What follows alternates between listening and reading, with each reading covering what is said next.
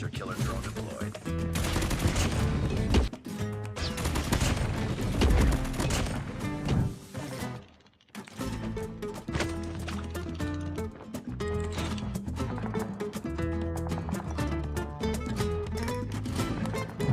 Keep it up.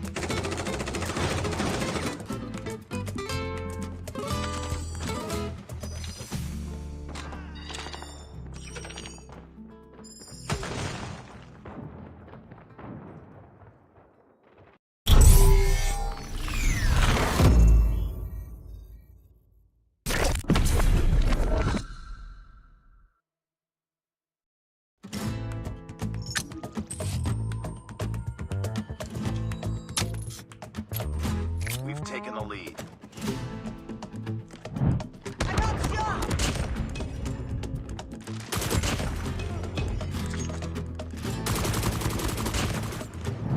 I got shot! Standing by. Heads up. Enemy UAV spotted. Predator missile away.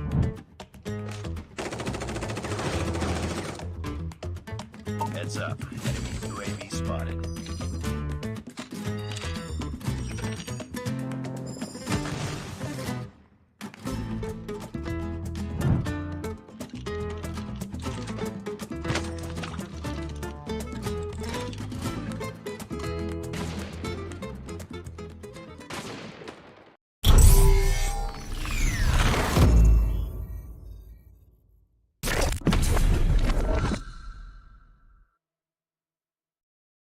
What's so bright? It's hard to breathe, but that's alright. Hush.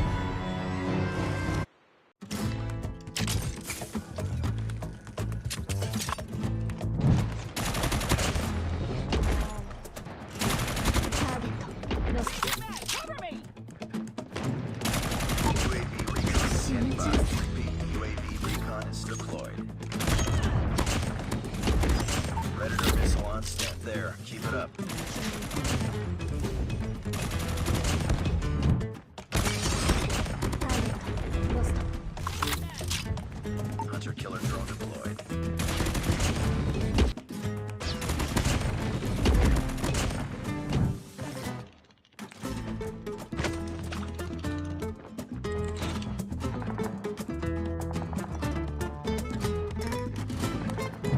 Keep it up.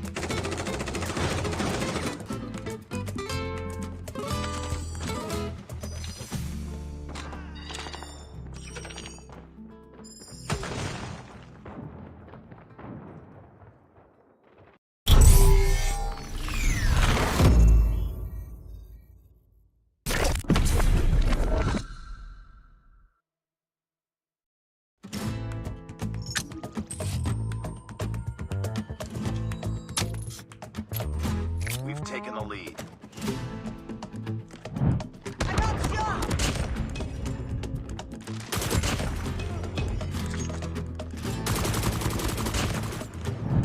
I got shot! Standing by. Heads up. Enemy UAV spotted. Predator missile awaiting. Heads up. Enemy UAV spotted.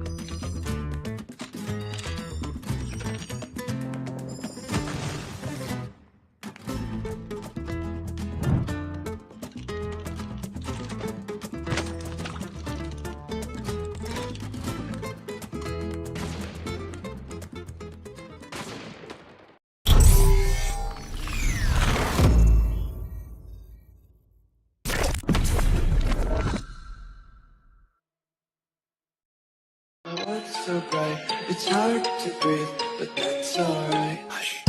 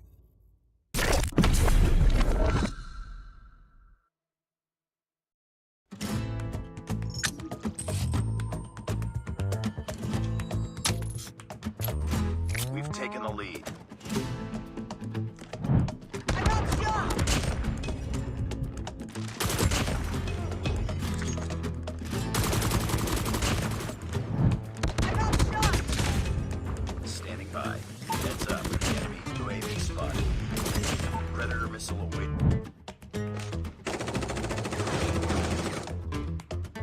Heads up. Enemy UAV spotted.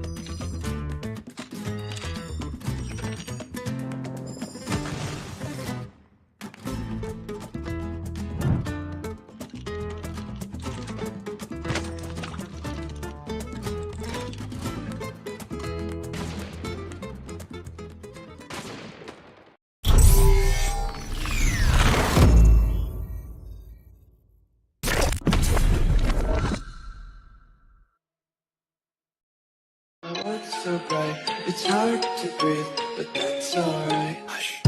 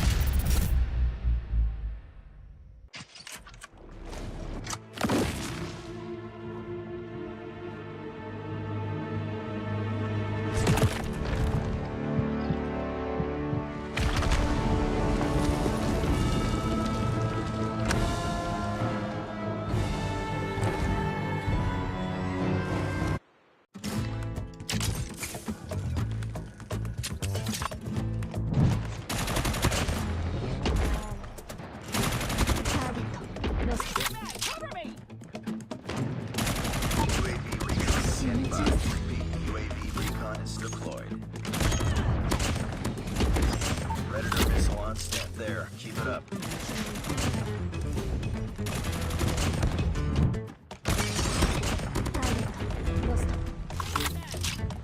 Hunter-killer drone deployed.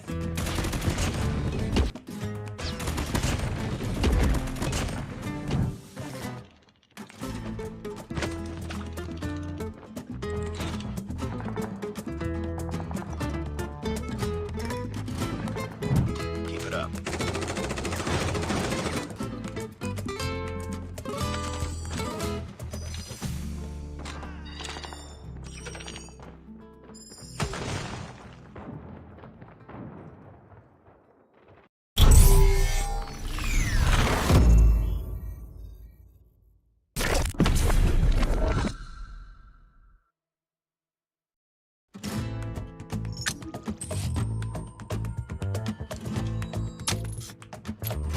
We've taken the lead. I got shot!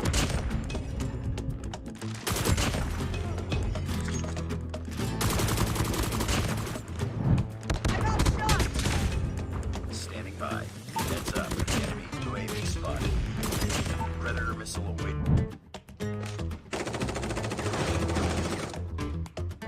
Heads up. Enemy UAV spotted.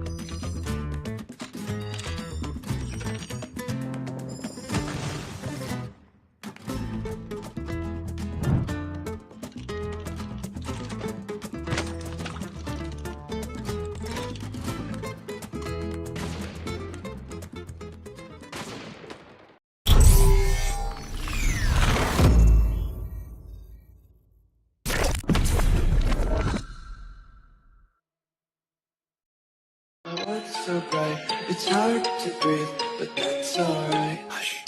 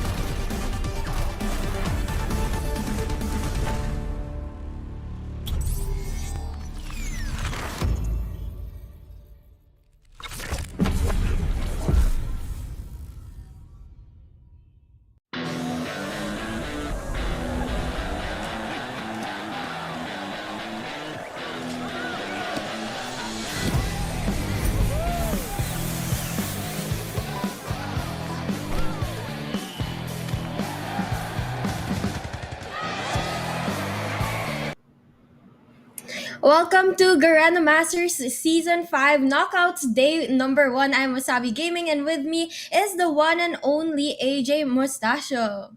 I I didn't expect it, okay? I was expecting a slightly longer introduction, Wasabi. You caught me a little off guard there. First day of the knockout stage.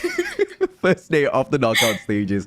And we have got some power-packed series awaiting us. And the first one itself is going to be from a brand new organization debuting in Garena Masters Season 5. They have picked up the one and only Zhig Zhag. It's not Zig Zag. It's not Zhig Zhag. It's Zhig Zhag.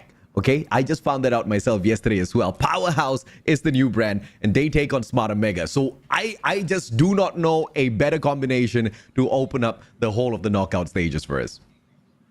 Yep, that's sure going to be a lot of action because these two teams have gone up against each other a couple times before, and they definitely made it very, very tight, very close matches. Yeah. And we are very excited to see that happening. But we also have a couple of interesting matches that are going to come up a little bit later as well. Absolutely, of course.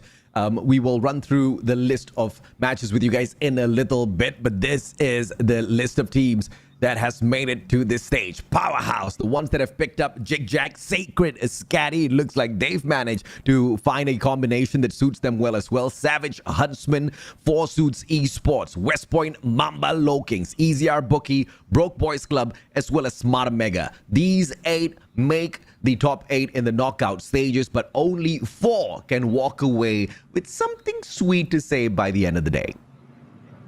Yep, and with that we are actually going to see all of these teams play a little later today, with the first being Smart Omega versus Powerhouse. But for the rest of the schedule, just wait a little later and we'll do a full rundown for it. But you know, AJ, I want to ask you, what are you expecting in this knockout stage? I mean, we have very big names here. I mean, it's the same teams we saw in the past couple of tournaments, and they have a lot fighting for that's riding on this right now. I mean, $250 on the line. Yeah, 25,000 USD in total. The lion's share is worth 10,000 USD. Obviously, all the teams are aiming for that. They want to use it to prep themselves up for stage 4 as well as stage 5. What am I expecting overall, Wasabi, is for Garena Masters Garena Masters Season 5 to finally kickstart with the super hot matches, right? This is the creme de la creme of teams that we could find from the 16, and they sure should give us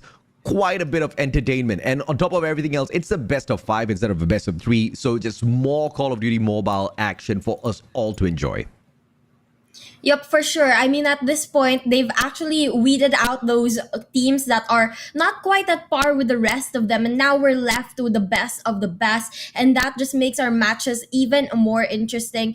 And, well, as you said, they're fighting for a lot of money and they definitely want to have a chance of winning a part of that. So right now, we are actually going to take a quick look at the maps that are up for play here in this tournament. We're going to have quite a couple for them for Search and Destroy and Hardpoint, but Control being a relatively new game mode, we're only going to have 3 maps for that one. This just makes the game of Call of Duty Mobile so much more balanced on the competitive scene, having very specific maps in rotation for each game mode that kind of best suits the play style on each and every single map. Really does bring out the best quality in these teams. And of course, Control, after a long time, is finally a game mode that's super balanced out there as well, where it's not a guarantee victory if you start off on the defensive. I love that. Yep, yeah, I remember also before when Control, you just needed to get the correct side and it was a guaranteed win for you. But right now, with the balances that Garena has made, it's way better. And you know, this is really one of those areas where the players are really able to showcase their skills. Yeah. And that's why I really love casting this game mode. Absolutely. Of course, we will be looking at the maps later on between Smarter Mega as well as Powerhouse for the first series. But first, the bracket. Powerhouse takes on Smart Mega, like we mentioned at the start of the day in series number 1. Later on, 4 Suits eSports will meet the West Point Mamba LOWKINGS. The winners will move on into a best of 5 in match number 7. The losers, on the other hand, get dropped down into the lower bracket. Since this is a double elimination setup, you can fail once, but twice means you go out the door.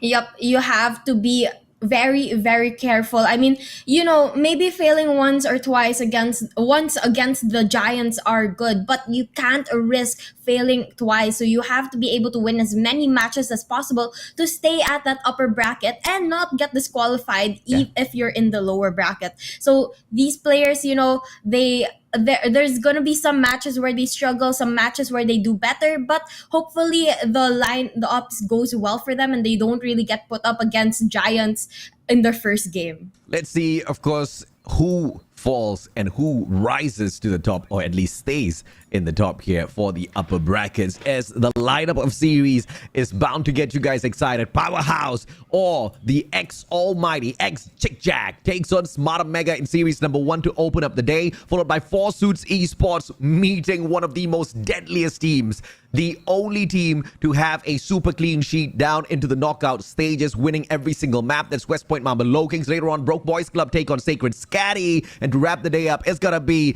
the MYSU representing SAVAGE HUNTSMEN versus EZR BOOKY. I was just saying, I hope that none of these newer and smaller teams goes up against Giants, but it looks like we have some happening later on today, specifically Four Suits Esports versus West Point Mamba LOWKINGS, as well as Savage Huntsmen versus EZR Booky, or formerly known as Blacklist. So you guys know that these players are the biggest and baddest of the teams, and they're actually West Point Mamba LOWKINGS as well as EZR Booky placed first and second during Garena Masters 4. So that is just to show how good of a team that Four Suits and Savage Huntsmen are going up against today. From Season 4 into Season 5, we do expect the teams who did not make it all the way through to step up their gameplay, and we've seen such limits being broken by teams like Savage Huntsmen and Four Suits Esports thus far. They've done really well to get into the knockout stages, but this is exactly where the fight is supposed to get much, much more tougher. The best will be expected from today as well, beyond any of the other days.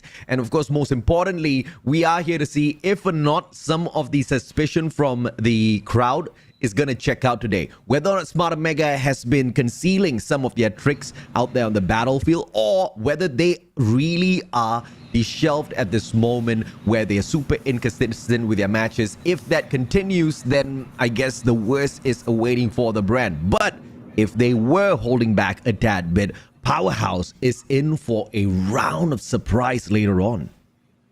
For sure. I mean, if Smart Omega was hiding some strats, just as you said, AJ, for sure this is going to go down to maybe a game 4, game 5, and it's going to be such a close game between these two teams. But, if it is the latter, the other side of it, then Smart Omega has to get ready, because Powerhouse is going to show their power and really give a beating. So let's see exactly what is going to be in store for us for this first match, and I hope you guys are ready to see that as well, and I want to know who you guys are looking out for, so don't forget to drop a comment in the comment section below.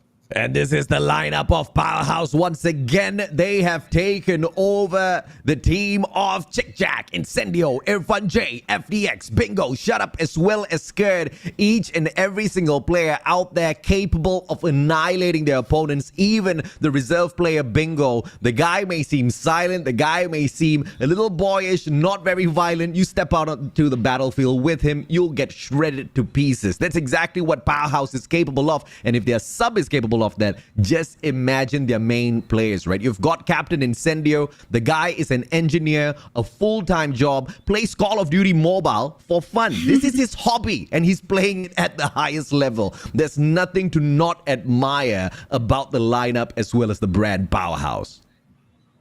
Yep, they're an absolutely crazy team, not to mention their key players Shot Up and Irfan J, who really helps and contributes a lot to the team, not only in frags and slaying, but also when playing objectives and supporting to the rest of their teammates. But, you have to also consider that they have actually acquired new players recently, specifically FDX as well as Scared, and they actually have proven that it's a good choice for the team, and they've really solidified their team and made it stronger. And even if there's a couple additional players to their team, they have that teamwork built up already. I mean, you got FDX and Scared, two Filipinos who are very well versed with the game. They did not take on, a couple of newcomers. They have taken on veterans to join their lineup of already super titans, right? So it is going to be a perfect amalgamation of great talent out there for Powerhouse, but they will go ahead to take on a brand that is synonymous with Garena, Call of Duty Mobile, SMP, Candy, Whoopi, Idra, Risky, Kevs, and Tin. They represent Smart Omega eSports, two-time Garena Masters champs, and looking to make it through to stage 4 as well as stage 5 later on to continue their run. This year hasn't been a very noisy year for Smart Omega just yet, unfortunately. Yep, definitely. They were struggling in a couple matches that we've saw recently, but hopefully they were, like the predictions of the comments that you were saying, hopefully they are just hiding their strats, playing it a little low-key, and they're finally, hopefully, going to bring it out today, and we can see what they have in them. Now, one key player in this team is going to be Whoopi. He's very consistent, very good S&D player, especially when it comes to those sniper shots, and he definitely has a huge contribution to the team. But not only that, Kevs as well has a huge contribution to the team, and he needs to be able to carry his weight if Omega wants to have a chance of winning against Powerhouse. I will have to agree with you on those names that you just called out. Let's take a quick look at the head-to-head here as well between Captain Incendio as well as Whoopi. A 2.19 KD rating versus a 1.49 shows Incendio has been a little bit more lethal out there on the battlefield, but we also need to acknowledge the fact that Whoopi and squad had a much more difficult group to get past, Wasabi. Yep, you're right there. I mean, it was way harder on their side and their group stage than the one that Zhig Zhag went up against. Actually, if I'm not mistaken, the only team that Zhig Zhag had to stand up against in Group A was really Skadi, and they were still able to do pretty well in that match compared to the side of Smart Omega's group stage, where they had a lot of giants in their stage, and they had to go up against those to earn a spot here in the knockoffs. Let's take a look at a couple of other scores here as well. Average assists, of course, that's not going to make the world of difference out there, but in key moments, in very crucial moments, especially in your respawns, the assists from these two players are really going to come in handy. You did mention Whoopi, deadly on those S&Ds, but even on the objectives whenever Hardpoint is played, he's been one of the main objective players, soaking up all of those points on the hill. So this guy is a deadly monster out there, the Terminator for the side of Smart Omega. Can't wait to see him in action, but this is the lineup of the maps. Let's take a quick look at the banned maps here first. Apocalypse as well as Arsenal out from Hardpoint, and it is going to be Powerhouse that drags us into Summit for game number 1. Yep, and it's actually going to be a good mix of maps here for both of these teams. We're first going to go to Summit, followed by Firing Range, Crossfire, Takeoff, and Express if needed, which I honestly think we will be reaching a game 5 for this one, but we will see exactly how it pans out, if we're going to need those last two maps, or will it be a 3-0 for one of these teams? Boy, if it is a 3-0 for one of the teams, it is going to make a lot of noise in the scene for sure. I do second your initial opinion that this is going to go to a game number 5. I think both teams are going to be going all out, but I have to say, Hardpoint is definitely leaning to the side of Powerhouse. They have been super dominant. They have been very confident with their rotations, always managing the spawns. And if you look at Smart Omega, something has been off. And it is so difficult for me to accept the fact that that is Smart Omega at their fullest power, right? Because it seems like they've been pretty lackadaisical in terms of their approach. Their rotations have been very soft, very slow. They haven't really taken control of a lot of those maps. And out of the 7 matches of Hardpoint they played, they lost 4. And if you're beyond 50% in terms of loss, you're going to be in a lot of trouble later on, especially against a team like Powerhouse. Yeah, especially considering the fact that Powerhouse is so solid and so good at hardpoint and control. So now that's going to be a huge difficulty for Smart Omega to overcome. They have to find a way to counter that, win maybe a hardpoint game, maybe a control. For sure, Smart Omega will have an easier time in Search and Destroy compared to these other 2 game modes. But again, there's only 2 maps of Search and Destroy. They have to win either a hardpoint game or a control game if they want to take the overall win. The only thing that's keeping a lot of people from making a very bold prediction on the upcoming series is the fact that Powerhouse, yes, they've looked phenomenal thus far, qualifying through from Group A at the very top, but unfortunately, they just did not take on the powerhouses of Garena Masters Season 5. A majority of those powerhouses, pun most definitely intended, were grouped into Group B. This is going to be one of the biggest challenge that Powerhouse is going to face overall from their whole run in stage 3 thus far against Smarter Mega. But Smarter Mega as well, they have gone out there, they've taken on teams like West Point Mamba LOWKINGS, and surprisingly, LOWKINGS beat them 3-0. And then later on, of course, they were able to prove themselves against EZR Booky. But I think losing that, and of course, losing the shocker against Broke Boys Club might have really opened up Smarter Mega in terms of second guessing what they're really capable of out there. And that's not good at all if you're fighting at this level. Yeah, definitely they have to watch out for that. But right now we're going to take a look at the operator skills that each of these teams are choosing. We can see the Annihilator, War Machine, Equalizer, Purifier Claw, pretty similar operator skills at play here for each of the teams, and that is going to make it a lot easier for them to find a way to counter each other. They do have the same skills that are being used. And AJ, do you think this is going to be a good choice for them? I mean, in terms of who has got which operator, I don't think it matters all that too much. I think what is going to matter is which operator is functioning at its prime out there on the battlefield. At the moment, of course, it's going to be that Claw. I've not really seen the War Machine making a lot of impact in these matches, even hardpoint matches when your opponents kind of group in together with that hardpoint. It takes a lot of shots with the War Machine, so it is going to be skewed towards players like Risky, Scared, Irfan J, obviously with the Purifier alongside Tin. It's going to be dependent on the operators doing the damage rather than the players. I mean, I think any of the operators in any of these hands of these pro players would definitely make an impact. For sure. But I want to ask you, do you think they should have switched out the War Machine for the Gravity Vortex? I surely think so, right? Because right? You want to throw in the War Machine versus the Gravity Vortex anytime, any day. I actually forgot, I didn't take a screenshot of the bans earlier. It could have been banned out a little bit earlier, so that might just be the reason why we don't see the operator in here. But Smarter Mega versus Powerhouse. Powerhouse on paper, the numbers look really steady. They've got 20 out of 21 maps played. But at the same time, that makes no difference whatsoever because, once again, that's Group A. And I'm not looking down on Group A. It's just data. The numbers are just screaming at us at this point of time. Group E definitely had the Titans there. It was so much more crazier within that grouping. So Smarter Mega kind of flying through their group stage wasn't expected in the first place, but it was definitely expected from Powerhouse, and they did exactly that.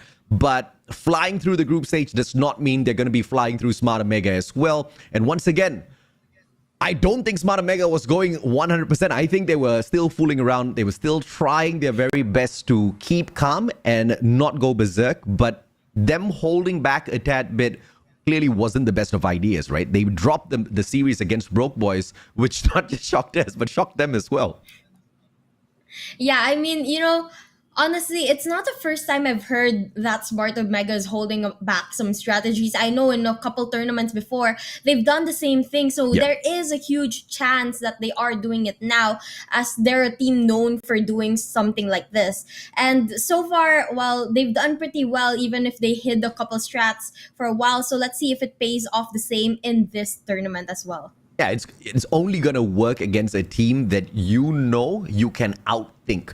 But if you're going to go up against a team like West Point Mamba LOWKINGS, who can outthink you on the very spot, right? These guys are very quick when it comes to the microsecond decision making on the side of West Point Mamba LOWKINGS. It's really not going to matter against teams like that, right? So Smarter Mega, if they do hide strats, it might work against the smaller fish in the competition.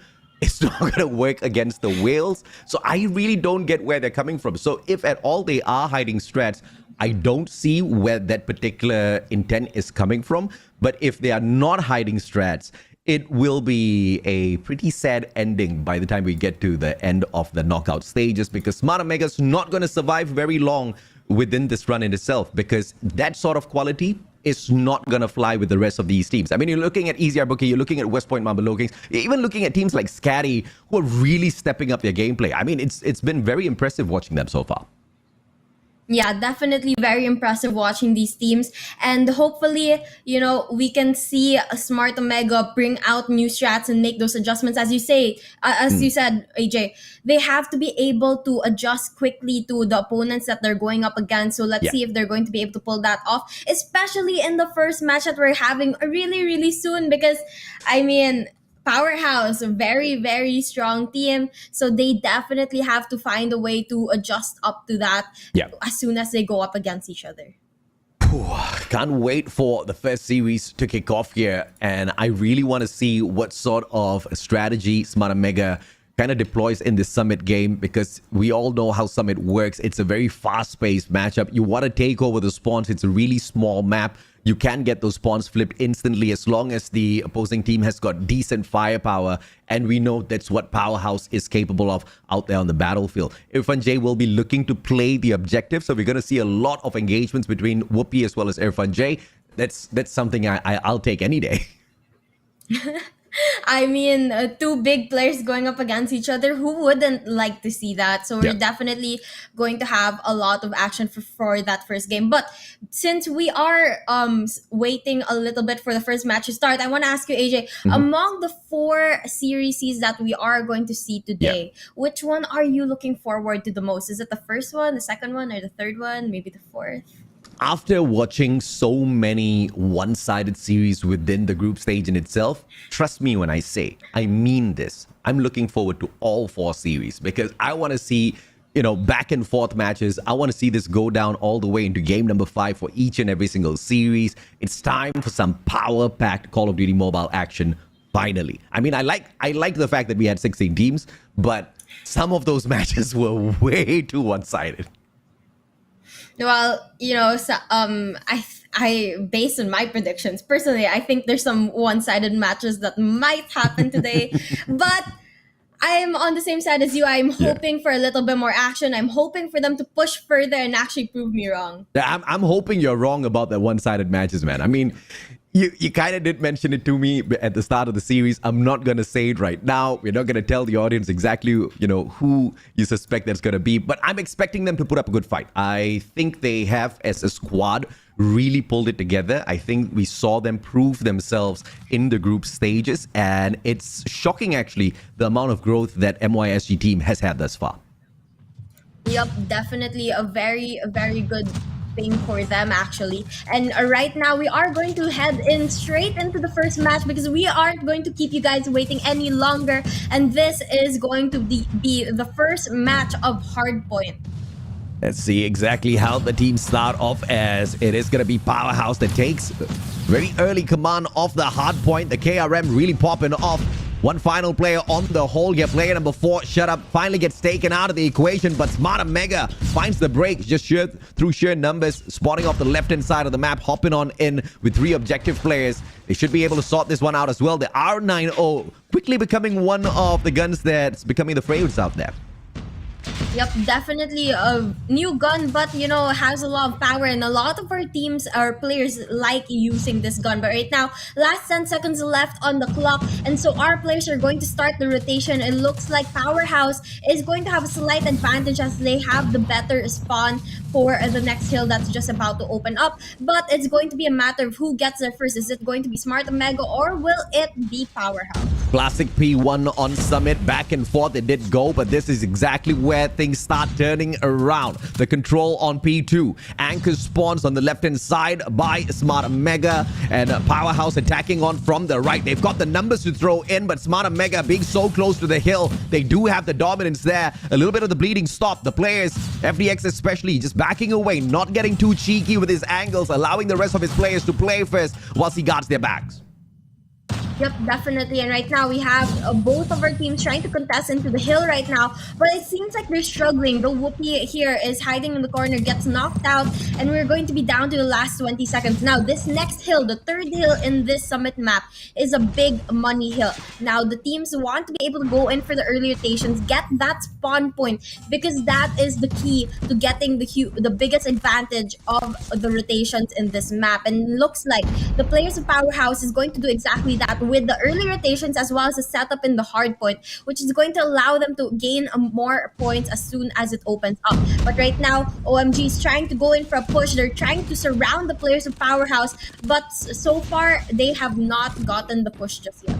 17 seconds before P3 opened, Idra from Smart Mega was already there trying to anchor down the spots, but Smart Mega were met by 3 players on the side of Powerhouse who were on that early rotation as well. Very smooth move here from Powerhouse, so total dominance. And play number 5, Irfan J, winning out a big fight there to hold on to those final few points as well. But now the spawn still on the side of Powerhouse as Smart Mega finds the break. It's all about the timing here, but Tin, beautiful purifier investment to stop the break from coming through. Yup, very, very good investment, and they're able to hold down this hill despite not having the spawn. Now you can just see the power that Smart Mega has at this level. They're able to maintain that hold all the, for a couple seconds there, actually pretty long. But right now, they're going to back away as they start rotating into the next hill. Now this is similar to the third hill, where you have to get that spawn to be able to get the advantage on the point, and that's exactly what Smart Mega is trying to do. But right now we are going to see Powerhouse pulling out their investments, trying to make a break into it as the hill opens up. Idra holding the back lines. War Machine in play, and he's going to be clearing out the midsection here at the container areas. And Smart Mega, beautiful hold on this P4. They've got the favorable spots, but the attack to break that spawn is coming on through. 2 more players back to back. Shut Up still alive and kicking, finds the final slay, but the backstab takes him out of the equation. Kev saves the day. The spawn still with Smart Mega, and they do have the hill in hand. Yep, they definitely have the hill now, and right now we are actually at a very, very close game because both of our teams are at tie. But with all the investments coming through, it looks like Whoopi is definitely one that's popping off right now, and the players of Powerhouse is going to be the ones holding down the hill as they try to maintain the spawns. But unfortunately, it's going to be a tough one because Smart Mega is going to make the break into the hill for the last 7 seconds of that hill. And right now we're going to start the rotation back into the first point, where we saw quite a back and forth earlier between the two teams. Let's see if one team is going to be able to dominate this time, or will it be the same story? Powerhouse just taking enough to stay in front. Smart Mega finding the final few points off of that P4. Make sure that they stay alive as well. But we've seen 2 close matches for Smart Mega turn on them in the past already from the group stages. This could just be yet another time where that happens again. But if Powerhouse can continue their lead, can stay in front all the way through, then it could just be a crushing defeat for Smart Mega. They have to pull away now. At P1, we do expect it to sway back and forth a little bit because of the capability of gunfights from both teams. But P2 is exactly where this is all going to come shutting down. A double operator investment from the side of Powerhouse to hold on to the rest of the points from P1.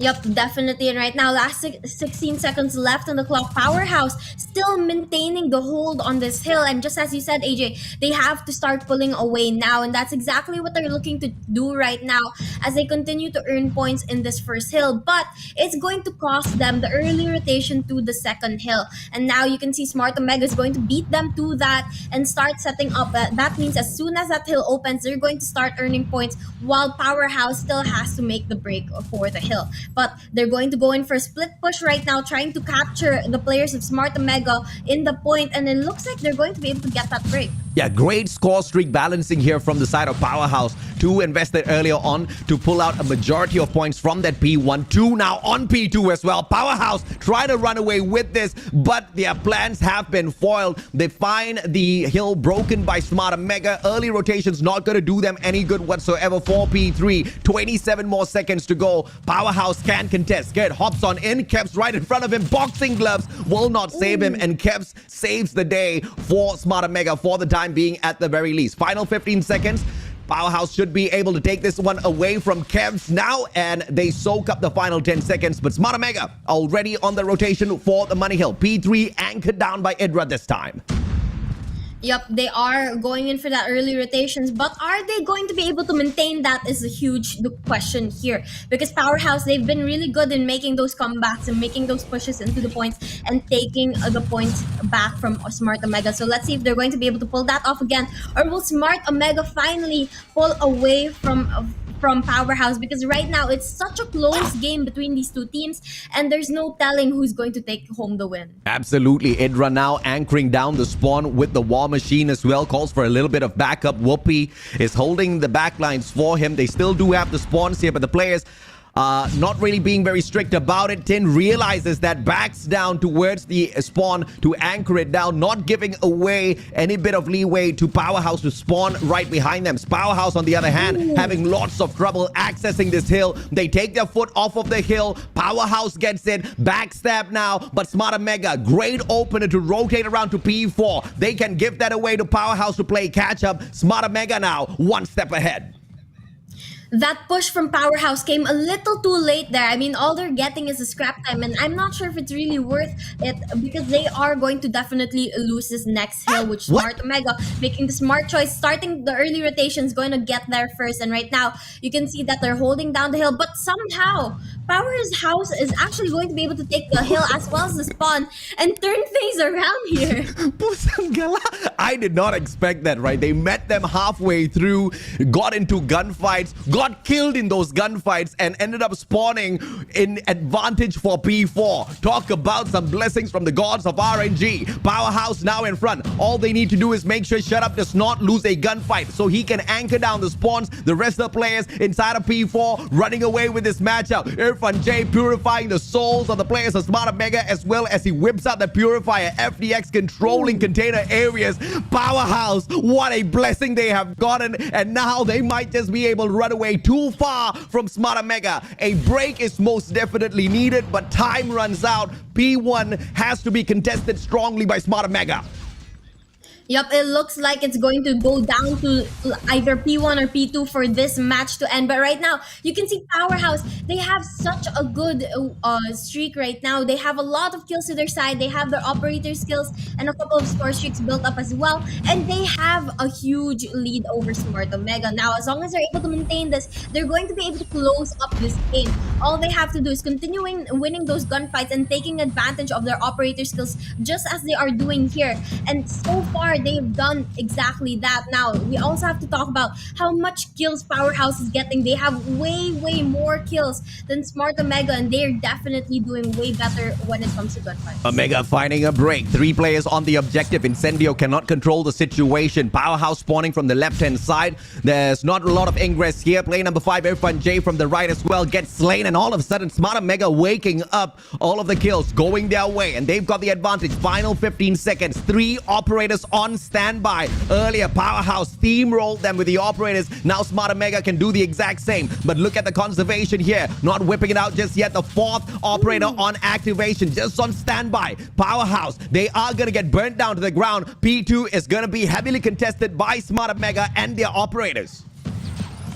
Yep, and right now we are going to see Powerhouse reaching that 227 point mark, but Smart Omega currently has the hill, and if they're able to maintain this, that's going to stop Powerhouse from ending the game. But so far, it's been quite a back and forth fight for that second hill here, trying to see who is going to be the one to get it. So far, Smart Omega has a good hold of the hill, and they're trying their very best to keep Powerhouse out of it, because as soon as Powerhouse gets their clutches on it, they are going to definitely end this game. And right now, that's exactly what's happening. They're trying to keep the players of Smart Omega out of the equation, but unfortunately, Tin with the Purifier is going to be able to make a break into the hill.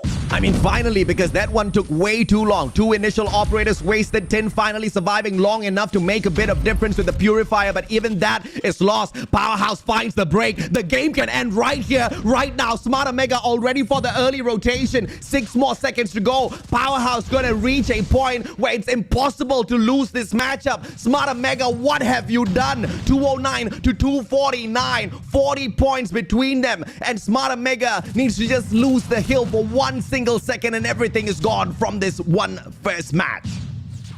But they're doing really, really well right now. Smart Omega holding it down. They still have a lot of points to catch up. But, oh, it did go to Powerhouse for just a second, but not enough to earn a point just yet. And Smart Omega has another chance to maintain their hold here. They have everyone stacked up on the hill right now, trying to make sure that they don't lose a chance on the win. And it's really going down to the line here. An overextension by FDX. Annihilator in hand. FDX still alive and kicking. Finally put down. Incendio. Can he step on in? Answers no. Contest comes true. Bleeding is stopped. But Smart Omega still with the hill. And all of a sudden, Smart Omega can end this match. All of a sudden, they wake up and they do not allow Powerhouse to step into their home. 14 seconds to go on the hill. And Smart Omega, what a comeback. What a smash. Dropping the ball. Operators didn't work. But their lives, oh my goodness, stayed intact. Spawn anchored down, the flanks were disabled, and what we thought was done very well by Powerhouse, the usage of the operators early, overinvestment of those 4 proved to be the losing factor for Powerhouse. If only that Purifier was available, if only perhaps the War Machine was available, breaking that P3 would have been more easier. Breaking the P3 would have actually been possible. That was absolutely crazy. It went down to the line there, and you can see we have a lot up for us today. I mean, if that hard point match was close, how much more the search and destroy match as well as the control. But for the first game, we are going to see Omega coming out on top. Wow. I mean, it was not supposed to be the kind of match where Smart Omega wins out. And you see, guys, this is exactly what I was saying, right? What you saw in the group stage could have not been 100% effort from the side of Smart Omega. I'm not saying those were cheese strats. I'm not saying they were hiding strats. They were just not giving it their all. But in that game, in this hardpoint matchup at Summit, you saw the very best out of Smart Omega. And when Smart Omega sets their mind to winning out their gunfights, they most definitely can do that. Powerhouse took their foot off the gas pedal for a single second, got a little bit overconfident with the operator investments for a tad bit. Smart Omega, on the other hand, remained disciplined all throughout, holding Powerhouse to a single point, and they took away a total of, what was that, 41 points? That was just insane, Wasabi. Yep, they were actually less than 200 points, but they were able to close it up to a 250 really, really quickly in the last 2 hills. And that is absolutely crazy because Powerhouse, they were about to end the game, but they just didn't have the chance because of how good Smart Omega was. And you saw back there, you saw that Kevs definitely deserved that MVP title. Yeah. And this was what I was talking about earlier, AJ. Kevs has to pull his weight. He is a huge contribution to the team. And if he's able to pull things off like this, Smart Omega definitely can come out on top. I mean, they just came out on top in this hard point, and the last 2 times we had seen them keep a close match, they just had their lead overturned. They got absolutely down and outed. Broke Boys Club took a victory over them at Apocalypse, and that was a final second turnaround. Even DVK Oblivion did not qualify for the knockout stages. Even they took away hardpoint from Smart Omega. Powerhouse surely were confident stepping on into this fight, but you cannot underestimate what Smart Omega can bring to the table. Absolutely love that battle, but the series has not been lost just yet. Powerhouse has a few more opportunities awaiting them, but of course it gets a little bit more difficult. SND, we know exactly who to fear out there. Whoopi, after a long time, is back in prime performance on the scopes. Definitely. I mean, you have to watch those corners, especially in a map like Firing Range, and you have Whoopi to watch out for because he is going to be watching you without you knowing, and you're just going to get knocked out. So these players definitely have to be careful. And, you know, one thing is for sure, Omega is really, really good with their search and destroy game. So Yeah. hopefully Powerhouse doesn't play too lenient here. Hopefully they step up their game and they know what's coming up against them, because losing that hardpoint match, which I honestly expected they would have won, should be a wake-up call for them to step it up in search and destroy. I mean, I think we can expect a lot from Powerhouse, because we also have to acknowledge Powerhouse were 1 point away from winning that. And it was not in the hands of Smarter Mega at all. The break came through. Game could have ended on P2. There was just that one final contest. Irfan J brought out the Purifier. It was an unfortunate Purifier investment, unnecessary as a matter of fact. They could have just hopped on in there and kind of kept it at the balance. They did not need that investment at that point of time. They could have won it out because they had the numbers spawning on from the right-hand side of the map. They could have hopped on in, played a decent couple of gunfights, because the majority of the players from the side of Smarter Mega 3, to be specific, had already rotated to anchor down the Money Hill P3 to try to make that the final fight. So it should have been won out by Powerhouse then in itself. Just one lapse in decision making kind of brought the whole roof down for the team of Powerhouse. Unfortunate, but that's exactly what you can expect from the knockout stages of Garena Masters Season 5. I'm loving it. Yep, definitely. And this is the operator skills that we actually used for the first game earlier for Hardpoint. I mean, both teams were using the same operator skills, but it was just, as you said, AJ, a matter of how well they make those investments and how well they time the investments that they make. This is going to be a crucial fight for Powerhouse. To take away S&D from Smarter Mega is not going to be a walk in the park. Smarter Mega has been close to perfect on S&D thus far, only showing signs of weakness against one team. That is West Point Mamba LOWKINGS, where Smarter Mega did not show up. Against each and every single other team, they showed up strong. Of course, EZR Booky did manage to push Smarter Mega into overtime, but that was still a phenomenal matchup that was won out 10-8 by Smarter Mega. So that was a thing of beauty. Powerhouse, of course, have not lost a single S&D matchup thus far. But I'm not going to bring up the whole Group A, Group B power stacking theory once again. It is going to be a tough fight. They have to deal with Whoopi. They have to deal with all of his snipes. Shut Up is going to be a key player in this matchup for sure. Yep, Shut Up and also Irfan as well. And they have to be able to get those opening picks, preferably taking down Whoopi, and then they will have a better opportunity of winning the round. Now, if they're able to pull that off, then they will have a easier time picking off the rest of the teammates on the side of Omega. Now, let's see how they're exactly going to do that, because it's going to be a hell of a difficult match for them, especially as we enter into firing range. Shut Up is going to be key for him to perhaps... Oh, actually, no. It's going to be Incendio and FDX sniping this time around. Shut Up picking up the Fennec. Scared will be the guy who usually opens up the fights for Powerhouse, taking those frags. CBR4 in the hands of Scared. Look out for that guy through this matchup. As Kevs goes down, the threat has been eliminated from the get-go. So Powerhouse starting off on the right foot here. Yep, definitely. And both of these teams, you know, you can see they're already playing it slow. We can hear the snipers going off at the background, but only Kevs has been taken down so far. Now, Whoopi is still around the corner, still trying to get a kill there. Shut Up is going to take down Candy, and we are going to be at 2 players left on the side of Smart Omega. Making that just one Idra in a solo opportunity in a 1v5 against the whole of the Powerhouse. All alone he is inside of corner house, close towards that B bomb site. Hasn't rotated around yet, and Smart Omega on the attack means Idra needs the bomb to play the objective. Alternatively, he can flank around, try to play this 1v5. Has got the gun to get the job done. UL, lots of bullet. Doesn't need to pull that reload, but Scared from afar. CBR4 finds the strike.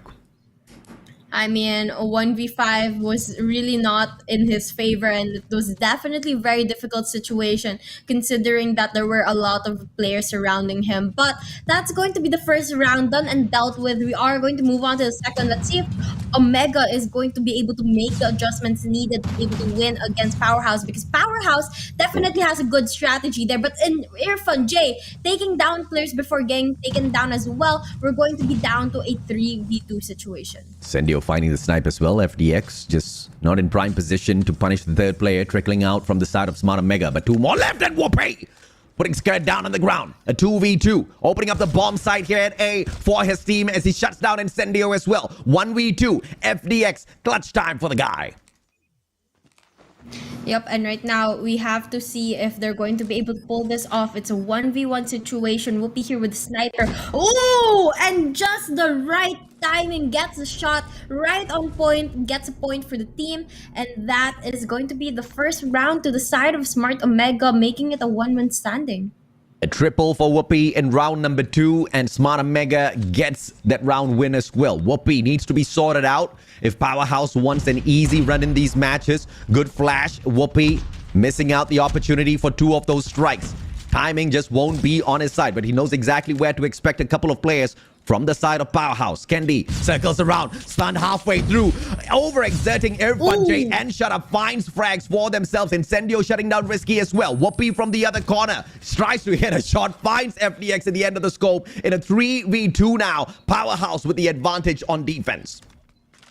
Yep, they have not only the bomb sites, but as well as the bomb very, very close by that they can just watch it and not really have to push or play risky. Right now, we can see Whoopi trying to get a shot, but unfortunately, the shots don't line up just yet, and we are still going to be at a 3v1. Whoopi all alone only has a sniper at hand and has to find a way to play with the longer range engagements, because knowing that he has a sniper, he's not going to be at a huge advantage going close range. But he's going to be able to get one on Incendio, and let's see if he's going to be able to pick up the other 2. 50 seconds to go. Defenders don't need to move, actually. They do have the advantage, and Scared circles around, timing on the side of Scared. Powerhouse gets the round away. Whoopi was going for yet another 1v3, didn't check out, but at least he shut down Incendio. That's going to be a lot of a confidence booster for him. Adrenaline pumping now already. Whoopi finding that rhythm. Yep, right now you can see, I mean, Whoopi, we already talked about this earlier. He is such a good player with that sniper, especially right now. He's definitely back on his prime, and he's definitely showing that right now as he gets 5 kills already. But back to the game, we are going to have a 2v4 situation left. Kev's putting down the bomb at that A site. Now it's going to be up to Incendio as well as Incendio to actually win this round, because it's down to a 4v1. 1v4 for the captain, not a advantageous position at all. Kendi and the timing. Oh, Incendio hits a collateral out of nowhere. But Whoopi sorts that round out. As long as the best sniper in the Philippines is still alive, NRX Whoopi, it's gonna be tough, man. Powerhouse needs to sort him out. Incendio needs to change his objective a tad bit and try to fish Whoopi out of these situations. But the problem here is Smart Omega dictates the pace as the attacking team. Perhaps Powerhouse will stand a better chance later on when they take the bomb away, but for now, they just need to stick to their positions and not overextend, Wasabi. Definitely. I mean, they are the defending team, so they have to learn how to control themselves. But the sneaky play from Whoopi, I mean, through the grass, he's able to get a kill there, catching Incendio off guard. And now you can see Powerhouse just holding the power positions that they did in the first round as well. And they are trying to get those kills early off while not overextending. I mean, maybe shut up a little bit over. But the rest of them, they are definitely holding those spots that you'd expect their opponents to come out of. And right now, we can see the push coming through as the players of Smart Omega go towards A side. Great double child earlier. Irfan J sorted out. Bomb getting planted by Kev. Scared all alone in a 1v4. Risky sorts that out. And what did I say about Whoopi? The guy is on point. His scopes are absolutely deadly, leading the whole lobby with the most number of frags thus far. 8 kills, and we are only into round number 6. At the start of round number 6, as a matter of fact. Yep, I mean, none of the players of Powerhouse can really keep up with Whoopi snipes. He just catches every single player off guard. Incendio getting a couple kills to his name as well with 5 on the scoreboard, but not really matching up to Whoopi, because Whoopi, not only is he able to align his shots, but he's also able to take down those key players on the opponent's side, which makes it so much easier for the rest of his team to go in for the push towards A side or B side, depending on where they decide to plant. But right now, we're gonna see Incendio getting a shot on 1, making it a 4v5 situation as Smart Omega pushes towards A. Whoopi already in position. Shut up. Finds a couple of tags. Whoopi sorts Incendio out. Plays on the Fennec this time round. Grenade. Irfan J is gonna soak up that damage. Finds no tag whatsoever. Does not get the clip, but Whoopi does manage to engage with that Fennec. An advantage to his side. Pulls out the snipe. Doesn't get the shot. Skirt and shut up the double stack. It finds the advantage, Kevs, in a 1v3 with the bomb in hand. Yep, and right now we are going to be down to a 1v2 situation. Guys, Wow. last player alive. Don't be able to get one. Unfortunately, Skrd is just able to take him out. I mean, he was very low in health, so definitely a very good try for the side of Cavs, but we are going to be at a tie once again between these two teams as we enter the 7th round of the match. And it's still neck and neck between the two teams. A 5-man stack on the attack. 2 players to defend this. One goes down, Incendio shuts down Whoopi. The attack was going to be the lifeline for the players of Powerhouse. And them managing to pull away 3 defending rounds is a huge blessing. Smarter Mega in a lot of trouble, but Kendi finds the trade. FDX in front, Jay steps it up once again, and Captain Incendio puts that final bullet into Idra. Risky sorted out. Powerhouse in front the moment they pick up the bomb. Now we are going to be entering into the next round. I mean, it's just been such a back and forth between Powerhouse and Smart Omega. And, you know, we expected this from early on. We saw how close the hardpoint game was, and Search and Destroy is for sure going to be a close one as well, and it's definitely owning up to that right now. But now we can see a very, very quick push from both of these teams as they go towards A, as Powerhouse is now the attackers. They're going to play it very aggressively, going towards that A site and gain the plant early on. Great tactical play by Irfan J and squad. All of those concussed were point on. Irfan J overextending, finding 2 lives, trades his 1 for those 2, and Incendio with a cheeky angle played, leaving Risky all alone for Smarter Mega. He's not going to get much of that. Holger and Skrd in the CBR4 gets round number 5 for the team representing MYSG. Now, we can see that Powerhouse finally has 2 points over Smart Omega. But, you know, that's not enough just yet. They have to be able to close up this game as they are now on the attacking side. And, you know, so far, I think they are enjoying this side a little bit more. I think it matches their playstyle a little bit more than the spending side. But we can see if they're going to be able to close this up in this game. Right now, they're going to a B push where there's only 1 player, Risky, waiting for them. So there's going to hopefully be an easier one for them as they push towards B side. Smart strategy pushed by Powerhouse towards B instead, keeping things alive, keeping things fresh here against Smarter Mega, keeping them guessing as well, but not overextending, checking their corners. Not pushing into the bomb side. Incendio finding the first frag onto Kendi, opening up A. So this is going to force Smarter Mega to play a little bit of rotation towards the mid side of the map as well. And they still try to stick onto their positions. Bomb already on full rotation towards A. Finally, Whoopi doubles back into the command center in prime position to take that locust and put the bullet straight through the bomb carrier's head. Skrd better be careful with this access. I mean, you definitely have to be very, very careful with the amount of snipers at play here. I mean, 2 on the side of Powerhouse and 1 on the side of Smart Omega. But right now, we can see aggressive plays going through. Powerhouse going to be able to take down 2 players, get that plant as well. And Omega down to their last player, Risky, has to find a way to clutch this up. But unfortunately, gets spotted by Irfan J, who just closes it up. And now, Powerhouse is at match point, AJ. They have the opportunity to end this game right now, and let's see if they're going to be able to do that, because Smart Omega, they're struggling on that defending side. That's the kind of patience, strategy, and execution needed if you want to aim for supremacy at stage 5 later on. And Powerhouse proving that they can outdo Smart Omega on their best game mode. FDX finding 1 onto Risky. FDX, and he's not going to be alone as Incendio gets Idra out of the equation as well. This is match point for Powerhouse. And who would have thought this SND could come to a position of such a quick ending? But Kendi and Kev's keeping the match alive. Ooh. Well, you know, I'm pretty sure Powerhouse is very, very angry about that hardpoint match, and they're definitely showing the rage here. But we are going to be down to a 1v2 situation. Skrd planting the bomb at the A side right now. Incendio getting the final kill of the match, and Powerhouse is going to take the search and destroy game. Beautiful Powerhouse attack as well as defense. Earlier on, they were pushed on the back foot. Not that aggressive on the defense, and the biggest problem that they had to encounter from the side of Smart Omega was one sniper in the name of Whoopi, who was out fragging them, out positioning them, and absolutely outclassing them. But only for 3 out of 6 rounds where Smart Omega had the attack did Whoopi manage to really perform. And in fact, all of the rounds where Smart Omega did manage to take the win, it was Whoopi pretty much putting the fear of God into the hearts of Powerhouse. But apart from that, you really didn't see much of Smart Omega in that S&D matchup at all. Powerhouse, on the other hand, really had a good run. And Incendio, not just catching up, but outdoing Whoopi's scoreline. I mean, Incendio, after we said that Incendio, there was a time that Whoopi only had 8 kills, Incendio only had 5, and we were saying how Whoopi was carrying the side of Smart Omega, and when he heard that, I think he just stepped up his game and said, nope, we are going to win this, and I'm going to be the MVP, and that's exactly what he did. He got those last couple of kills, and even made the game really, really quick. I mean, I thought this would be a closer match.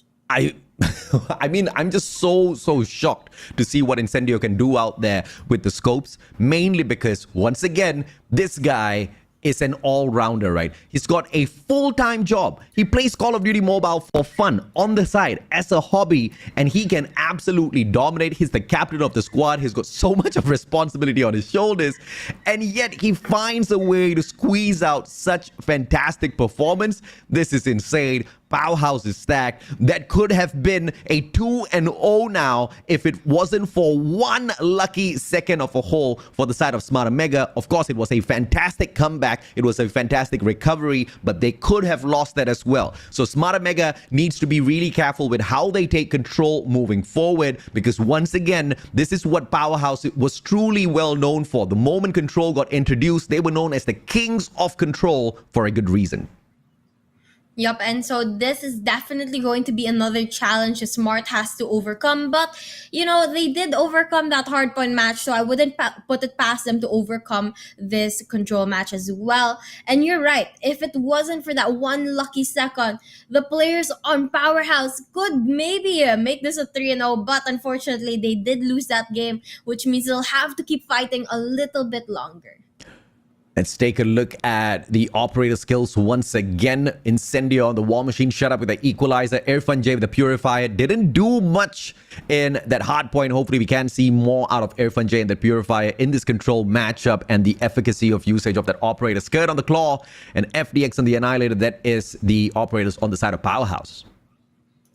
Yep, they are going to have pretty similar operator skills once again here, and it's again going to be down to how well they're able to make those investments, time it, and use it to their advantage. Now, as we were talking about it earlier, control is way more balanced right now, but it also really depends on the map that they end up going to. And so in this one, I kind of forgot what map we're going into, but it's going to okay, Crossroads. So this is going to be a map where you really have to know how to position yourself when you decide to invest into those operator skills. You can't just use it anywhere when you want to. You have to be able to time it with the rest of what your teammates are doing. I'm just wondering who's going to whip out that KRM or the R90 in this map. Powerhouse should be bringing that out potentially from the side of Irfan J. When we play Crossroads Strike, you need to have a good balance of those long-range attackers as well as those who can handle these CQCs because of what the map offers.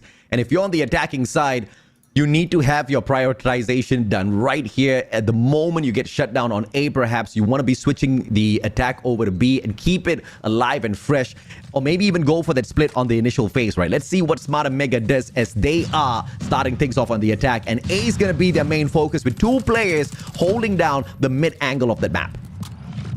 Yep, but you know, they also have to be aware of the number of lives they have because it's numbered, and Smart Omega is losing them really, really quickly right now. They're down to 2-4 respawns while Powerhouse still has 2-6. None of the segments captured by Smart Omega just yet, but they still have a lot of time to play with it. It's just a matter of how many lives they're able to keep on their side for right now. They are going to push towards that A side, just as AJ said, trying to capture the point, but there are going to be players on the side of Powerhouse Powerhouse watching out for that. Oh, very patient plays coming through from Powerhouse here, but they are getting outslain by Smart and Mega, who are stepping up the pace of this matchup. That first segment at A is not gonna be sneaked away. Savior, Irfan J, Clutch King clears things off. Yep, and now 13 lives left on the side of Smart Omega, and Powerhouse is not making it an easy game for them. Whoopi still sticking to his sniper, getting a couple shots here and there, but I'm not really sure if it's paying off, if he's able to outnumber the number of kills he gets than the deaths that he takes. But right now, we are going to see Powerhouse trying to take and knock down all the players on the side of Smart Omega. They have not captured any of the segments or any of the points just yet, but it doesn't seem like they need to, because Smart Omega is going to be down to the last 3 lives on their side. This is just so one-sided. Smart Omega alive with just Skendi and Whoopi, but that's not going to match up too much as Shut Up finds Skendi. Final player Whoopi can't do much as he does find a quick scope, but quick trade out through those boxing gloves. 1-0 for a pretty dominating defense out of Powerhouse. Very, very good defense from them. But now the question is, how are they going to play that? They are going to be on the attacking side now. And let's see if Smart Omega is going to have an easier time being the defending team, or will it be the same old story where Powerhouse is able to outslay them? But for now, we are going to see quite an even match between these two gang, exchanging frags here and there, but no clear push on where Powerhouse is going to attack first. Incendio overextending already, and he's got this pushed up all the way towards the back of observation room, setting up this B control point for the rest of his team members, overextending as well to see if he can shut down the players coming out of spawn. And the attacker Shut Up is going to be sneaking away this control point. Incendio for backup. He takes his eyes off, and the defender arrives just in time. Incendio drops the ball for a couple of seconds, and the first segment clearance for Smart Omega at B will not be done because Incendio steps it up. Does he find the finisher? No, he does not. This is just such a close match. Wait, is that finisher there or not? It is, I guess. It is. Well, okay. it is definitely a very close match right now, but we are going to see the players of Powerhouse finally going in for that B point. They're going to be able to capture 2 segments so far. They have the numbers advantage as well, which is good for them. But Smart Omega, on the other hand, they have to be more conscious. They have to be careful of their surroundings because their numbers are going down and down and down, and I think that's where they really struggle, because they're not able to stay alive for very long. They lose a lot of their gunfights to Powerhouse, and even if Powerhouse is in either the attacking or the defending side, they're able to outslay them.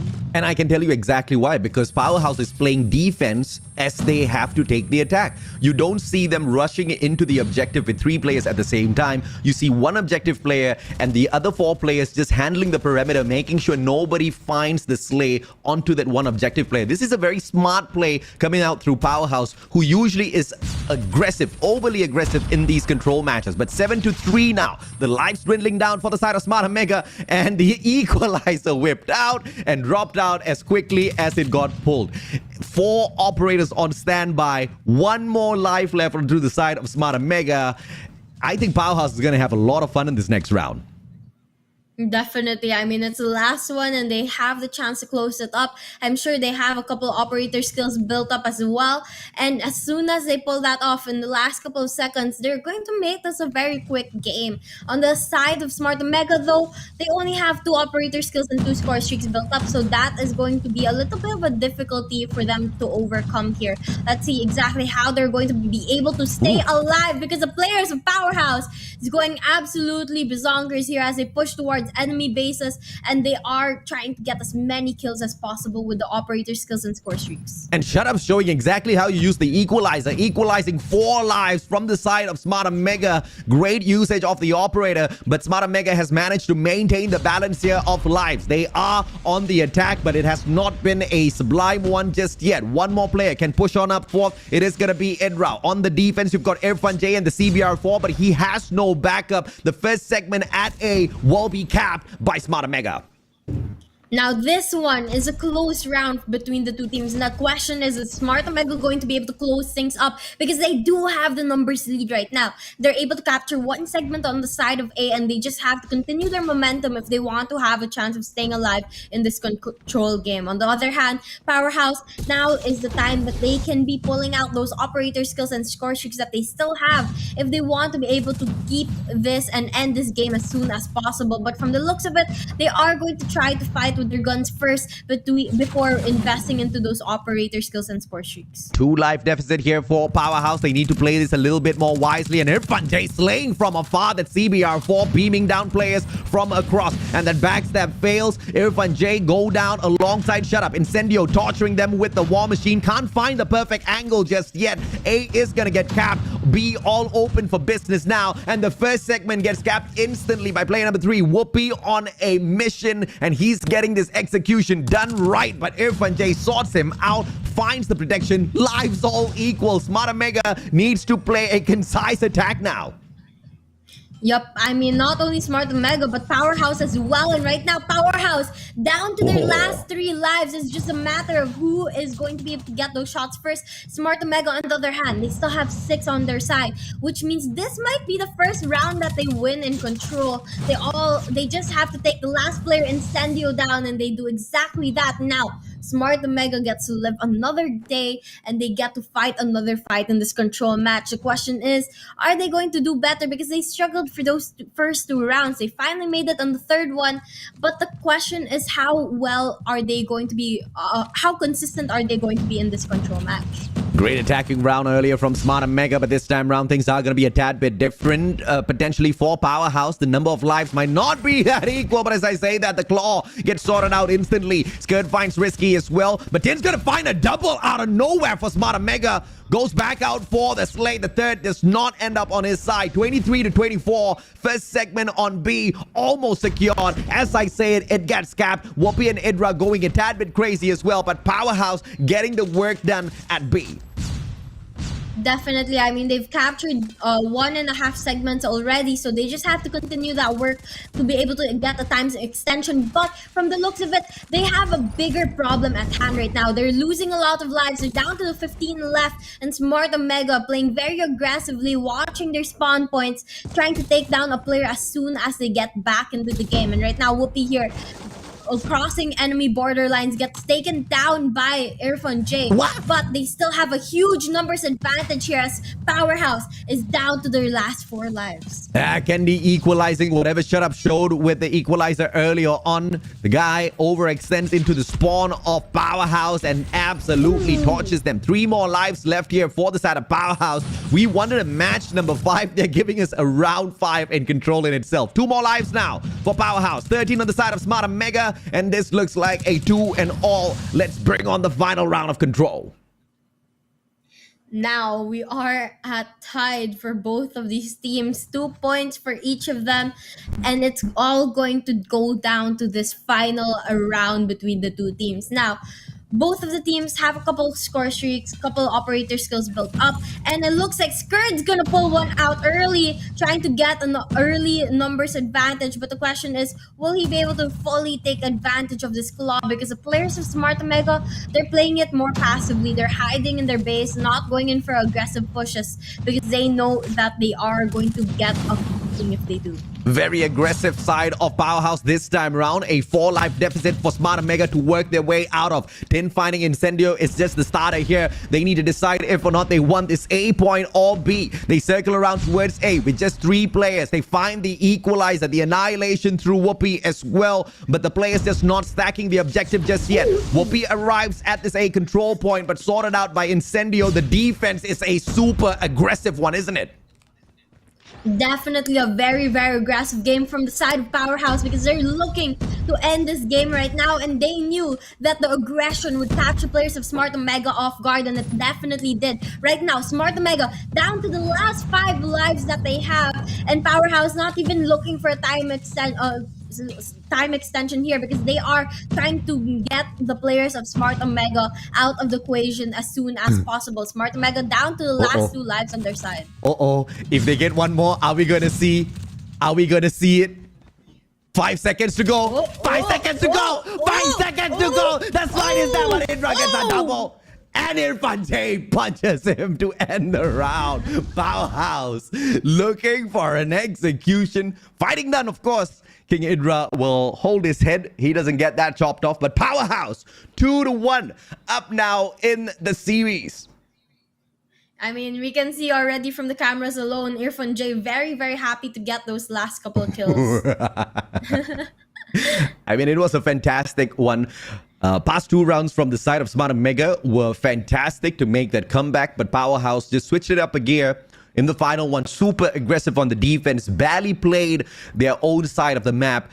Throughout that full final round, they were only on the compound of Smart and Mega, slaying non-stop. Those operators were definitely abused for sure. Powerhouse pulling a decent control match off of Smart and Mega.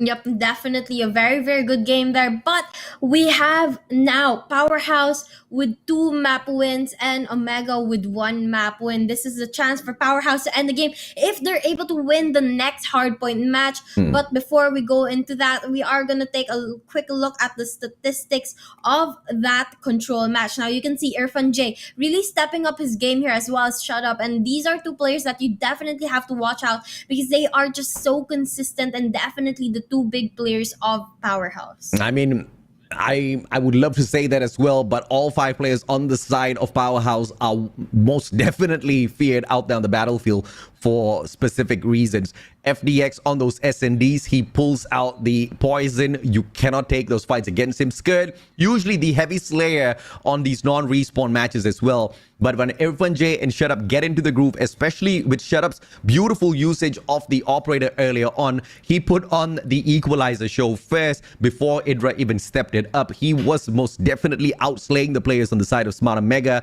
And I'm actually surprised that this did not end as a 3-0 because Powerhouse was very dominant on those first 2 rounds. Definitely. I mean, they could have made it a 3-0, but they did wait till the last second, and it ended up being a 3-2 standing, and they even almost lost that to Smart Omega, but they were able to turn things around and really close up that game. So that is good for them. At least they didn't lose it like that hardpoint match earlier.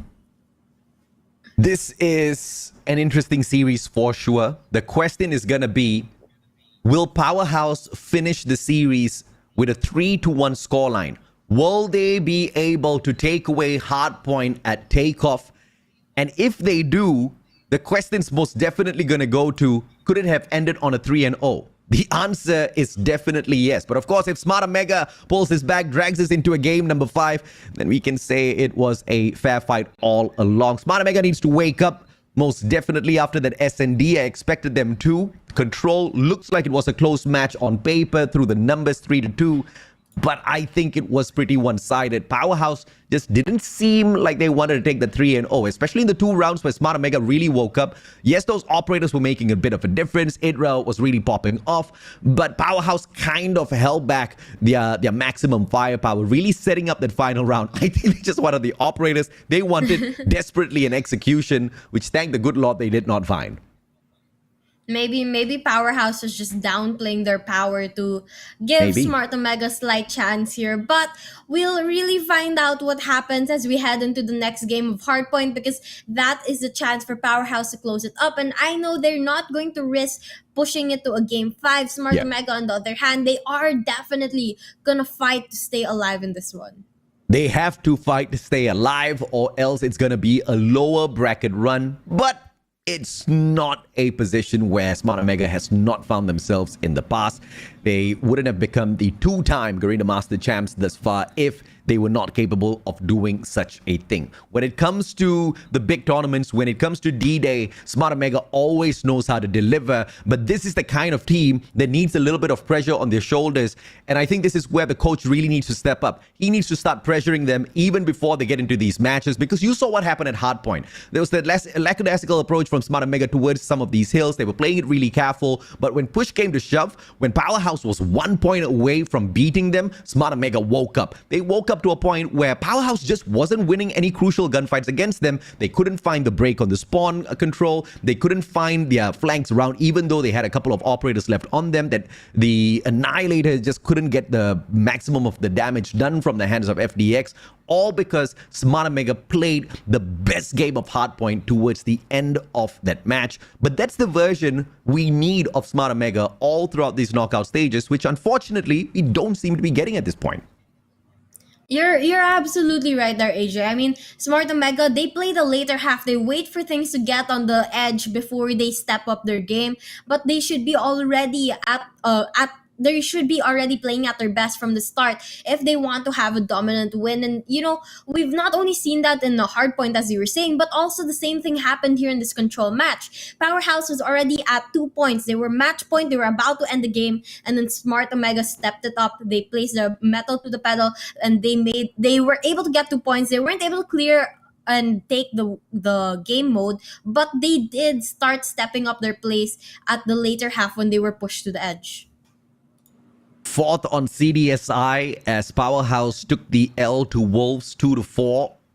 It has not been a fantastic run for them thus far. Fourth also on Garena Masters Season 4, where they lost, guess to whom? Smarter Mega, 0-3. Smarter Mega managed to take the 3-0 so convincingly, so easily back in Season 4, but we don't see that version of Smarter Mega this time around. Perhaps we'll start seeing them now. 2 more games left. Take off Hardpoint, and to wrap things up, we've got Express later on for S&D. Smarter Mega, they need to take both of these games back to back if they want to start off these knockout stages on the best of footings.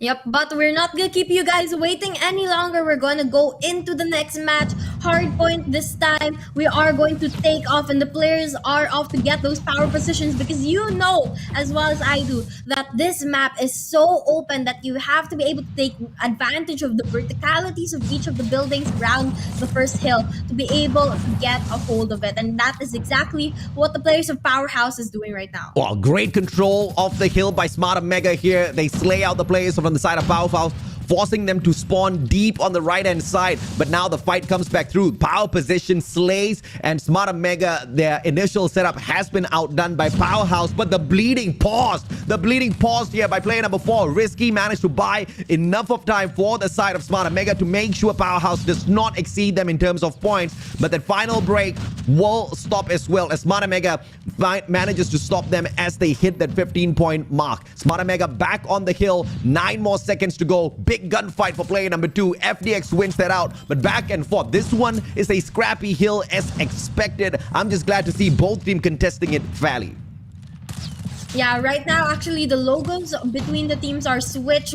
So it's going to actually be Powerhouse on the right side and Smart Omega on the left. Do not be confused. But either way, both of the teams are at the tie right now as they try to contest into the second hill and push into it. Right now, Powerhouse is going to be the ones trying to get the hold. They have a couple players there, but Smart Omega isn't giving up. They're continuously going in for the push, continuously going in for the contest, trying to take it back from Powerhouse. Anchor spawns on the left-hand side by Smarter Mega. They've got the advantage here. Powerhouse trying to put their foot onto that hill to stop the bleeding, but overextending player in the name of Tin manages to sort them out. He controls these stairs, whereas the rest of the players from the side of Powerhouse is going to be forced to find the rotation, but even that gets stopped from afar. Idra alongside Tin. They break the player who comes in to take away those anchor spawns, and Powerhouse has not shown up for P2 at all.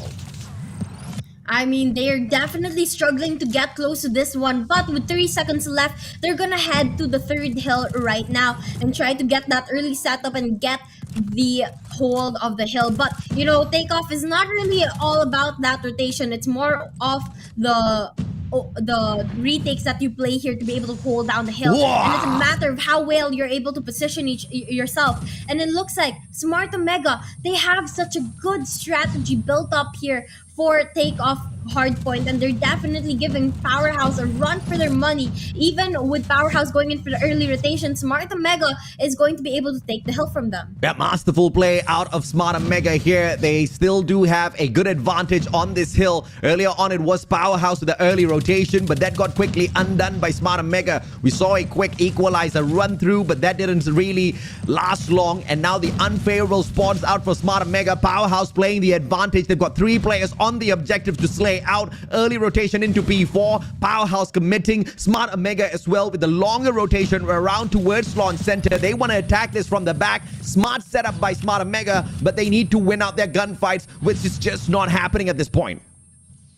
Right now, Smart Omega, they are going to be the ones spawning very far from the hill, which gives a huge advantage to the side of Powerhouse as they're able to hold it down better, maintain an easier rotation for their team. But on the other hand, Smart Omega, they have the opportunity to go in for a pinch play, and so far they haven't done that. But just as I say that, they pull off the operator skills and start going in for a contest. Right now, you can see that they make a break, but unfortunately it goes right back to the clutches of Powerhouse. Yeah, hot hole by Incendio there at the corner console inside of this P4. That gives them the hill for quite a little bit. Smart Omega now, one more opportunity to go in here for the break, and they have got their positions locked down. Flanking around from the left-hand side as well, accessing just one door at this time. Tin could have just pulled that backstab, and the advantage back into the hands of Powerhouse. Tin unfortunately messed that one up. One more opportunity, 9 more seconds, and they want to rotate for the setup on P1 instead. Yep, definitely that next hill is one that you definitely need a lot of time to set up for. And it looks like both of these teams know exactly that. They're going in for the rotations right now. They know that this is going to be a very close game because right now Powerhouse has a huge lead over Smart Omega. It's still something that Smart Omega can recover from, but it is nonetheless a lead that they have to make up for. And right now, you can see that the players on the side of Powerhouse is doing their best to maintain this, trying to get those power positions on their side to stop the players of Smart Omega from even coming close to the hill because they know that they have the opportunity to end the series right now. Let's see if or not they can take this one all the way as Smart Omega slowly but surely waking up in this fight. Powerhouse finding the smash under this P1 once again. It's all about that scaffolding play. Up on top of Aurora as well. All of those power positions giving them the angles to slay out the players of Smart Omega before they can arrive. As Smart Omega knows exactly where to spot them. Idra picking a triple will give them the advantage. Skirt though jumps right back in single-handedly for the side of Powerhouse, whereas Smart Omega doubles down for P2 instead. Big plays from Skirt right here, able to go in for a solo push for the scrap time on the first hill. But the question is, how are they going to make up for losing the second hill? Right now, Smart Omega is going to be the ones having the hold on the second point, which also earlier Powerhouse was not able to take back from them. So let's see if they're going to be able to change things up, actually make a break here for the hill because they need to be able to maintain their lead if they want to close this game up. But right now, Smart Omega, they are going to be holding down the hill, and Incendio here with the war machine cleaning off not only the hill but the spawns as well to give an advantage to his teammates. They're going to be able to take the hill right now, 30 seconds to their name. Fantastic break coming on through, but the players from the side of Powerhouse don't take full advantage of the hill being open. Smart Omega did spawn a little bit too far away. A few wasted opportunity, a few wasted points there off of Powerhouse, but none is lost just yet. FDX will be able to hold on to the right-hand stairs with the CBR4, forcing Smart Omega to go in for the early setup of the money hill instead. P3 is going to be a huge one. Powerhouse finds the generator in terms of spawn, and then the rotation. Smart Omega will be in trouble. So the objective is both the hard point as well as the favorable spawns here, Wasabi. Definitely. I mean, you need to be able to have both of them if you want to have an easier time holding down the hill. And right now, you can see that's exactly what Powerhouse is trying to maintain. The hold on the hill as well as the spawns. And with Irfan J here pulling out the Purifier, he's going to be able to burn every single person that comes into his path. And now, Powerhouse getting closer and closer towards that 200-point mark. With Smart Omega struggling to hit the 100-point mark, they have a very good chance of ending this game. Incendio, a very big 5-piece there, especially with the Predator missile clearing off the players of Smart Omega. My goodness me, almost 100-point lead for the side of Powerhouse. Smart Mega needs to wake up, and they need to wake up right now. They do not have the favorable spawns. Nobody's trying to circle around to anchor down the spawn for themselves as well, and Powerhouse is going to use this opportunity to pretty much run away with the match, picking away all the scraps off of P3. Early rotation into P4 as well, anchored down by Skird as well as Shut Up. Smart Mega needs to smarten up right now, or Powerhouse is going to power their way through in a perfect 3-1 victory. Definitely, this is their last opportunity to do so, and Smart Mega is pulling out everything right now. They go in for the early rotations right now. They're trying to maintain this hill, because if they give it up to Powerhouse, the Powerhouse is going to end the game on the next hill. Right now, Powerhouse making a split push towards the hill. They're going to be able to get it for a couple seconds, but with the clock coming out, they're going to lose it, and it's going to be a back and forth between the two teams for this hill right now. And Powerhouse getting a couple seconds to themselves as they push out the players of Smart Mega. And here, FDX, very good plays, because he's catching the players of Smart Mega off guard. They don't know that he's right around the corner, and before they can even get into the point, they get slayed out, and Powerhouse closer than ever to ending the game. Closer indeed, 229 to 114. Smart Mega has barely showed up at takeoff, and this is going to be very, very worrisome for some of their fan base as Powerhouse continues to smash them against the wall, ripping away every single point available here. Hill comes to a close. P1 yet again, but this time Powerhouse didn't leave just a single point in the hanging. Smart Mega, even if they sneak away everything, they're going to have a tough fight here, but even that doesn't happen. Early opener on this P1. Powerhouse is there. Nobody near. 250 to 114. Smart Mega gets obliterated in the first series at the knockout stages. Well, looks like Powerhouse is going to be able to close things up, and they win 3-1 over Smart Omega. Now, they did lose that first game, and we were talking about this earlier, AJ. Yeah. They could have made it a 3-0, but Smart Omega was able to pull one off. They got lucky for a couple seconds in that first hardpoint match, and it became a 3-1.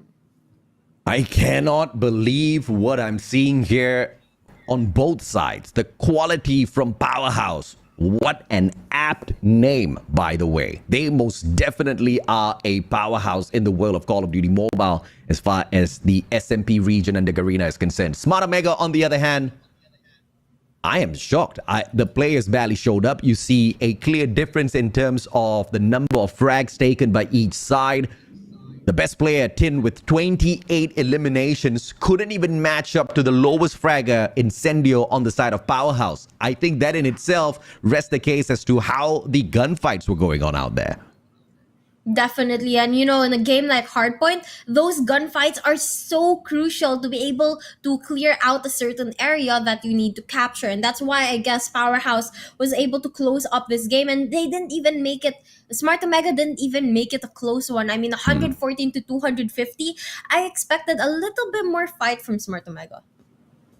And so did I. But we also have to acknowledge that Powerhouse has absorbed two fantastic players on their side. One player, an Eastern champ, the other one with experience going all the way in the Call of Duty Mobile World Championship 2022. We saw FDX play stage 4. He was a fantastic player. He was the guy that enabled Whoopi, as a matter of fact, in a couple of tournaments as well, allowing Whoopi to play his very best. But now, as he is on the side of Powerhouse, it just seems to be that they are living up to that name, right? What a fantastic showing. And this could have been a 3-0. This could have been a one-sided series. This could have been a shutdown if Smart Omega didn't get lucky with that 1 point.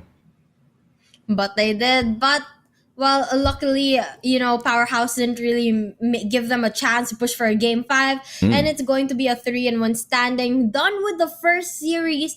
Very, very close match for the first game. But it skewed towards the side of Powerhouse as it went on later and later. And by the way, to anyone, disappointed with Smart Omega, don't be. They went up against a solid team in Powerhouse. You know, you've got veteran players, not just the 3 out of the 5. Yes, it's a team that just got re-rostered. Yes, they did absorb 2 new players. And yes, they lost 2 fundamental players on the side of their previous squad of Almighty. But it doesn't matter. I think Jeff Pro as well as Heaven, you know, justice is being done here by FDX and SKAD to take their spots. And they are not just walking in the shoes of Heaven as well as Jeff Pro. They are running. And in the speed that they are running right now, even Smarter Mega could not keep up.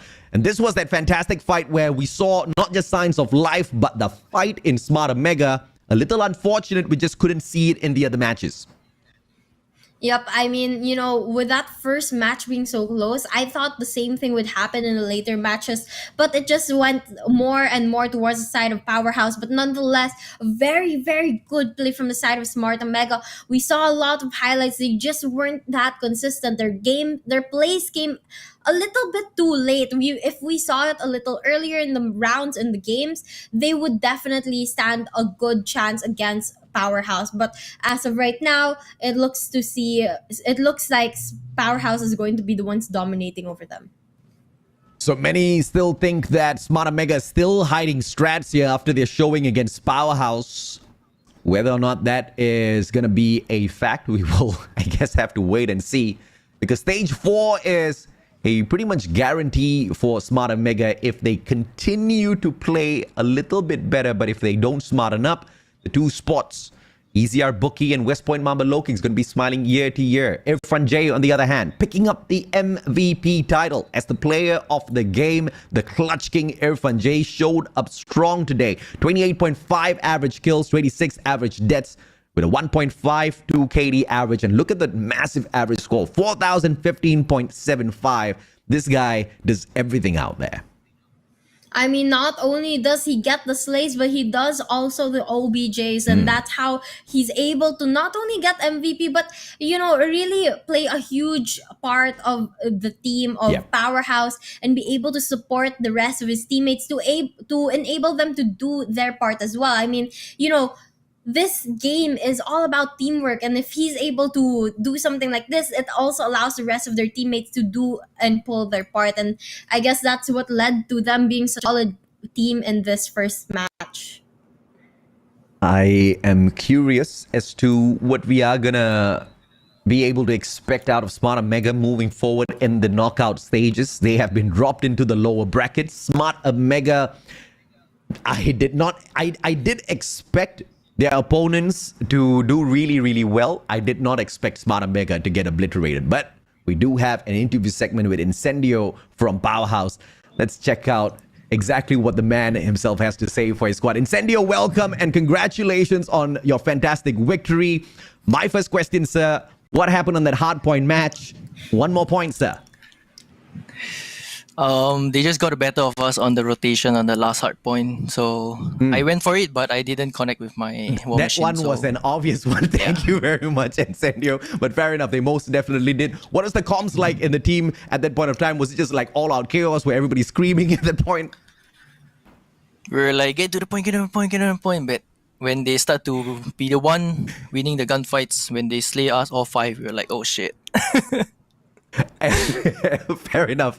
We kind of saw that through the gameplay. Would you say the team dropped the ball there? Because it would have been fantastic to take a 3-0 versus Smarter Mega in the first opening series of the day. I wouldn't say that the team dropped the ball because we tried the hardest we could, but they just got the better of it on the last hard point. Fair enough. Wasabi. Do you think you have a good chance against, or who is your biggest competitor as you go into the knockout stage? Who are you looking forward to battling? I'm looking forward to battle WPM because they look like they are the strongest right now. They dominated the Group B with pretty much, I would call them the king of Philippines right now. Yeah. One final question for you, Incendio, before we let you go. In that control match, initially it looked like your team had great control over it, no pun intended for sure. And then Smarter Mega really started waking up. It wasn't more towards the operator usage. You guys were losing in a lot of your gunfights as they pulled back 2 rounds. Can I understand what happened in that control game? I think they managed to learn how we play in the first two rounds. Then after that, they changed things up a little bit. It caught us off guard a little, but at the last round, shut up with a call like, guys, just spawn trap them, man. Yeah. I guess I lied. I've got one more question for you because there was such a difference in quality from Powerhouse from your first hardpoint match towards takeoff, right? Did you guys kick it into high gear at that point? What is the conversation like? Share some insights of the team with me because obviously the team had a chat and something changed before takeoff. It was actually quite epic on takeoff. On the second last hardpoint when we were leading like 120 points, then I was battling out so hard in mid. Then the entire team was like, let's go. We won before the game even. And then I really step in and like calm them down. But yeah, they managed to carry on with the momentum and close off the game. Yeah, because I don't want it to be like first map. Fair enough. I think it was a great fight. Takeoff was one where you guys definitely outclassed Smart and Mega. Congratulations once again on your victory. Looking forward to seeing much more from your squad. Thank you. Thank you, Incendio. Well, that was some insight that we got from Powerhouse exactly on how they were able to pull off such a good series. I mean, they did struggle a little bit with that first hardpoint match. Yeah. We heard that they were really trying their best not to give it up to Smart and Mega, but either way, they were able to close up the series win and they took home a good one for sure. Yeah, clearly, you know, based on the engagements as well as unfortunate mistakes with a couple of operators from the side of Powerhouse, these guys are remaining to be as cheeky as ever in each and every single one of their series. You gotta love the attitude, you gotta love the capability of the squad out there on the battlefield. Much more we can expect from Powerhouse, and we're gonna do exactly that. So the bar is set here for the team that's representing SG. We're gonna take a quick short break. When we come back, Wasabi, series number 2 awaits us. Yep, it's going to be Four Suits Esports versus West Point Mamba LOWKINGS, guys. So stay tuned for that and get ready to see even more action between these two. We'll be right back.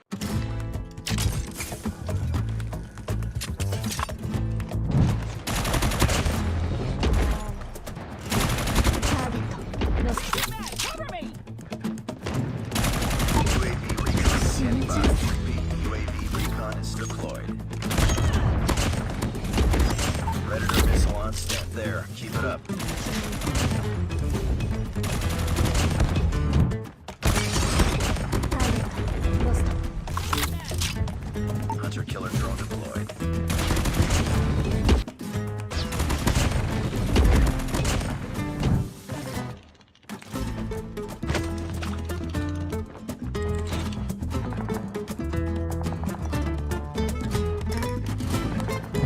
Keep it up.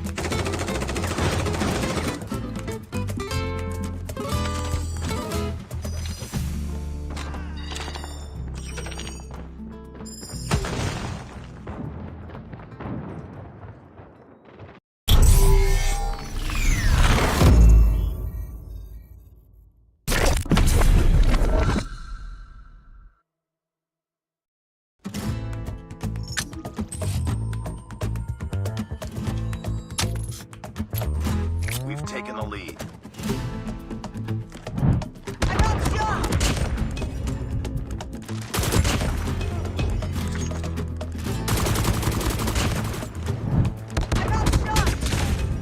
Standing by. Heads up. Enemy UAV spotted. Predator missile away.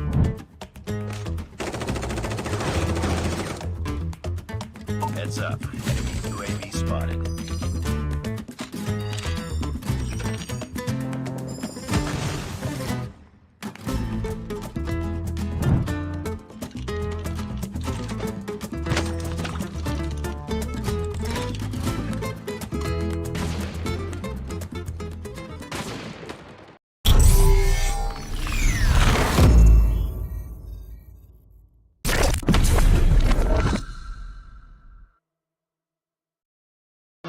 so bright, it's hard to breathe, but that's alright.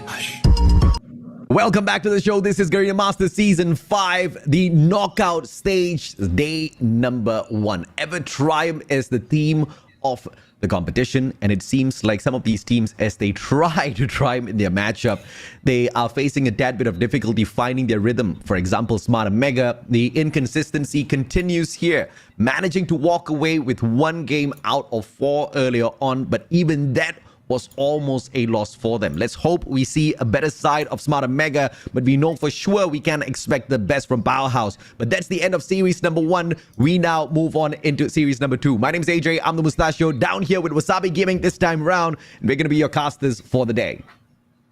Yep, and our next match is actually going to be West Point Mamba LOWKINGS versus Four Suits eSports, which is definitely going to be a match that I don't want to say it, but it's going to be a little bit difficult for Four Suits to go up against a giant like West Point Mamba LOWKINGS. And we did see earlier Powerhouse go up against Smart Omega, and we are now at the second series of the day. Later on, we're going to see Broke Boys Club versus SACRED SKADI and SAVAGE HUNTSMEN versus EZR BOOKY. Now, AJ, I want to ask you, what are your thoughts on this match?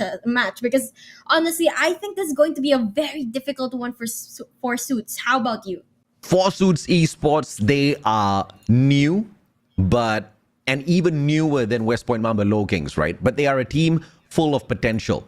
Their players are a combination from quite a number of squads. You've got Joshua from C8 United, Aski from SR Nakagwe, Omo from PDR, Baki from CHU. What this tells you is there is a lot of potential from Four Suits eSports because they went out scouting. They got the best, the creme de la creme from all of these other teams who were not really cutting it, threw them all into one Frankenstein squad and asked them to make a push for the Garena Masters Championship. And look, they've gotten all the way into the knockout stages. So that shows the potential of the squad. But the potential to take on what could be the best team that SMP has to offer right now in the form of West Point Mamba LOWKINGS is a lot to ask. Definitely, it is a huge and very tall order for the players of Four Suits. But maybe they will be lucky. Hopefully, they're lucky with the maps and they don't face off LOWKINGS on the best maps that they have.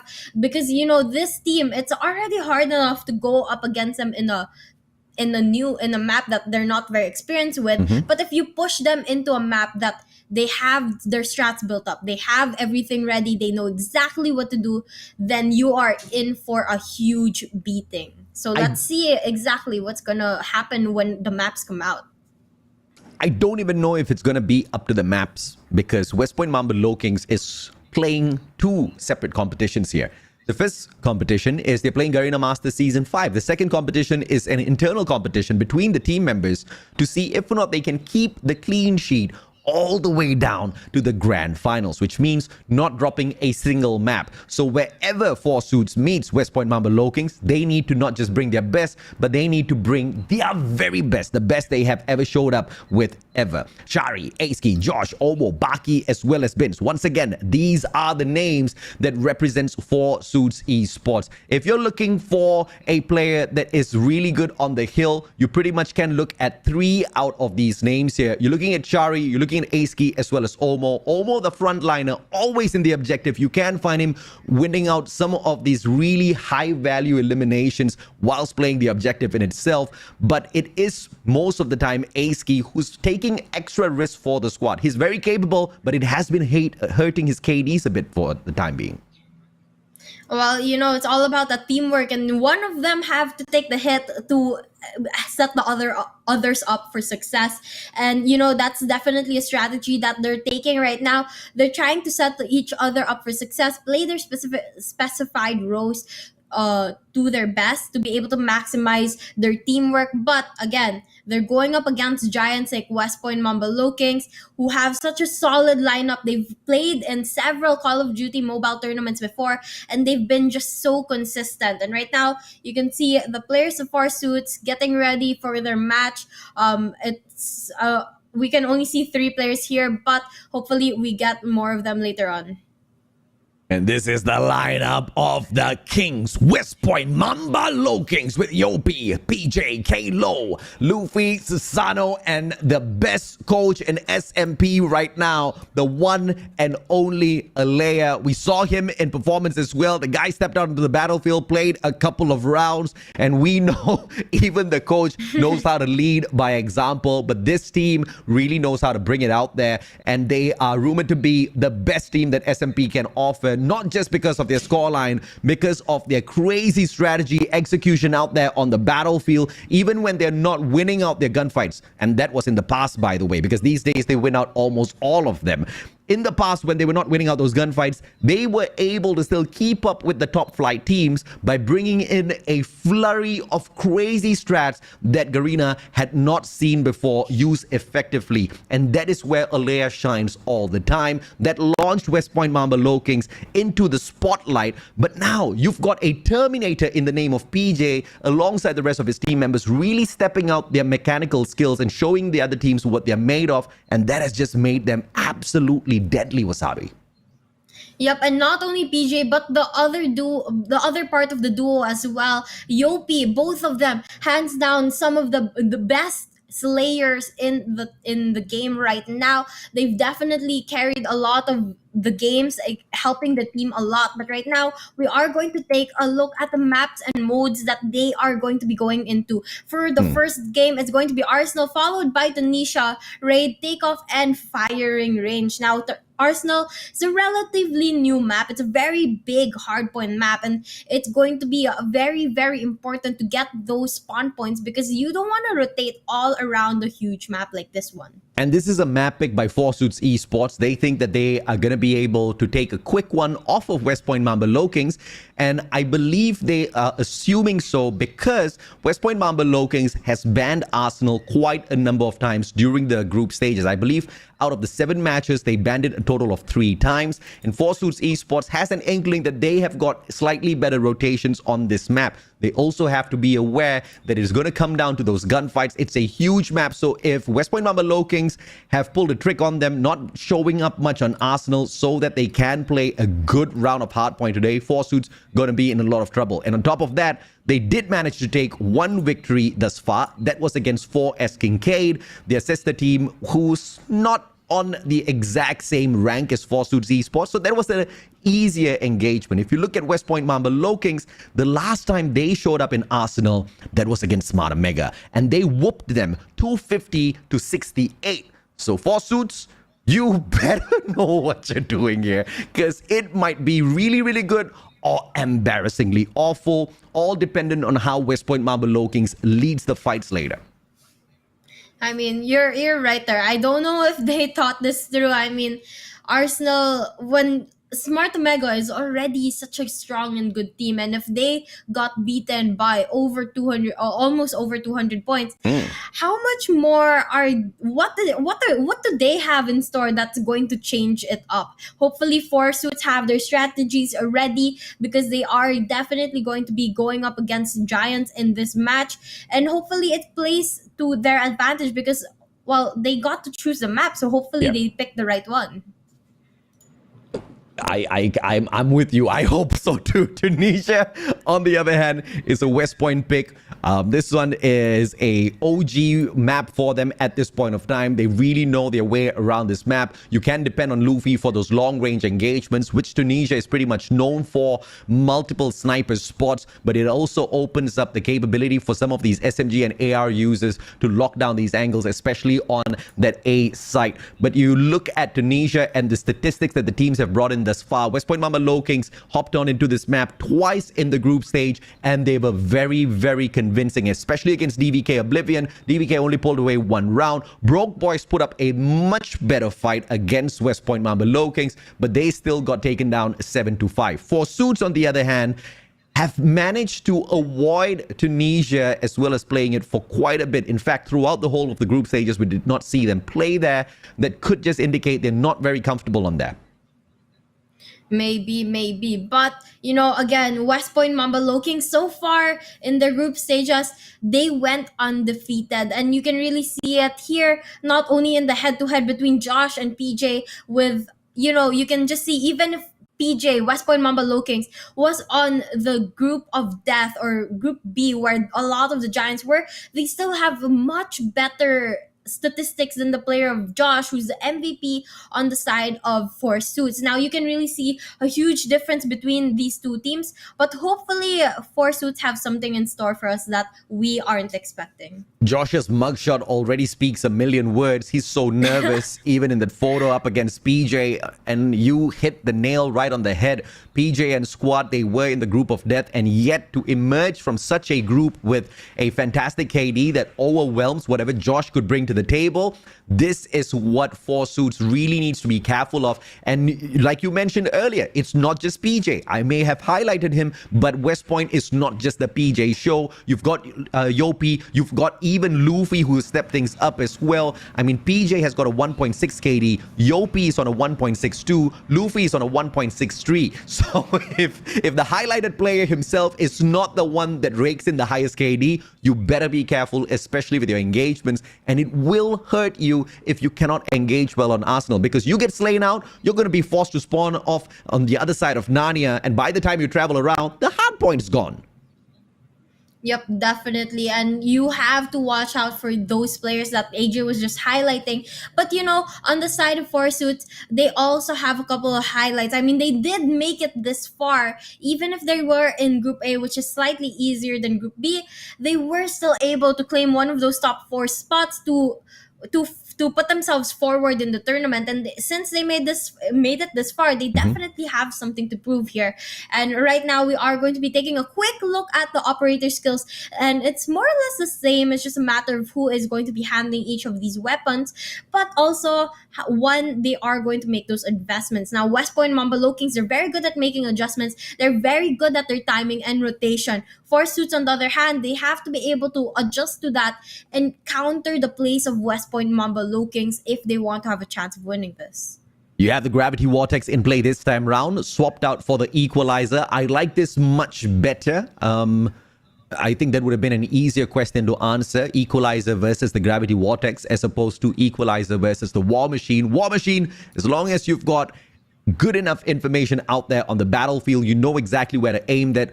When it comes to the breaking of spawns on hardpoint, you are going to have a field day. Gravity Vortex, you can have it disabled, and if you miss your 3 shots or if you misuse them in any way, then the operator is going to be absolutely wasted. So it's going to be dependent on both Omo and Kalo to be absolutely precise, because we've seen how that operator has managed to get that hardpoint to switch hands so many times in the past. Definitely. I mean, these players have to know when they are needed and when their operator skills are needed and be able to use it properly. I mean, Gravity Vortex gun, you can block off the entrances into hills with that. And if you're able to time it right, you're going to be able to maximize the points that you gain on each hill. Absolutely. And of course, as we start things off on Arsenal, you've got a lot of these corridor entrances in and out of hard points. That's where the Gravity Vortex once again can come in super handy, but it's not gonna have a lot of opportunities. Once again, 3 opportunities, you miss those out, you're done. 3 opportunities, you shoot them a tad bit too early, you're done, because the Gravity Vortex doesn't really punish for a long time. Not the best operator, but very, very effective if pulled out and used at the right time. And we know the West Point Mamba Lokings are all about timing. Their communication has been top-notch thus far in the competition, be it with the rotations, be it with the investment of operators, be it in terms of choosing when to take an aggressive approach against their opponents. I think they've been so perfect thus far. Four Suits eSports is showing us one too many weaknesses, especially against teams like SKADI, Powerhouse, as well as Savage Huntsmen. And if they couldn't even take that matchup against Savage Huntsmen and even one map away, let alone scratch the surface against West Point Mamba Lokings here. So an uphill battle for sure out of Four Suits eSports. Definitely one of the series where you were thinking it's going to be a quick one, Wasabi. I don't want to think so. I want to hope and pray here that Four Suits is going to be able to pull a bunny out of a hat or something and take at least one map away from West Point. I mean, I have to admit, I know Chari personally and I know his work ethic. So this team, they definitely have been putting a lot of work, a lot of effort to improving themselves. Although they are going up against a giant, I'm sure they have improved over time. But I don't know if it's enough to go up against someone like West Point Mamba Lokings. But we'll just have to find out as we enter the match right now. We are going to be starting this hardpoint game. To see how things start off in here, as Arsenal's just gonna be that one map where all of the top flight teams need to find full mastery of, because NAEU, they've got this one in the bag. Let's not even start talking about how LATAM rotates here at Arsenal. 8-0 thus far, a great start by West Point Mamba Lokings. Forsuits eSports managing to find some time on the hill just to stop the bleeding, but not a lot of points for themselves. Yep, and right now you can see that Forsuits already early off in the game is struggling to get into the hill. And West Point Mamba Lokings, on the other hand, they have such a good hill watching all the entrances, keeping the players of Forsuits out of the hill, that they don't really have much to worry about. As long as they're able to maintain those power positions, as well as their objective player in the hill, they're going to be able to rack up more points and take advantage of this first point. Now, 6 seconds left on the clock. They're going to start rotating into the next one, getting that early rotation for the setup, but they are just to be met with the players of Forsuits waiting for them. Single-handedly, Susano going 1v4 at this point of time, manages to take down 2 players, and by the time he distracts the players on the side of Forsuits eSports, single-handedly, the rest of West Point Mamba Lokings rotates in towards that yellow storage, takes the spawns from the back. That's going to be the favorable spot for the Speed 2, and they play it down to the T. Forsuits eSports have barely managed to play the hard point. They're just playing scrims right now, trying to play a couple of dead matches around. Yep, definitely. It seems like they're having a little bit of an easy time here. I mean, they're having fun with it, stacking all of their players in the hardpoint right now, not even playing for the power positions or going aggressive. But right now, you can see that Forsuits, they have a very huge disadvantage here, especially when it comes to the spawns. And not only that, but also the gunfights. And there's definitely struggling. 3 points on the score, while West Point Mamba Lokings inching closer towards that 100-point mark. Massive time still left on the clock, close to 20 seconds on the hill for P2, but Forsuits already deciding to go for P3, mainly because it was just not cutting out. Those late rotations towards those hills, when West Point Mamba Lokings have already got it anchored, it was impenetrable. With them going in for that early rotation, perhaps they stand a better chance, and yes, they do. They open up the hill, but only one objective player. Here comes the claw as well, courtesy of Yopi, managing to hit one, and the hill right back in the hands of West Point Mamba Lokings. They take away the spawn off of Garena as well. Hunter Killer drone on the prowl, and Hunter Killer finds Josh just as he shuts down Luffy. Nothing's going the way of Forsuits eSports. Everything on the side of the Lokings. Lokings so dominant right now. They have 120 points to their name and continue to hold down every single hill that opens up, only giving scrap time to the players of Forsuits. And right now, you can see that they're continuing to build those operator skills as well as score streaks. While on the other hand, Forsuits, they seem to be investing it as soon as they get it, which is not really the smartest move. But nonetheless, I don't really know how well it would work for them if they save it up, because they are struggling not only in that aspect but in several aspects, including the gunfights, which is something they definitely have to work on if they want to have a chance of living out this match. Timely rotation from the side of West Point Mamba Lokings once again to make sure Forsuits eSports do not get the most off of this P4, and the early rotation as well as Annihilator investment from Aski gives them the one up. Forsuits have some time on this hill, and this operator is going to allow them to rock it for quite a bit. 3 more on standby. If Forsuits wants to make their way right back in here, we need to see another investment, as they're losing out on the casual gunfights. The operators are the lifeline. They're chucking in all of their bodies, all of their gunfights, and the kitchen sink at West Point Mamba Lokings just to stay alive on this P4. But right now, the players of Forsuits trying to turn things around. They're going to rack a couple points up to their name. And Omohu here getting a double kill as well. Now, it looks like West Point Mamba Lokings giving them some time on the hill, but trying to get more kills as well. And you can see here already that the players on West Point Mamba Low-Kings, they're just going easy. They're playing it smooth and not rushing too much because they have a lot of time, a lot of opportunities to their side to be able to win this game. And they're giving Forsuits a little bit of time to make those adjustments as well, giving them an opportunity to win this match. But unfortunately, it looks like West Point Mamba Low-Kings is still going to remain dominant here. Great play by Forsuits, at least for whatever they whipped out there. But 3 operators were invested. That did swing a lot of momentum the way of Forsuits eSports. West Point Mamba Low-Kings don't have any of those operators to sneak around with, as Yopi does manage to find that claw investment. They now have to start back from scratch. But as I say that, Kalo on the patience for the reinvestment, whips out the gravity vortex, finds 2 shots, but no connections whatsoever. Stands on the hill. They know they can deal with one more shot of the gravity vortex. Omo doesn't go down, and the combo ends as he gets shut down. But the rest of the players for the side of Low-Kings holding on strong to this P5 as we rotate around. Now, you can see in the score right now, West Point Mamba Low-Kings very close to hitting that 200-point mark and finally ending the game. But you know what surprises me here, AJ, is that Susano is struggling a little bit with the gunfights, only 10 kills to his name, while the rest of the team have close to 20. And that's when you know you are being carried by monsters, because Susano himself is one crazy Call of Duty mobile player out there in the battlefield. We've seen the rise of Susano. Susano's taking a break today, and it's not even hurting West Point Mamba Low-Kings, finding his 11th kill. But in the meantime, the rest of them really scratching and clawing their way towards Forsuits eSports, as Forsuits are finally waking up in this matchup. They have stopped the bleeding. They are not allowing West Point to end this matchup just yet. But PJ with the Sparrow, big place. He's the green arrow this time round. Can he hit those shots? Does not find the connections, but the CBR4 continues to beam, and West Point find the break.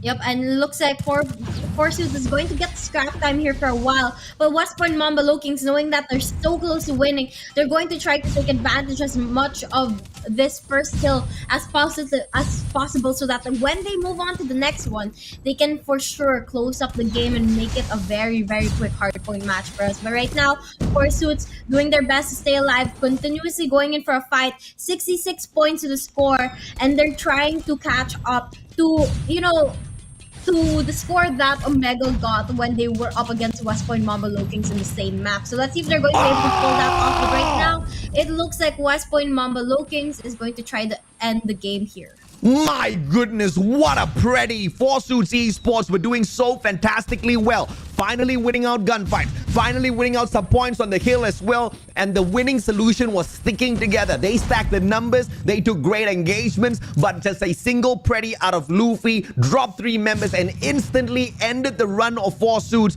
to play the matchup on this hill at P2. Now, one final stand coming through from the players. They are spawning on the side of batteries. Overextension is not going to do West Point Mamba Low-Kings a lot of help here, but PJ spawns from the back. That gives them the advantage. Final 6 seconds. One more gunfight. Can he stop the bleeding? Yes, but only for a single second, and the game comes to an end. Forsuits eSports woke up, but way too late in the game. I mean, it was definitely a very, very hard matchup to go up against. I mean, it's West Point Mamba Low-Kings that you're talking about. They're the giants, and they're so at their prime right now. They're definitely a team to watch out for, a contender to go into the World Championships. And right now, you can see that they are definitely a team that shouldn't be messed with. I mean, Forsuits thought that they would have an opportunity against West Point Mamba Low-Kings and Arsenal, but unfortunately, it just didn't really go their way. Now, Forsuits was able to rack up 69 points, which you have to admit, it's better than Smart Omega did, and that's definitely one good thing that they have for them, is that they were able to at least put up a little fight against against West Point Mamba Low-Kings, by a point more than Smart Omega did. I guess I have to agree with you there. And everything was turning around. And Forsuits just needs to acknowledge the fact that once they whipped out the operators and started winning out some gunfights, the confidence level slowly started increasing. And they also realized one advantage that they had over West Point Mamba LOWKINGS, which was sticking together, playing the game of numbers against LOWKINGS, playing for trades and stopping the bleeding. That's so crucial when you play against a team like LOWKINGS who are winning out a majority of those gunfights. You have to be trading them out. You can't just be dropping lives out there like flies. And towards, I think it was the P5, where we saw them smarten up a tad bit and try to rotate back in for P1. And that was the best fight that we had seen out of 4 Suits. Into P1, they weren't getting a lot of points, but they were stopping West Point from running away with the matchup. That's where we saw a lot of life from 4 Suits. And it was going to continue into P2 until that Predator missile appeared, ending 3 players at the same time, forcing them to scramble, forcing them to have those split spawns. And once their numbers got broken up once again, that was accidental, by the way, from West Point Mamba LOWKINGS. It was an immediate disadvantage to 4 Suits eSports. Unfortunate, but that's how the cookie crumbles. 250 to 69, they eat up. In fact, they gobble up yet another mouse out there. The Mambas are not here to play. They are ready to slay. Tunisia, SND, 4 Suits better show us some magic. Yep, they have to be able to find a way to counter the plays of West Point Mamba LOWKINGS.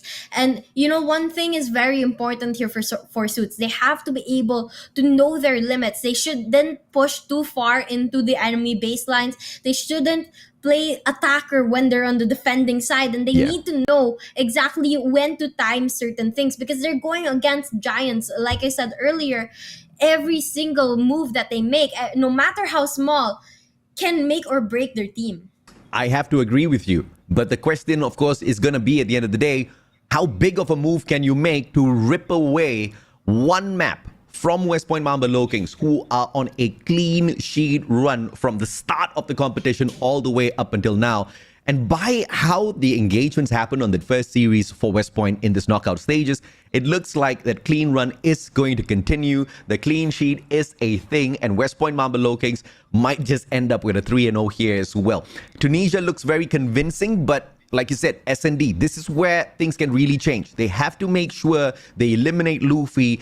And the advantage is going to be with 4 Suits eSports whenever they do have the bomb. But when the bomb goes to the hands of West Point Mamba LOWKINGS, this is where a really tough decision needs to be made by 4 Suits eSports. They cannot afford to take a split defense. When they're down in numbers, they cannot sustain their gunfights against West Point Mamba LOWKINGS. They have to take a serious bet. Either bet their lives on A or B. If they can catch West Point Mamba LOWKINGS off guard at either one of those sides, it gives them the immediate advantage to win out some of those defensive rounds, which are going to be absolutely crucial in this S&D.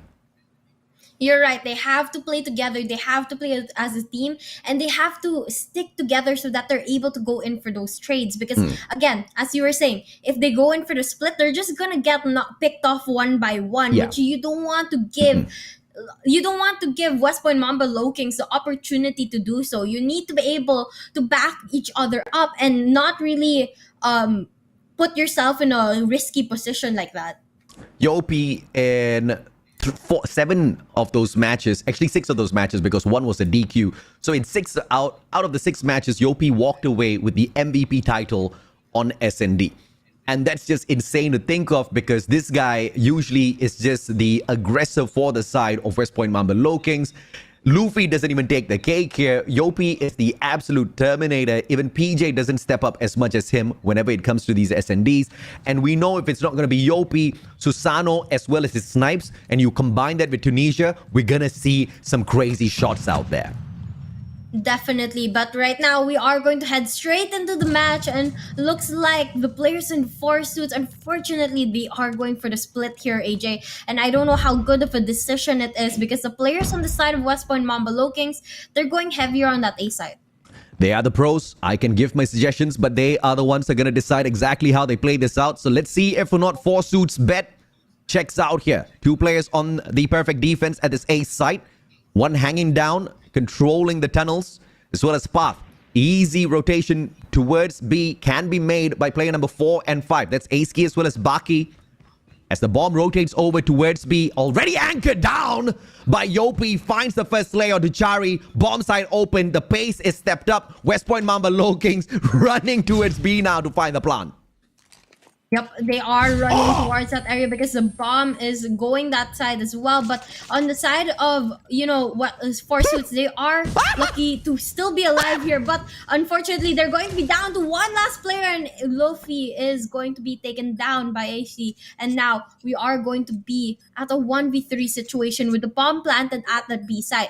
Now that's going to force them to go towards that area, but he has to be absolutely careful here because there's players watching every single entrance possible. Big brain play once again from West Point Mamba LOWKINGS as well as Luffy.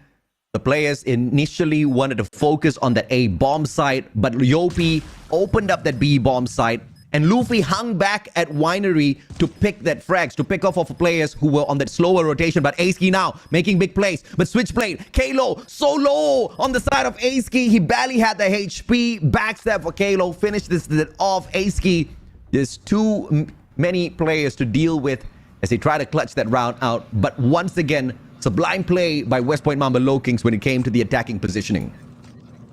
Yep, I mean, this is a learning opportunity for Forsuits. As I always say, when you're going up against giants like this, it really doesn't matter if you win or lose, because all you need to do at this point when you're new like Forsuits is learn from your mistakes and be able to make those adjustments so that in future tournaments you do better. And that's exactly what they're trying to do here. But West Point Mamba LOWKINGS just laying them out of this competition. Now Forsuits is going to be down to a 2v3 situation. Lifeline here. Baki delivers as that headshot downs Yopi. 2v2. The numbers all equal as Jari finds Luffy, making this a 1v2. Defenders have the advantage. Kalo with the switchblade finds one player, overextends, finds the concuss, and Kalo uses that to his advantage. Baki now on the flip side. All about the timing, and the switchblade does not make the play. Baki at the secondary 50 Gs finds one for Forsuits. And luckily, they're able to win a round here, which is, all we could hope for. And hopefully, they're able to continue this momentum. But as long as we continue to keep fighting and not give up, that's all we can ask from Forsuits right now. But right now, they are putting up a very good fight. I mean, they're able to even out the playing field. It may just be luck, or it may just be a new strategy that they're coming up with right now. And we can see West Point Mamba LOWKINGS going for a very heavy push towards B. Let's see if Forsuits is ready for it. Baki took 3 wild shots. Should have taken the 4th one as well. His crosshair was on the right spot, but Kalo expecting a backstab undoes the maneuvers by Forsuits. But Baki keeping the team alive. Quick scopes! Manages to find the strike, but Kalo was the final nail in the coffin for Baki, making it into a 1v1. Bomb in hand. Kalo can go for that long rotation. He focuses on doing exactly that. Switchblade as well to sort this out. Quick shots can come on through. Josh playing a very quick SMG as well on the Fennec. But this amount of space between him and the player from Forsuits will allow the bomb to be planted. Yep, and it's just going to be a matter of who spots who first. Right now, Kalo going in to check if it's okay to plant the bomb. But as he does that, Josh is going to be able to get a shot, but Kalo finishes it off. And unfortunately, Josh just lacked a little bit more accuracy there to be able to take down Kalo. And that is going to be another win to the side of West Point Mamba LOWKINGS. Whether you're noob or pro, you gotta play the heady. Guy was so low in HP and still managed to find the clutch for West Point Mamba LOWKINGS in the 1v1 Kalo. 8 kills already. The guy is having a time out there. Definitely. And right now you can see they are trying to watch that B side here, trying to make sure B side as well as the A side here, trying to make sure and find out where West Point Mamba is pushing towards. But here it seems like it's going to be a very slow game for this round. And Forsuits, they are spread out quite a bit, so I don't know how well that's going to play for them. But right now, West Point Mamba LOWKINGS is inching their way towards that A side. Chari finds Luffy. Numbers advantage, but Susano finds the trade. Taking out the sniper from the side of Forsuits. Yopi shutting down Chari as well. One more sniper to play around with. It's going to be Josh, and he snipes down Susano. That's a good trade. PJ spots one, riding out in the open. Leg shot's not going to find the connection just yet. Josh very cheeky with the wall bangs. But if he does find the connection, that would be pretty deadly. Bomb in the hands of Yopi and Aski. There's the perfect angle. Shuts Kalo down. Advantage to Forsuits. Ooh, This is another time that Four Suits has a chance to win a round over West Point Mamba Lokings, but Yopi plays something sneaky going towards a B site while the rest of the players of Four Suits waits for him at A. Now, this is what is going to determine if Four Suits is able to win this or not, because they're going up 1 versus 3. It's just going to be down to who's able to spot who first, and it looks like they're going to be able to get the round win here as they take down Luffy, and as well as getting the easy defuse with a lot of time to spare.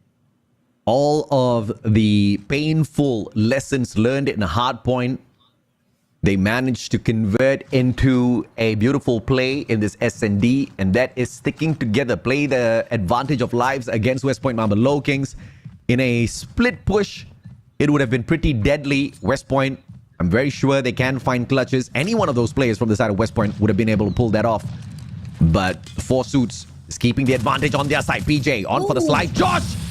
He started things off fantastically, but just like that, in a blink of an eye, 3 players go down from the side of Four Suits. I don't know how good of a decision that was. I mean, playing the aggressive plays against a team like West Point Mamba Lokings is really gonna force you to pay for it. And just like that, the round ends in favor of West Point Mamba Lokings. Now, Four Suits, hopefully learning from that mistake, will slow things down like they did the last couple of rounds that they were able to win. If you notice, when Four Suits slows down and they play for the picks instead of going aggressively without a plan, they're able to win the round. So if they continuously do that, they might just stand a chance to get a couple more rounds from West Point Mamba Lokings. But right now, we can see a very heavy push towards A side, and we're going to be down to a 3v2 in favor of West Point Mamba Lokings. 2v3 numbers on the side of Lokings. Bomb planted at A as well, so retake is going to be quite tough here. Baki needs to be the initial engager first.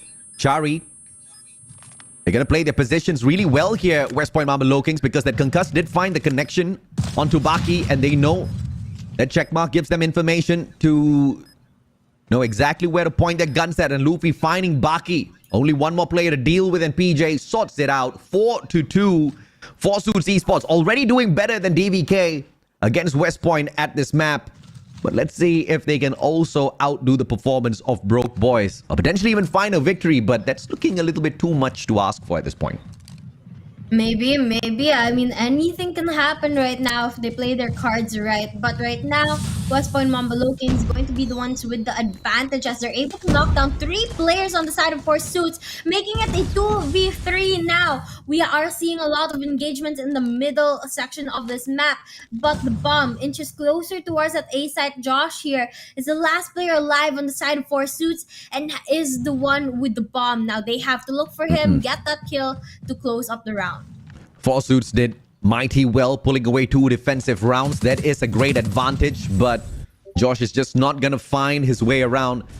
This is a game of rock, paper, scissors. Guess where you're going to find lesser defenders from the side of West Point Mamba Lokings. But either way, if you've got a player like Kalo stacking one side of the bomb side alongside Yopi, you're probably sorted out. I mean, Kalo partnering up with perhaps Susano. You've got some short range and long range engages. Four Suits going to be in a lot of trouble. They need some cheese strats. They need to slow things down and catch Kalo and team off guard. Definitely. I mean, they've done it before, so they can do it again. But they have to be able to pull it off as soon as possible and be able to make those adjustments soon. But right now, it's not looking very good for the side of Four Suits.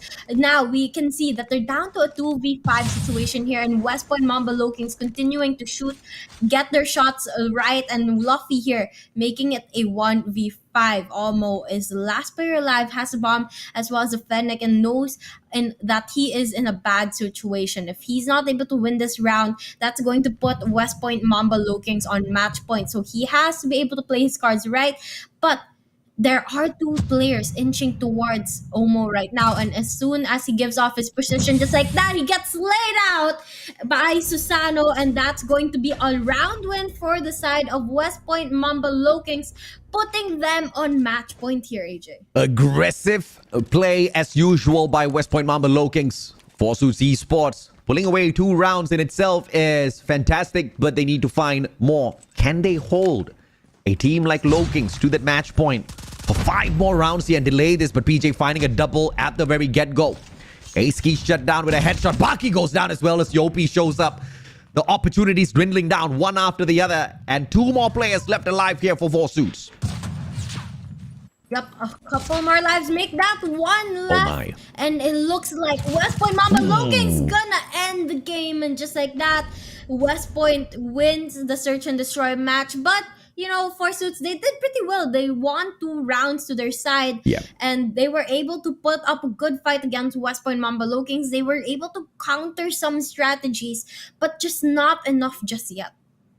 They have performed better than DVK Oblivion. That is 1 check off of the list, but unfortunately they could not outdo what Broke Boys Club brought up against West Point Mamba Lokings. That might be a little telling if we do see a little bit of that matchup between 4 suits as well as Broke Boys eventually later on down the line. We might know exactly what to expect. Ace Key really stepping it up into high gear, 10 eliminations on his side, but outdone by the partnership on the side of West Point Mamba Lokings. In that final round, it was just the PJ and Yopi show. PJ picking up 3 frags, Yopi picking up 2 for himself.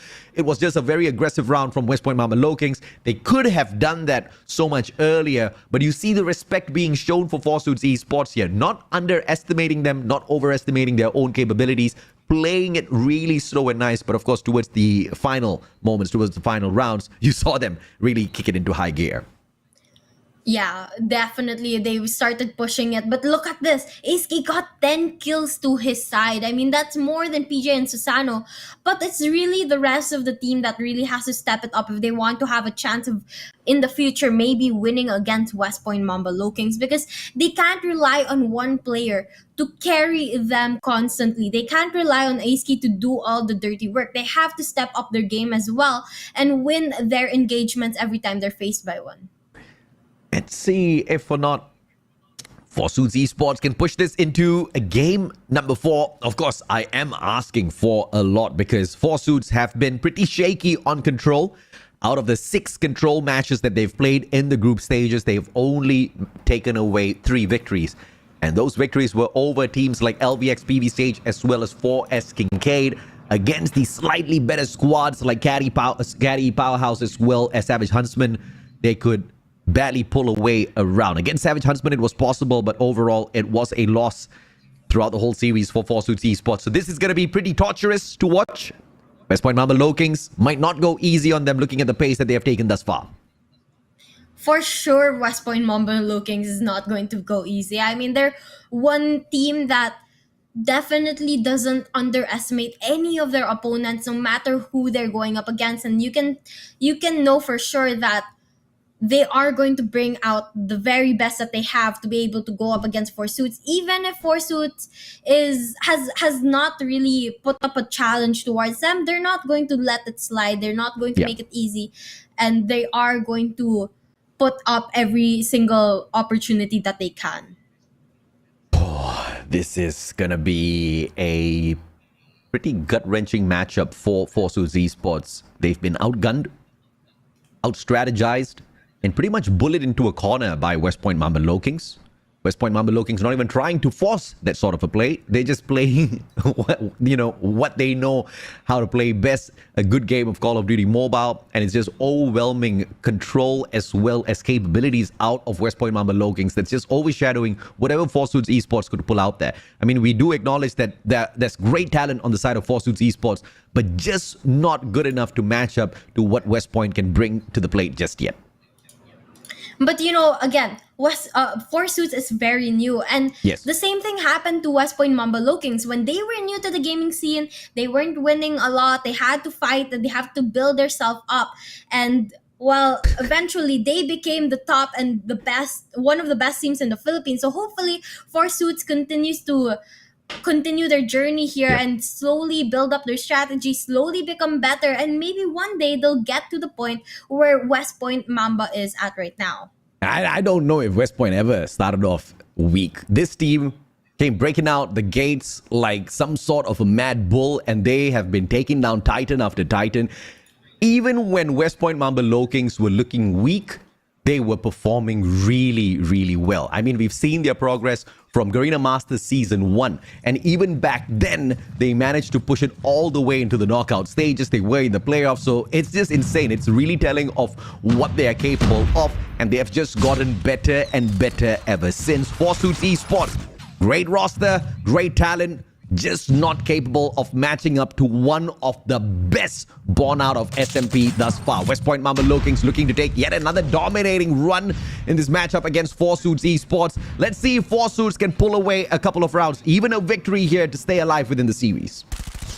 Maybe. Well, we'll just have to wait and see if they're able to pull that off. But right now, West Point Mamba Lokings going in with huge dominance, able to get 2 segments right off the bat, and still maintaining a good number of lives, even out with 4Suits. And right now, you can see that they're trying their best to capture out these sides so that they can focus their attention later on that A side. But for now, it's going to be quite a back and forth between the two teams, with 4Suits falling a bit behind.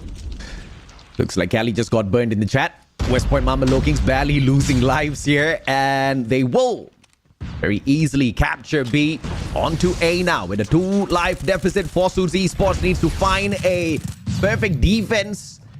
And Wasabi, have some mercy on Cali, don't you? I don't think he deserves it. But anyway, back to the game.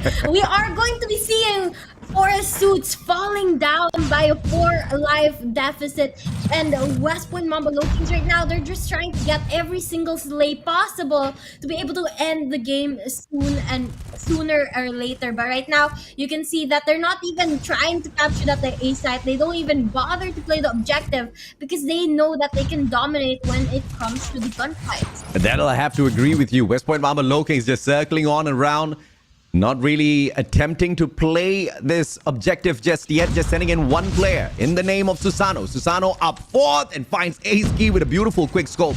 Omo with the prevention right behind, but Yopi sorts him out. Baki open stairs, finds the first one. LK24 will be able to find that Punisher as well, but the angles just not going to match up or line up against Susano, and this hill gets sneaked away. One more life to play around with, and Ace Key still keeping it alive. 1v2, beautifully taken with 7 more to take away. Well, one last player on the side of 4Suits, and unfortunately gets knocked right off of the bat. And now that's going to be 1 point to the side of West Point Mamba Lokings, getting closer and closer towards that victory. 30 lives to play around with, but it means nothing for 4Suits Esports, because going up against a team like West Point Mamba Lokings, you can have 50 lives versus the 30 that they have, and they still walk away with a victory. The scale of gunfights is just unbelievable, and PJ playing it at a whole other level. Luffy struggling a tad bit with the engagements, but as long as PJ continues his run, nothing much to worry about. But fantastic play this time around. Attacking side of 4Suits Esports. First segment on B, already taken away, and it looks like West Point Mamba Lokings. Beautiful defense out of Susano out of nowhere. Yup, and right now we can see the players of 4Suits actually starting to step up a little bit. They have a life advantage here. Let's see if they're going to be able to maintain that. They're able to capture 1 segment on the B side, but I think that's also mainly because the players of West Point Mamba Lokings, they're focusing their manpower towards that A side. They're giving up the B side and not pushing too much, not putting up a fight for that one, because they know that they just have to maintain 1 side to be able to win the game, and they don't want to lose more lives protecting that B side, knowing that they just have to defend the A side. And right now you can see that's exactly what's happening as the players start shifting towards that A side as 4Suits is able to claim B. 4 life deficit for West Point Mamba Lokings. 4Suits on the attack, so that means this round is very winnable. PJ with the Annihilator gonna try to torture the boys a tad bit, circling around, open stairs, drops by. If he wants to back away towards the spawn of 4Suits Esports, this is going to be torturous, but nobody's home. 1 goes down. That's going to open it up a tad bit. Luffy with the War Machine continues to slay them out, and the spawn trap just does not check out. This is very winnable for 4Suits. Very, very winnable indeed, as long as they continue to keep up their plays, because they've done so well in this round so far. But right now, it's pretty much an even playing field. They just have to find a way to change things up. And right now, Kalo going in for a very aggressive push towards Baki here. Is going to be able to get the 1 and try to lower the number of respawns that the players of Four Suits have. But on the other hand, they are doing pretty well here. I mean, you are right. They definitely have an opportunity to win around here as long as they keep up their play. 76 lives, pretty much equal here. And Yopi makes sure of that. Susano finding one with the claw. Oh, big time investments coming through. Susano still alive and kicking. The claw finding those hits. 2 more lives left here for Four Suits to deal around with. Playing on the attack, they just need to change this into a team deathmatch. Find those angles. They back away ever so slowly. And when they play a map like Raid, they can find those long flanks around, but 15 seconds to go. That's just going to pile on the pressure on them. K-Low finds that opportunity. HBK circles around, almost punished. And Josh runs out of opportunities. Finds PJ still though. Yep, and we are going to be down to the last player on the side of Four Suits. Unfortunately, they were not able to win that round, and that's going to be another win going to the side of West Point Mamba LOWKINGS. But before we start the next round, I want to ask the chat why they don't believe I'm the real Wasabi. I mean, I'm casting right now. I don't know about them, but you know, we have a match here, so they're on their own. let me confirm it for the chat. Yes, it's the real Wasabi chatting with you guys whilst casting and burning Cali all at the same time. It's the ADHD. It's the ADHD. Women and their multitasking at its best. It's the ADHD. Look at you taking a blessing and turning it into a curse. ADHD. I say this is multitasking at the finest level, right? 26 lives left here for West Point Mamba LOWKINGS. And the way they are trying to slay out Four Suits eSports is a little bit more kinder than what you're doing to Cali. Well, maybe, but I don't know anymore. But right now, we're gonna go straight back into the game because West Point Mamba LOWKINGS is beating the asses of Four Suits here, putting them down into the ground, and right now they're going to be able to capture that B site and try to take an advantage over Four Suits here. Four Suits, on the other hand, they're stacking heavy on that A site. They know they just have to protect that, and with 19 lives left while West Point Mamba LOWKINGS have 23, it's going to be a hard one to stay alive. Not a single round won by Four Suits eSports just yet. Can they make this workable?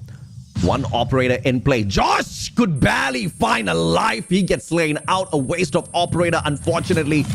And that's what happens when you go up against a team like West Point Mamba LOWKINGS. The emulator may stop, but West Point will not. They continue to torture Four Suits eSports. A good push this time round, but look at that A stack on defense. Four Suits eSports really piling up on each other, but that's a terrible idea because if West Point finds them, it's all out slay time. Definitely, and right now we are going to see that PJ pulling out the Annihilator, trying to get the last 5 kills needed to end the lives of Four Suits, making it a 3-0 if they're able to claim this. But with 15 lives on the side of West Point Mamba LOWKINGS, it shouldn't be a very hard task to do. And right now you can see 3 points on the side, 3 respawns left on the side of Four Suits, and they are being hunted for. Even if they don't hunt for the guy, he's going to show up either way. K-Low goes down. Omo in the CBR4. But look at this. War Machine finds Omo. Luffy. Absolute savage finisher. West Point Mamba LOWKINGS ends the series 3-0. Fantastic victory as usual.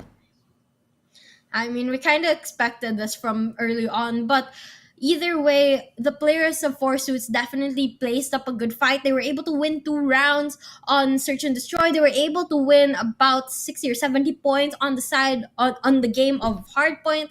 And they started improving their strategy. I mean, I'm pretty sure this is much better than what they did in Garena Master Season 4, which is all you can really ask for from a new team, that they improve slowly. But here, on the other hand, West Point Mamba LOWKINGS, such a solid team and remains to be undefeated.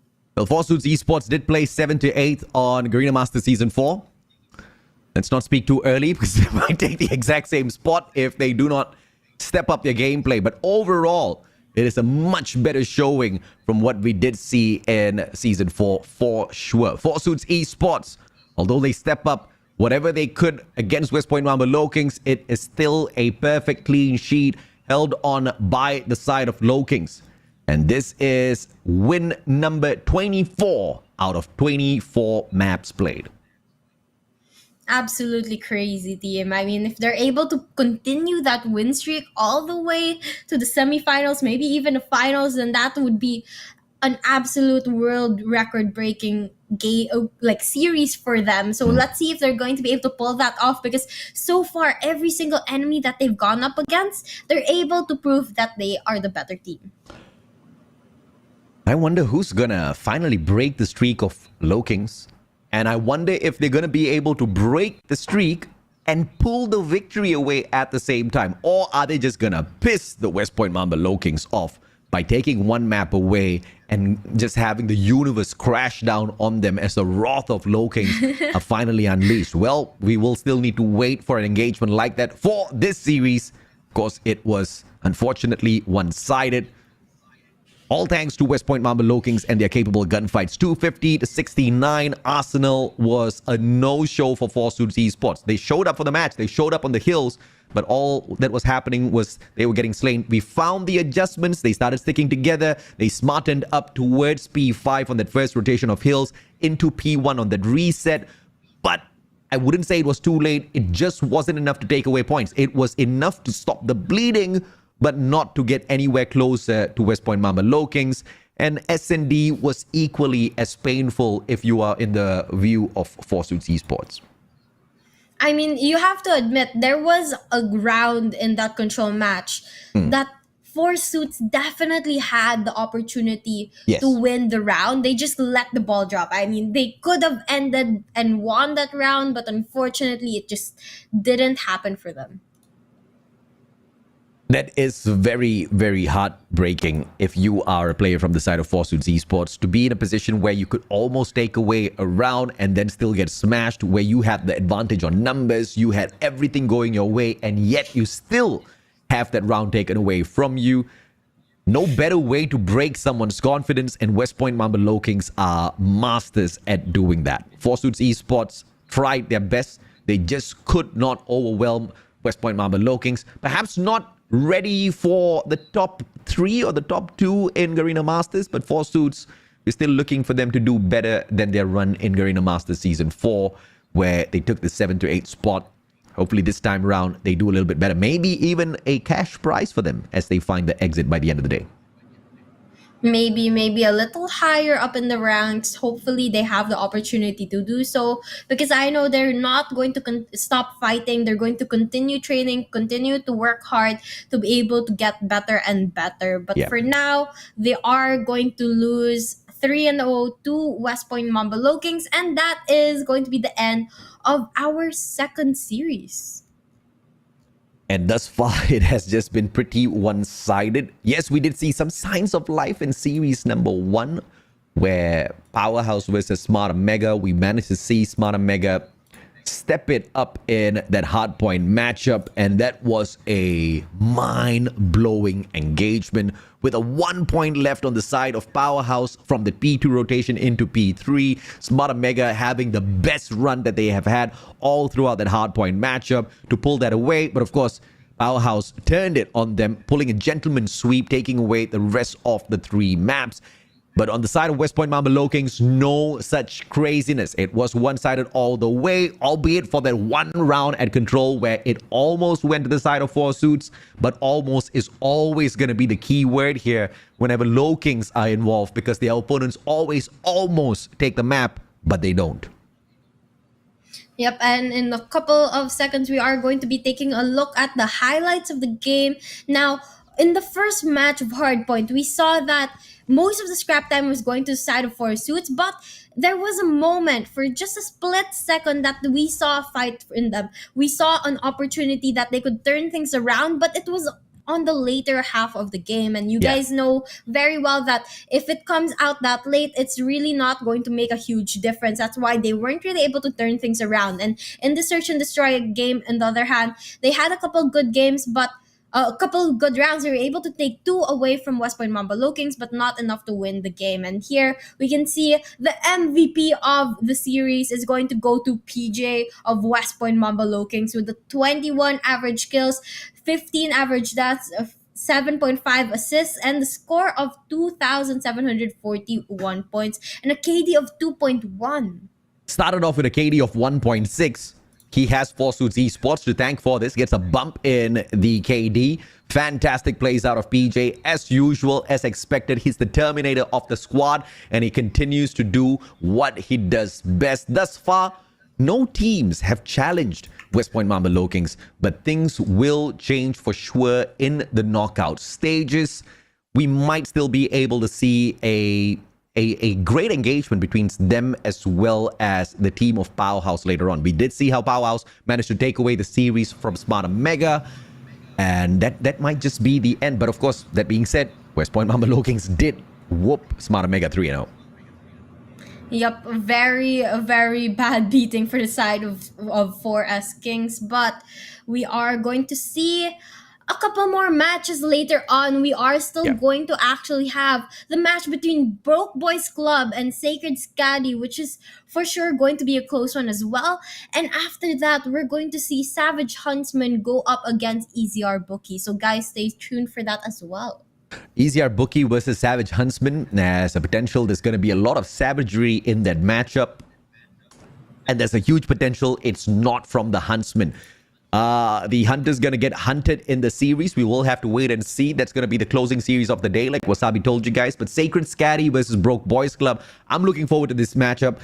We have not seen a game number 5 thus far. Perhaps this series will deliver that, Wasabi.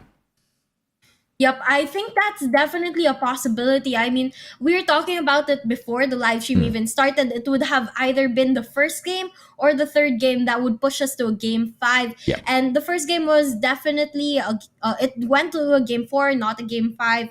This one definitely might go down to a game 5. But if it doesn't go down into a game 5, it speaks a lot for the quality of either one who's able to win out a quick series, right? Because I think Broke Boys are the veteran squad. We've seen the names all the way back, like 3-4 years back, you know, from the days of Ways of War. You know, all of these players have been rocking it from back then. Sacred Skadi, on the other hand, they are slightly newer in terms of partnering up together, led by Cisco. We saw a little bit of a lower side of performance out of Sacred Skadi in Season 4, but we see them so much more improved. A little bit of a re-roster, and Cisco has definitely stepped up his gameplay. He's not mucking around anymore. He's set his mind straight, and it seems like this guy can really deliver. I mean, anything he puts his mind to it, he becomes really, really good at it. And I think he just needed a little bit more of a push to be able to help really put Skadi on another level. And right now, their team has definitely improved. But Broke Boys Club has improved as a lot as well. I mean, they've went up against the Giants. They placed up a good fight. They beat Smart Omega. And, well, that definitely speaks a lot about how much they've improved over the last couple of months since we've seen them. They beat Smart Omega. They took away an SND from EZR Booky, which is very, very rare because, you know, EZR Booky is fantastic on that game mode. But unfortunately, there is no interview with Smart Omega. A little disappointing. We're going to take a quick short break. When we come back, let's see if this Sacred Skadi squad can do anything against the boys who are a little bit broke. We'll see you guys in a bit.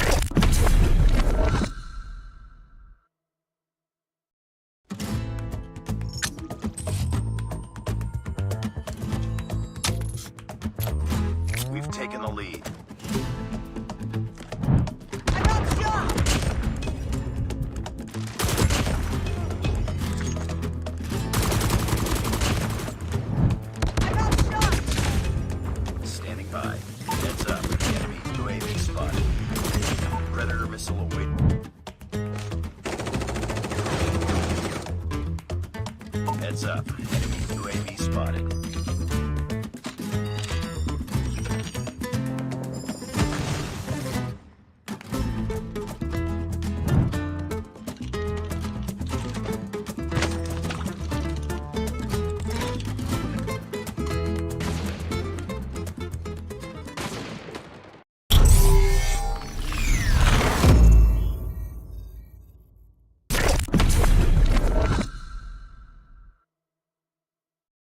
My world's so bright, it's hard to breathe, but that's alright. And we are back for Garena Masters Season 5 Knockoffs Day number 1. We're done and dealt with 2 series so far, and we have 2 more coming up for you guys. Once again, I am Wasabi Gaming, and with me is AJ Mustachio. It's going to be an interesting one. Hopefully, the Broke Boys Club can put up a strong fight and drag this out, because Sacred Skadi have looked pretty solid in Group A. Apart from the matchup against Powerhouse, they have won every single series in a phenomenal fashion. They've taken 3-0s on all of them. Once again, they dropped only 1 series in the group stage leading up to the knockouts against Powerhouse, and even there, they took a phenomenal victory. Take off hardpoint 250 to 123. I was shocked. I did not see that one coming. So no matter whatever happens, Broke Boys cannot allow them to, number 1, go into takeoff. Number 2, they still have to be really careful of what Skadi can do in that hardpoint matchup. If Broke Boys can survive that, even pull away a victory there, there's a strong chance this one's going to be a 5-match game. I definitely think it's going to reach a game 5 as well. I mean, looking at Skadi, looking at Broke Boys Club, they're definitely teams at par with one another, and they can definitely push it to a game 5 if they so choose to do so. Now, on the side of Skadi, we have to watch out, because these players are very good with their positions, and they're able to be very versatile and be able to make those adjustments really quickly. On the side of Broke Boys Club, on the other hand, they're very scrappy, and they're always going like they know how to play scrappy, they know how to make quick plays, and it's just going to be a matter of consistency if they're going to be able to pull it off against Skadi as well. This is the lineup of matches that we started off the day with. Powerhouse, they managed to shut down Smarter Mega in phenomenal fashion, 3-1, and even that 1 victory gotten by Smarter Mega was a 1-pointed difference. Powerhouse could have made it a 3-0, which means we need to see more from Smarter Mega as they make that lower bracket run. The same will be said for Four Suits eSports. We're expecting more from them, as West Point Mama LOWKINGS disposed very quickly the team of Four Suits eSports in their series, a 3-0. Donut served up hot.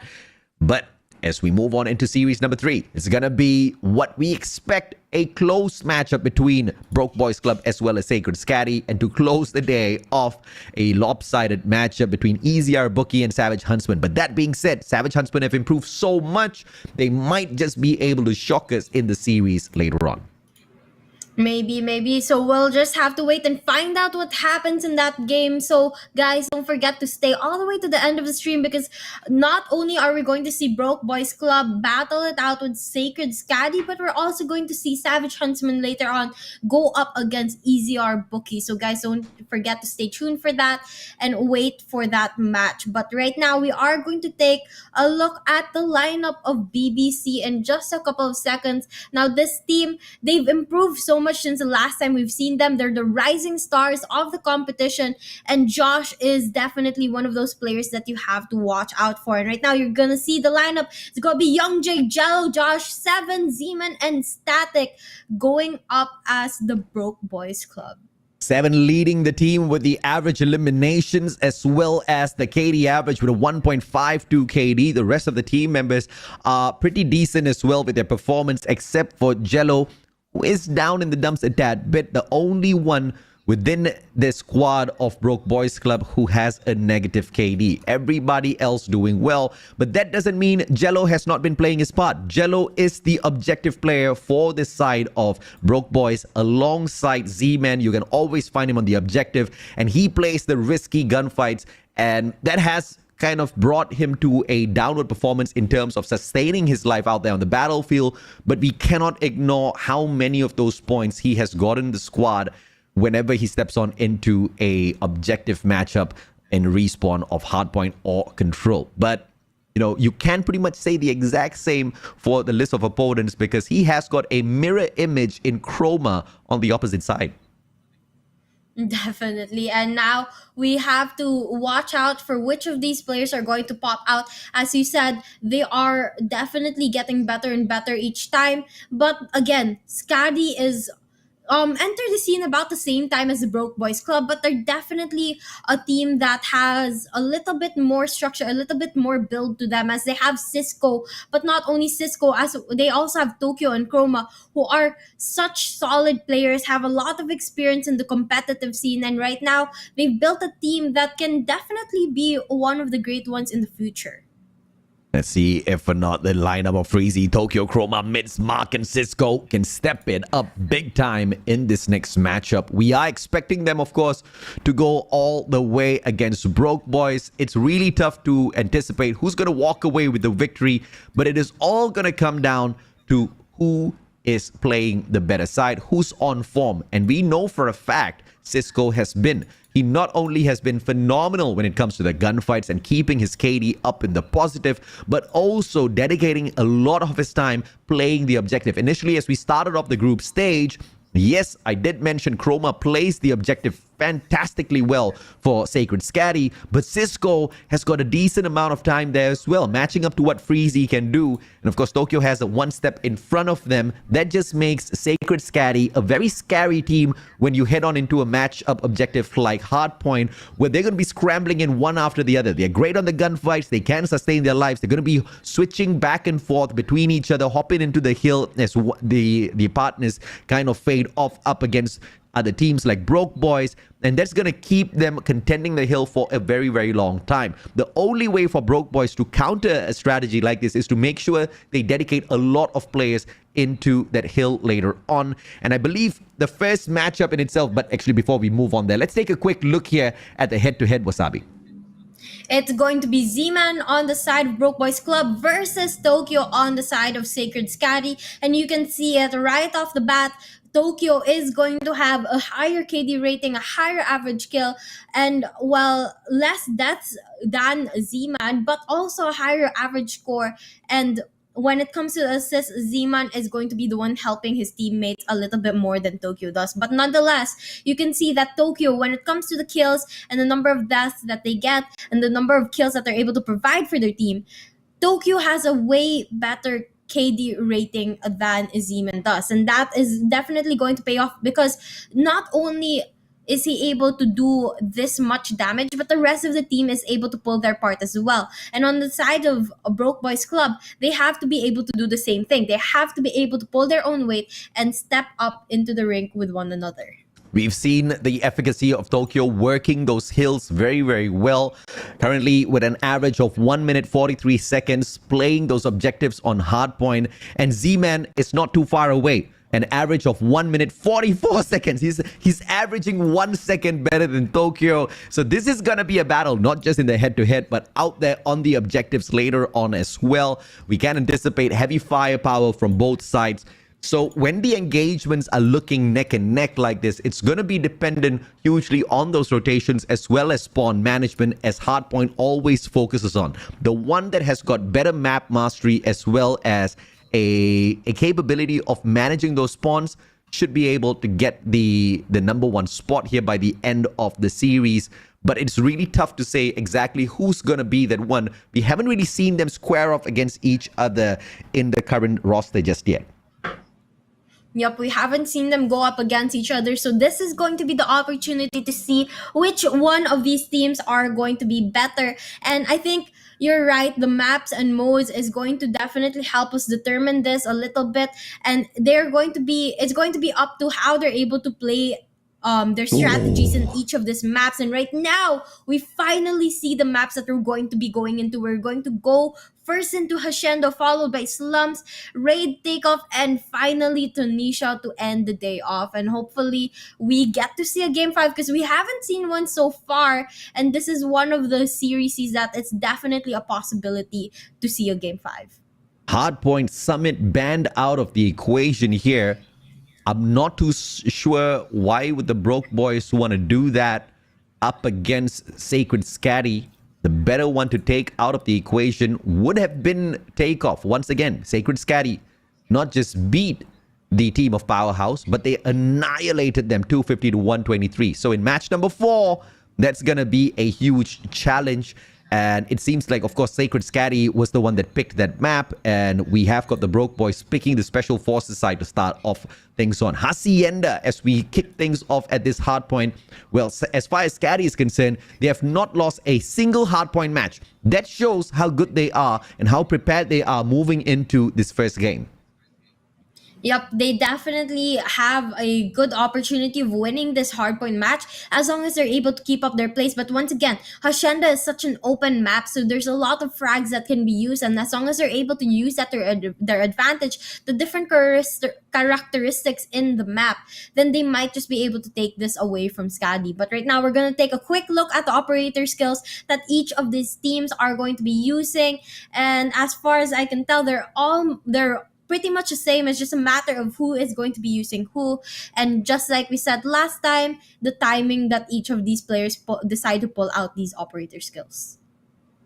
It's all gonna be about the timing. The decision making, of course, is key on any of these games, but if the communication is not strong, if the investment is off by a couple of seconds, if the player investing the operator is out in the open or on the front lines with no backup whatsoever, that waste could cost them the match, because I'm anticipating a close one, just like what it was between Powerhouse and Smart Omega earlier. We noticed a single mistake could definitely cost them the game, and it did. This is one mistake that neither one of these two teams can make. It's going to be a heated one.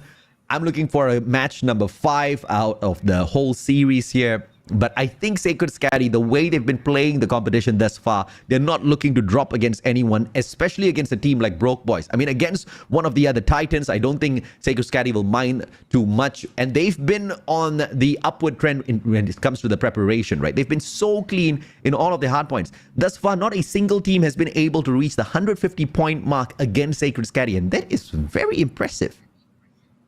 That is definitely a very, very impressive thing for them to pull off. Yeah. But let's see if BBC is going to be able to change the tides here and actually win up against Skadi and take maybe more than 150, maybe even win the map over Skadi in this game.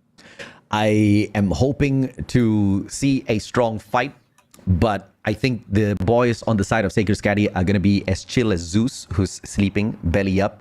Broke Boys Club are probably going to have their job cut out for them, unless, of course, we move things into a slower pace match like S&D, where we know Young Jay is going to be stepping up alongside Z-Man as well as Josh. We've seen the way Seven plays these S&Ds as well. The whole team of Broke Boys are just so much more refined when it comes to their S&D plays as opposed to Hardpoint. So it's all going to be in the balance here, and they need to find the victory here, Broke Boys, at Hacienda.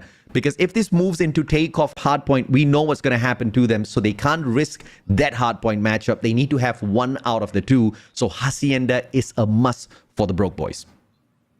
Yep, this is a big game for them right now. If Broke Boys Club is going to be able to win this match, then it's definitely a step up from what they are going to be setting themselves up if they lose this game. So right now, you can see that the players are off heading towards the center of the map where the first hill is going to open up, and they are trying to be able to get those power positions, because this map is so large that you have to be able to control the second floor of this building to be able to get even close to the hill and earn points. Skadi opening things up well, but Broke Boys finding the break from the side of backyard, flushing the players of Skadi out of the hill and using that second floor as a great vantage point before hopping on in to play the objective. Mid's gonna miss one great opportunity, and the CBR beams him down. Static with a fantastic play, but in the meantime, Skadi really missing their footing here on this first hill. Yep, definitely. And right now, you can see that we are actually seeing a really good fight from the side of Broke Boys Club, and they've racked up already 23 kills. But as the time ticks down on the first hill, we are going to start rotating into the second one to the garage, where the players of Skadi have already set up and they've gone for the early rotation. They've already set up and they're ready for the push of Broke Boys Club to come in. And right now, so far, Broke Boys is not able to push in just yet, and Skadi remains to hold down the hill there. Oh, fantastic hold here by Mids and Tokyo. Jello circles around, finds Cisco, but Mids are on the opposite side, finds an easy frag. Skadi making their way back into this hardpoint matchup to equalize things, but now spawns from the back. This is the open driveway attack coming through from 7 and Gang. They flush on in together. They've got the numbers to overwhelm, and Jello needs to step on in as well from the side of Lobby, and the timing is a tad bit off. Broke Boys find no break as the team of Skadi still holds on to this hill. Yep, but right now you can see Broke Boys is finally going to get the hill, get a couple points to their side, but it's still a back and forth between them and Skadi for the last couple of seconds of scrap time on this hill. But as I say that, Skadi decides to go in for the early rotations into the third hill, as they know that it's a better fight for them to go in for the next hill than to fight for the last 2 seconds on that last one. But now you can see that it's still a very close game between the two teams. Though Broke Boys Club has a slight lead, about 20 points over Skadi, it's still one that Skadi can definitely make up for if they're able to hold down this hill. 20 points lead at the opening of this hill. Broke Boys had over Skadi. Skadi needs to find their way back in here, but the gunfight's going just one way, and it is the way of the Broke Boys. Skadi struggling, and it is the special forces spawn for the team in blue. They can't find their way up mids. Working the War Machine, but the War Machine fails as well. They get traded out. Here comes the Claw, courtesy of Jello. The CBR4 in the hands of Z-Man. This is just an all-out perfect defense by Broke Boys. Skadi finds no break and barely finds any points here on Warehouse. Now, this is what we were talking about. We said that Broke Boys Club needs to win this hardpoint match, and they are definitely putting up everything they've got to be able to win it and set themselves up for success. So far, they are getting closer and closer towards that 100-point mark. Skadi about half the points that they have right now, and they are going in for those early rotations. Broke Boys Club are setting up to go in and widen that gap between them and Skadi. And if they're able to continuously do this, continuously keep up the momentum that they have right now, they will definitely be able to end this game quickly. 44 seconds to go. Skadi breaking it with a single pointed attack straight towards the observation from their spawns out of garage. Nobody flanking around from the side of Mana, but it still checks out for the side of Skadi. But is it gonna be enough to walk away with the rest of the points here at P3? This is gonna be, P4. It's gonna be a little bit of a tough fight, as Broke Boys now just angling up the attack from the sides of Docks. They've got 5 players to play around with. 18 more seconds. Stop the bleeding. 2 more players to knock out of the equation. 1 player rotating around from Mana, but 7 is a tad bit slow to the party. And Skadi wins it out on the way to a comeback, narrowing down the gap between the 2 squads. Scrap time going to the side of Skadi as we move back into the first hill, which happens in the middle of the mansion. And right now, you can see that it's kind of a fight between the two teams because this hill is so big, it's so large, and there's a lot of places to hide around. So this allows the players to stay alive even if there's an enemy close by. Now, it's just a matter of who is going to be able to get enough support to claim the area first. And it looks like Skadi is going to have the support needed from the team to be able to rack a couple points here and getting closer towards Broke Boys Club, only needing 10 more points to catch up. And if they are able to pull that off, then they will have to go also for the early rotations into the second hill to be able to get the advantage on the game. And just like that, they are back in business, baby. Skadi making sure they keep this match alive, keeping it neck and neck, 103 to 108. 5 points between the two, and Mids finds the hill once again. What a scrappy game this has turned out to be. It's all out gunfights, early rotation into P2, coming through courtesy of Broke Boys. We saw this earlier on as well. Skadi did manage to flip things around as they took the spawn away from the driveway, but this time attacking directly from the observation deck, and they do not have a lot of those operators to play around with like what the Broke Boys do. Definitely. I mean, that's a huge advantage that Broke Boys has right now. If they're able to use it properly and use it to hold down this hill, then they're going to be able to catch up to Skadi. But right now, Scotty's going to be the ones holding down the hill and actually getting the advantage. They have the 230-point mark already to their side, and they continue to rack up more points. Now, it's been a little bit, we see a little bit of a contest from Broke Boys Club, but they're not really able to really capture the point and take it from Skadi just yet. And Cisco pulling out the Gravity Vortex gun is going to block off the entrances, as well as the use of smoke to block the sides of the enemies is going to allow them to get more time on this hill. They initially did not have the advantage with the operators, but they worked their way up. They won out their gunfights. They had a massive hold on that hill, working through their operators as well. And that has given Skadi enough points to be in the lead, to sacrifice the remaining points to rotate over towards this warehouse. P3 is going to be the money hill for Skadi if they can use it the exact same way as the Broke Boys earlier on. But rotation from Jello, and in his hands the Fennec, going up against player number 2, Mids, and Mids wins out that engagement, and that hill is for Skadi for the time being.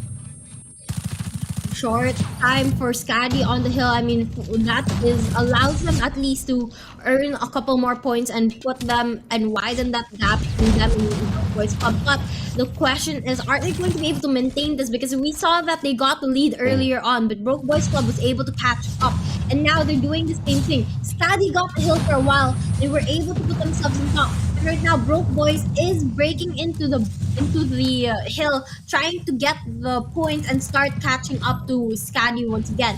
This is such a close match, about 15 points difference every single time, and it's not getting any closer or wider, and that just shows that these players are definitely at par with one another, just one-upping each other time and time around. A little bit of a mistake there, unfortunately, from Skadi, not playing the flank around mid-manor towards that backyard, but they take a straightforward attack from Special Forces base, and that was easily guessed out by Broke Boys, just focusing all of the attack towards the lounge as well as garden, making the job easier for Broke Boys. Skadi shouldn't be focusing on doing that, but now spawns from the left-hand side, which should be very easily connected over. Observation deck as they play this. They do have a slight advantage. Operators on activation. Young J whipping it out. Jello's claw goes down. Young J loses his life as well. Advantage back to Skadi as they down the operators. Now, match gets even closer as both of the teams at 160 points, and it's just a matter of who's going to be able to claim the hill. But right now, it's going to go to the side of Skadi. 20 seconds scrap time left on this hill, and Broke Boys Club still deciding to go in for the push, trying to get the scrap time as much as possible. But unfortunately, they're not going to be able to get any of it, and that's going to go to the side of Skadi, putting them at 180 points already. Broke Boys Club now have to find a way to get the advantage as they rotate back into the first hill, and they have to be able to find a way to get closer towards that 200-point mark first, because we are getting closer and closer towards the end of this match, and whoever gets the most time in the hill is the one who's setting themselves up for success. And again, there's a lot on the line for Broke Boys Club here, because they don't want to push for a game 4. They need to be able to get this map as soon as possible and win it over Skadi if they can end the game. Like neck and neck yet again. Broke Boys right in front. Skadi with the break on this reset. Third time on the rotations for hills. Can Skadi walk away with yet another comeback?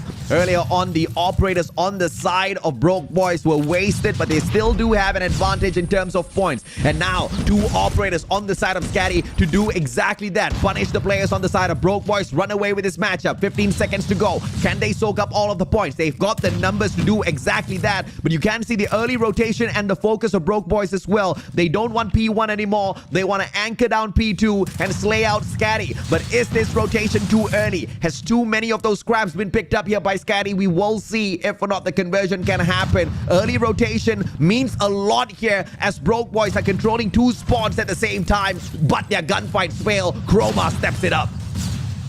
Yep, Broke Boys Club, they're able to get their rotations, but unfortunately, they fail when it comes to the gunfights. And right now, Skadi is going to be the ones holding down the hill.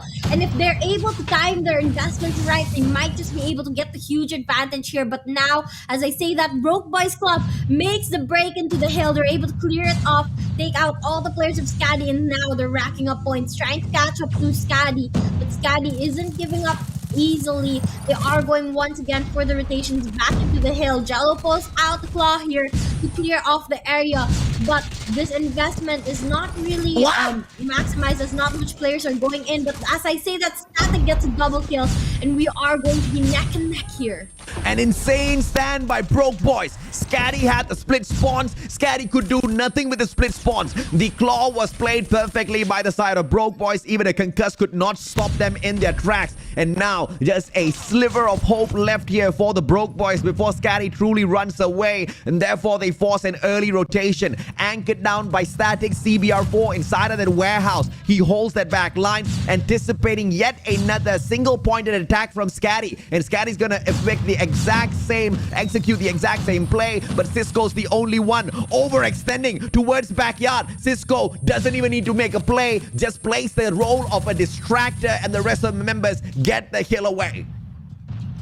They definitely have now the opportunity to close up the game because they only need about 11 more points to end this match. But from the looks of it, they have to be careful because Broke Boys Club is continuously going in for the push. And right now, Broke Boys Club is going to be able to get the hill a couple seconds on their side, but not enough to catch up to Skadi just yet. Skadi only needs 6 more points to close up the game, and they let go of that hill, which is probably going to force them to wait until the next one to be able to close up the match. And just as I say that, time on this hill runs out. Scrap time going to the side of Skadi, while Broke Boys Club would start rotating into the next one. Now this is where it's all going to go down to. If Broke Boys Club is going to be able to hold it out, they're going to be able to catch up and win against Skadi. But Skadi, only needing 2 more points, has the opportunity to end this if they make a break into the hill. 1 more point was all it took Almighty to pick up to end the game, but Smarter Mega made one of the greatest comebacks. Can Broke Boys do the exact same as well? Skadi on 248, Broke Boys on the run of their lives. This is gonna end right here on this hill. The bleeding will not stop just yet as Jello CBR4 controls the hill. Skadi finds the break. 2-second finisher. Broke Boys, at least they didn't break their backs trying to get that matchup away. What a fight between the two. And Mids, you almost choked that. It was definitely a very, very close game there. But at the end of the day, the players of Skadi were able to close it up. And they did it by outslaying every single player of Broke Boys Club that was in the hill, forcing them to spawn at the opposite edges of the map, which gave Skadi the time to earn that 2 points that they needed. Very interesting play by both teams. Very scrappy, and we didn't see either side outsmarting either one, right? We just saw a very straightforward engagement, hill after hill after hill. They just took whatever spawns the game was giving them. They just rushed on in. Early rotations were a thing for both sides, but I have to say, Broke Boys just didn't manage to walk away with most of it because they were the ones with the majority of those earlier rotations, couldn't make much out of it. And even that final rotation from P3 into P4 could have been done a little bit better. They left 7 to be the only final player to stop the bleeding. They could have at least put 2 more players there to back him up. Every single point was definitely needed. It could have made the difference. And from that P3 into P4 rotation where 7 got taken out, there was about 6 points or so earned by Skadi. And that definitely made a difference in this game. That is right. I mean, every point counts. Every point puts you closer towards the target goal. And they have to know when to, give up scrap time and when scrap time is very important to get. And I think that's where SACRED SKADI got a little bit of an advantage. They were able to maximize the scrap times they got. They didn't take it for granted, and they were really able to close up the game later on. But with the first map done and dealt with, we are going to be heading into the next game, which is going to be in Slums. Slums, SACRED SKADI took an L against Powerhouse. 5-7, they lost that matchup. Broke Boys Club, on the other hand, are not super efficient at this map. Smarter Mega did manage to bag them. 4-7 was that scoreline. They did, of course, manage to take away those 4 rounds, but nothing to scream about. Both teams know the rotations. Both teams have got great mastery of this map, but Cisco loves slumps. And it's an S for S, and Cisco should be able to deliver once again, as he always does. But it's going to go down to the wire here. Which team plays it a little bit more strategically? And of course, the attackers have the advantage. So the defenders here, they need to make sure they play an aggressive enough match to make sure the attackers don't get into those bomb sites early. And we've seen that strategy work out for not one, but many a team so far. Yep, and they also have to be able to get those early picks, not play too aggressively. I mean, you know the map slumps. That center area is so open that you have to be very, very careful of all the snipers that could be right around the corner watching for you to peek at an angle. And that's why, like, you have to be able to play for those picks. You have to be able to take down your opponent's sniper before you go into that area. Let's see if or not the boys are going to be able to do exactly that. I know for a fact Young Jay will be back on the snipes, and this guy should be able to rock it all the way. Josh and Seven, they're very dependable players on S&D. Slumps, a comfort pick for both sides, actually. It's all going to be dependent on, like you said, those early engagements, Wasabi. Yep, and right now we can see that's exactly what's happening. But Broke Boys Club, a lot of them fall early on, now making it a 2v3 situation in favor of Skadi. And in a matter of seconds, the round is done.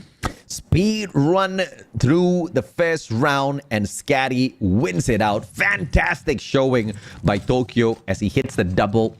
Cisco Chroma mark, finding a way to make their mark in that first round. And Broke Boys, they are on the attack. We expected an aggressive defense. I asked for it. I got exactly that. But the attackers should have been playing that a tad bit slower. But it's the kind of rock, paper, scissors you play in matches like this. They know that pushing in towards the bomb site is way too risky. They slow the pace down. They sustain their lives a tad bit longer. Young Jay, the moment he finds this opening frag, that's going to be the marker for them to move on in. Yep, and right now you can see that Young Jay gets a headshot on Cisco. Big play with the sniper there. That's going to open things up for them a little bit. Getting another one just like that, and you can see already how powerful the snipes of Young Jay is. 3 in a row, just taking down every single player that he comes into contact with. And now Skadi is down to the last player. Chroma here has to stay alive against 4 players on the side of Broke Boys Club if he wants to be able to win this round. Young Jay with the triple. Z-Man finds the plant. Chroma, as he slowly wraps around, you can see the positioning from the side of Broke Boys. A little bit too good. Young Jay watching their backs and finds the quadra on round 2. Fantastic setup. And Young Jay, each and every single angle, rewarding him with the kill. Yep, I mean, you know, he is just so deadly with that sniper, and he knows it, and he knows how to play it, how to use those sneaky angles to his advantage to be able to get those kills early on. And right now, we can see Freezy here going for a relatively aggressive push as he goes towards enemy borderlines, but not crossing it just yet. Right around the corner, a stack of enemies, opponents waiting for him, and he is not pushing just yet. Now the game is slowing down a little bit as both of these teams are at a tie, and they want to be able to even out the playing field. Now things slow down, and they are looking to be able to get a pick to get a better advantage here before finally going in for the push. Right now, you can see the players of Broke Boys Club. They're just trying to look for the players of Skadi, but they're nowhere to be found. Slow pace. They're going to be depending on Young Jay once again. Kali sticks in hand. Z-Man. Easy one, and the concuss does find one Chroma flash, but finds Z-Man either way. Trade comes on through. Freezy down on the ground. Cisco for the clutch in a 1v4. Oi? What? 7, come on. Well, that was quite an unfortunate one. But right now, we can see Cisco is the last player on the side of Skadi, while Broke Boys Club still having 3 on their side. The bomb gets planted over at that B side, which means Cisco, with the Locust at hand, has to be able to find a way to knock those players, pick them off one by one without going too aggressive. Because if he goes in close there, he's gonna get spotted by all the players that are watching these angles. And right now, 14 seconds left. Unfortunately, gets faced by 2 players and knocked out. Just like that, 2 points going to the side of a Broke Boys Club. A flying finisher by Static. Broke Boys turning around the pace of this game little by little. All started off with Young Jay. And it has to continue with Young Jay. Can he deliver yet again? Concuss sent on in, but it's a push straight on towards Statues. What a attacking side of Broke Boys this time round. They catch Skadi with their pants down and they punish. And now a 2v5. Cisco and Mark, the 2 snipers of Skadi. They've got to pull this off somehow. They definitely have to find a way to turn things around because Broke Boys Club is definitely stepping up their game. And now the bomb gets planted over at the T site, which makes and forces Skadi to play a little bit more risky right now. But Cisco is going to be able to take one down, making it a slightly less of a hard curve up. But right now, he needs to be able to get this kill. He sees Z-Man right there behind the bomb, but not able to line up the shots just yet as he holds a head ledge. And now we're going to be down to a 1v1 between Cisco and Young Jay. 8 seconds left on the clock, and unfortunately, Cisco just can't line up his shots. And the round win is going to go to the side of Broke Boys Club once again. Young Jay striking yet again. 3 from that round. Can he find more? Pretty sure the answer is yes. And it was a massively aggressive round. Young Jay, early access this time. Delivers yet again. Grau on the play. This time finds 3 players out in the open. Tags up both, but Mark turns on him. Chroma, slow push. Finds the bomb site. Spots 7 as well. The backup is strong as 7 finds the tag. Tokyo trading out Static. 7 out of the bomb site and back in towards Broken in a 2v3. Very smart retreat from both boys. Yep, a good retreat. I mean, they are down a player, and now they're down to 1 player. So it's better if they play this a little bit more passively. But 7 gets spotted. He gets a kill on Tokyo even with just 1 HP left. But right now, you can see he's running for his life because that's a location, that's information given to the side of Skadi on where 7 might be. Now, down to a 1v2 situation with 7 holding the bomb. He has to be able to get a kill on either Cisco or Mark to be able to have an even playing field. 7 finding the clutch. I mean, it looked so doable earlier. A 5v2 and then all of a sudden now 7's all alone. All out sniper battle perhaps. 7 switching out of the Locust. Trying to challenge Cisco at his prime. Can 7 walk away with a good one here? The 2 players from the side of Skadi not aggressing to either side of the bomb sites. They know they can play perfect retake. 7's not going for the plant just yet. He wants to go on the hunt. Cisco out in the open. It's all about the timing. Cisco misses him. 7 hears the shots. Cisco no trigger discipline, but 7 knowing exactly where he is wants to play the objective instead.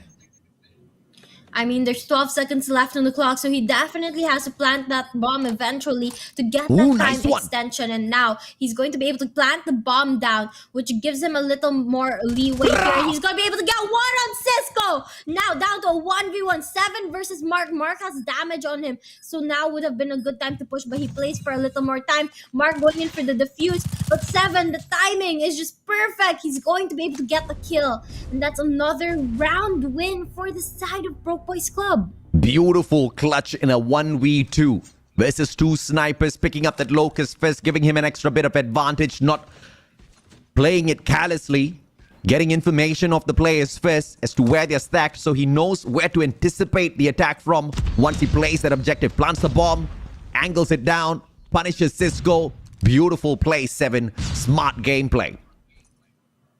Yep, and right now you can see that they are slowing things down as Broke Boys Club starts getting closer towards that target score of 7 points. Skadi has to find a way to change up their strategy. Cisco's going to be able to get a wall bang there, which makes it a 4v5. Skadi now has a numbers advantage, but the question is, are they going to be able to pull this one off? 1 man down as the pace gets slowed a tad bit. Very conservative defense here from Skadi, keeping their lines back within their own compound. Just a little bit beyond the spawn. They do have a little bit of control defensively over A. B is not super open. Mark has got his scopes eyeing for that. Access towards B can be opened up with a couple of concussions sent straight towards him.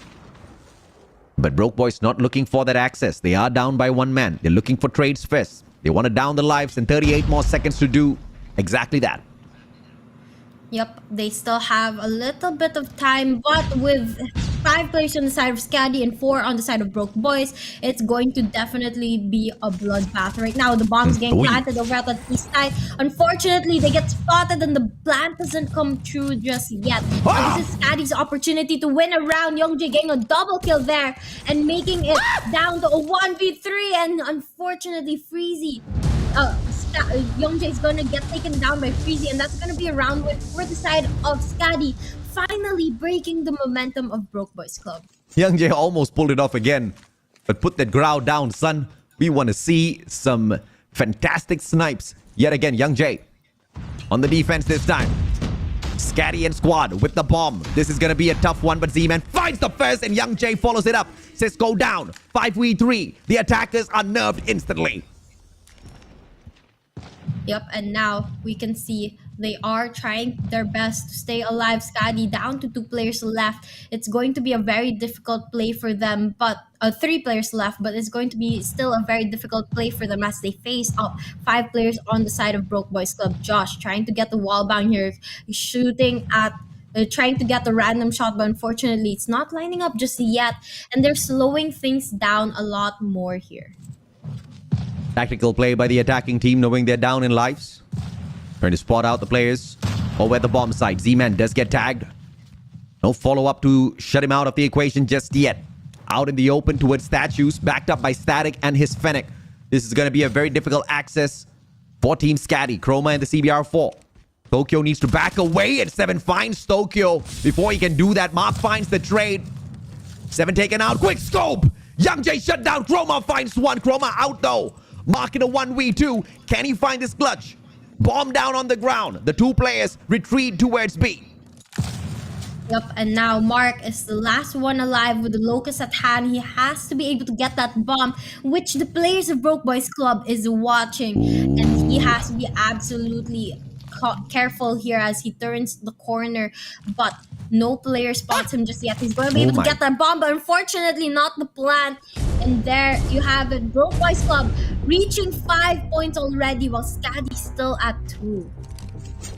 I didn't expect him to pick up the bomb and just run out of the open like that, because positions were unfortunately obvious. Good play, good positioning from the side of Broke Boys.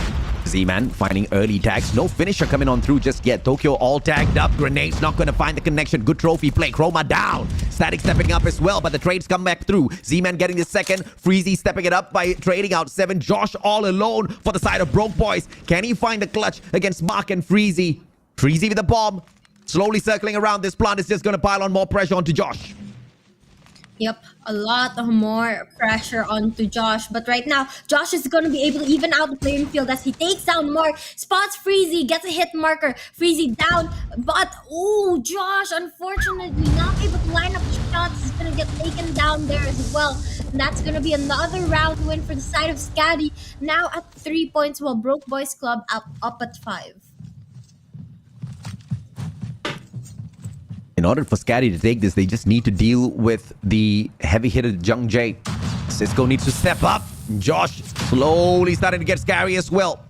Chroma finding the trade. Z-Man and Static both put down.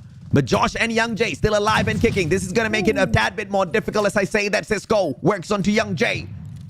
A 2v4. Cisco really low, backs away, leaves Chroma to finish off this job. Mark circling around. Secondary played fantastically well. Locust does not hit the mark. In a 1v1, Chroma finds the finisher, and Skadi stays alive. Skadi really starting to step up their game now. Finally, seeing more fight from them as they slowly but surely catch up to the score of Broke Boys Club. And now we are actually getting closer and closer. Broke Boys Club, they've been at 5 points for a while now and not really able to break into 6 and end the game at 7. But Scadi, on the other hand, they've stepped up their game. They've learned to adjust to the gameplay of Broke Boys Club, and they're doing better at catching up and keeping up with Broke Boys. Overextension Chroma doesn't get punished. Cisco, long rotation round. He's gonna meet Josh, and he's second now. Timing's gonna be key here. Bomb in his hand as well. Josh could pull off the craziest play. Finds Cisco. Chroma trades him out though. They know exactly where the bomb is, and now the defenders do have the upper hand in terms of number as well as positioning, and one player can make this all turn around, and that's going to be Tokyo flanking around from the right hand side straight up towards Memorial, towards B. He's going to match off against Z-Man and his switch plate. Heady played. CBR4 backs away. Smart play by Tokyo. Now, we can see a 3v2 situation between these two teams, with Broke Boys Club having the advantage. Chroma here on the head glitch, spots a player but not able to secure the kill just yet. And Static backs away, knowing that there's players waiting for him there and that it's not the right choice to go in for the push. He decides to back away, going towards the rest of his team who are at that A site. And now the players of Skadi are free to plant the bomb at the B site. But the question is, are they going to put it down, knowing that the players of Broke Boys Club is right around the corner, and Chroma gets the easy plant down, and now we wait for the players of Broke Boys Club to go in for the push. Opportunity is there. Numbers advantage. All about the stacks, and they stick together. Good rotation around. Tokyo suspects this, but the timing's just not on his side. Long time for Young J to put him down onto the ground. Chroma can barely get away. Beautiful take by Young J. Broke Boys, match point. Yep, they are now at match point, which means things are going to get even spicier here, because this is the last opportunity for Skadi to catch up to Broke Boys Club. And on the other hand, Broke Boys Club, this is their opportunity to end the game right now and actually win a map from Skadi. So if they're able to close up this round, then it's going to be way easier for them later on. But for now, we are going to see they're spreading out towards their respective areas. No one going in for aggressive pushing just yet. Josh Part 1 lines up the kill to get Cisco out of the equation. And now we are going to be down to a 4v5 situation. I'm sorry, Cisco. That was just too funny. Both of them lined up. Josh missed the first one. Take advantage of the second. Cisco, the unfortunate sacrificial lamb in that shot. Match point conversion opportunity for the Broke Boys. That's all going to be dependent on Skadi if or not Broke Boys pull that off. Conversion from the match point into game is going to be dependent on whether or not this bomb can be aided to that B bomb site. 3 players on the stack. If Freezy finds the trade near Broken, if he can shut down either Seven or Young J, that might just drag the defenders of Broke Boys towards A instead and open up the B bomb site.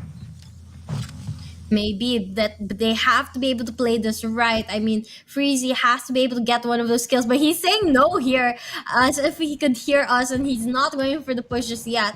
But right now, we can see that the players are just holding down their places. They know that there's a lot on the line right now. Josh here trying to get a wall bang, but shots not lining up just yet, as there's no player behind that wall.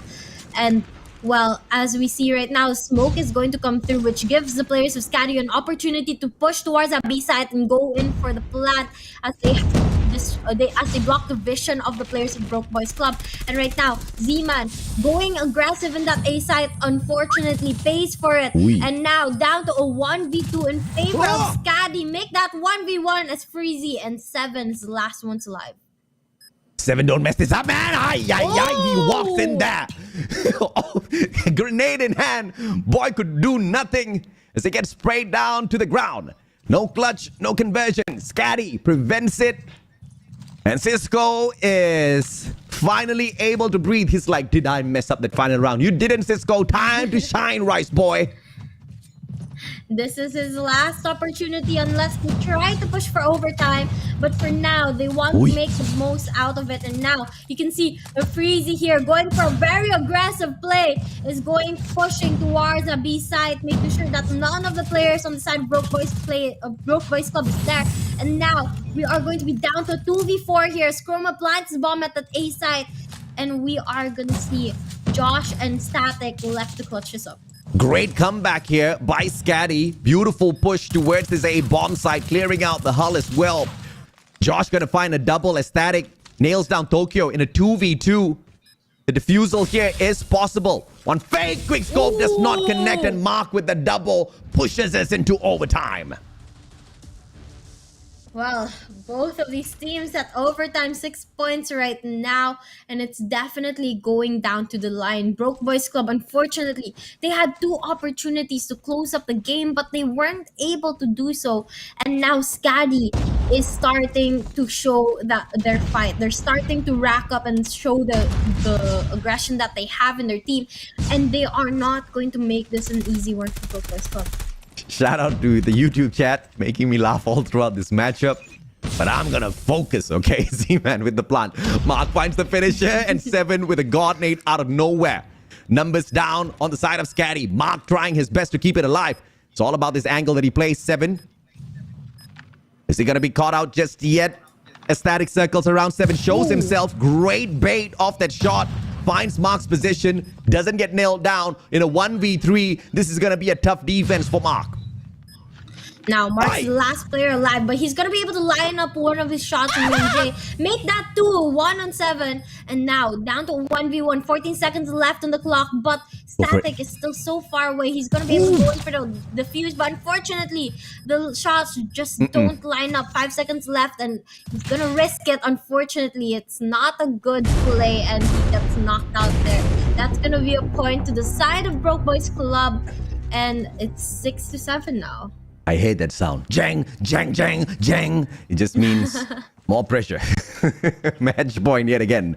Broke Boys Club looking for that conversion. It's all going to be dependent on whether or not they can stop a massive attack yet again from Skadi, who tries to push in towards B this time. Oh my lord! An aggressive one from Broke Boys instead. Static Z and Young J all fighting one for each other. Cisco, final player, can't do much, and he does take down Static. Lifeline for the team Skadi. In a 1v4, can he get it done yet again? Great slide! Cisco outplaying them, but they were going for the melees though. Young J finds the boxing glove finisher. 8-6. Broke Boys broke Skadi.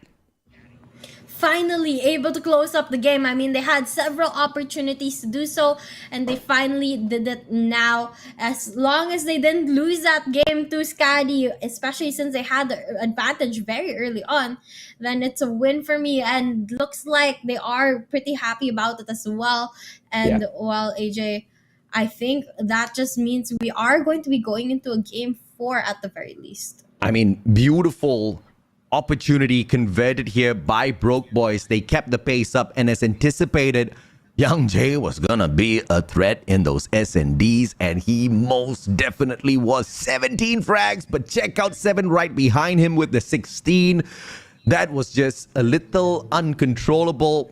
Sacred Skadi really couldn't keep up with the Broke Boys this time, but they tried their best, and Cisco woke up in a couple of those rounds, but he just couldn't match up against Young J. The other players on the other side though, especially Mark, he managed to keep those numbers down, keep it equal. They pushed it into overtime, but the Broke Boys found that finisher in a very aggressive manner, especially in that final round.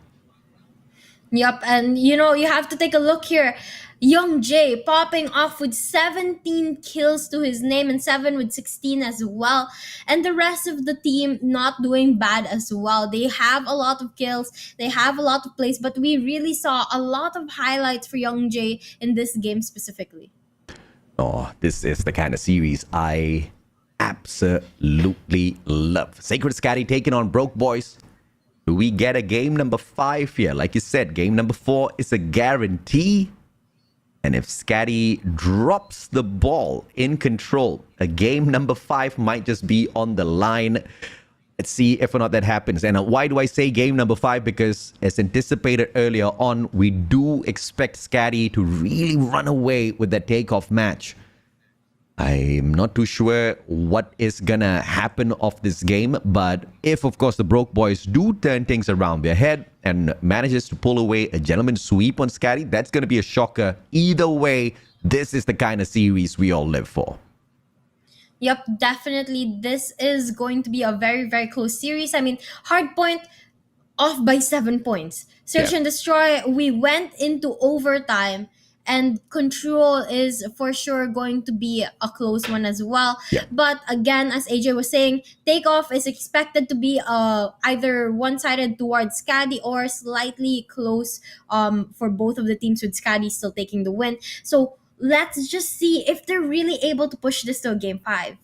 I mean, it was a fantastic SND. I want to see another SND just because of that, right? Slums was amazing. We'll take it into Tunisia later on, providing, of course, the next match is won by the Broke Boys. Slums was a fantastic one. They desperately need raid. We know what to expect at Takeoff. Once again, for those who are not aware, Powerhouse got taken down by Sacred Skadi 250 to 123 at Takeoff.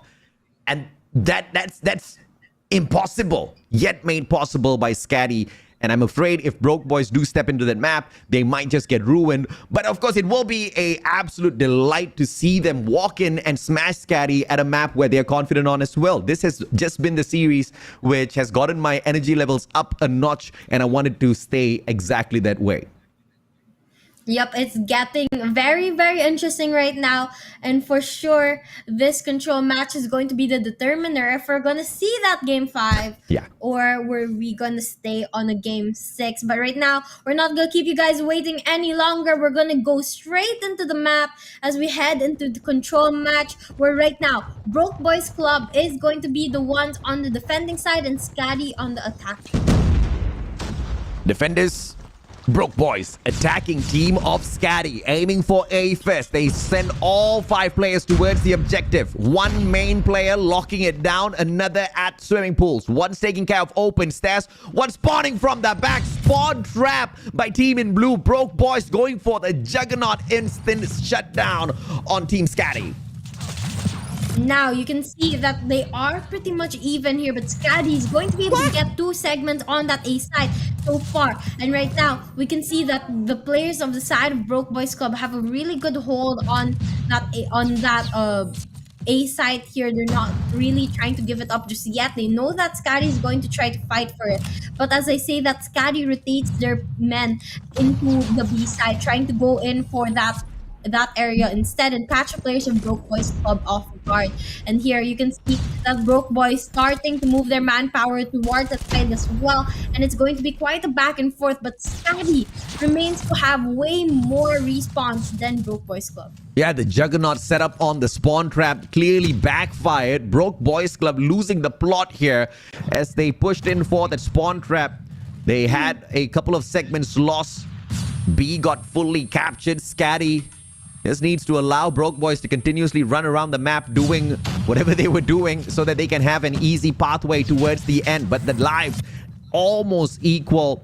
Broke Boys just need to be a little bit more concise with how they execute this. Setting up a spawn trap is very risky. They do lose the lives, but that's what you want to keep up upon Skadi. Keep that pressure up to make sure they don't sneak around.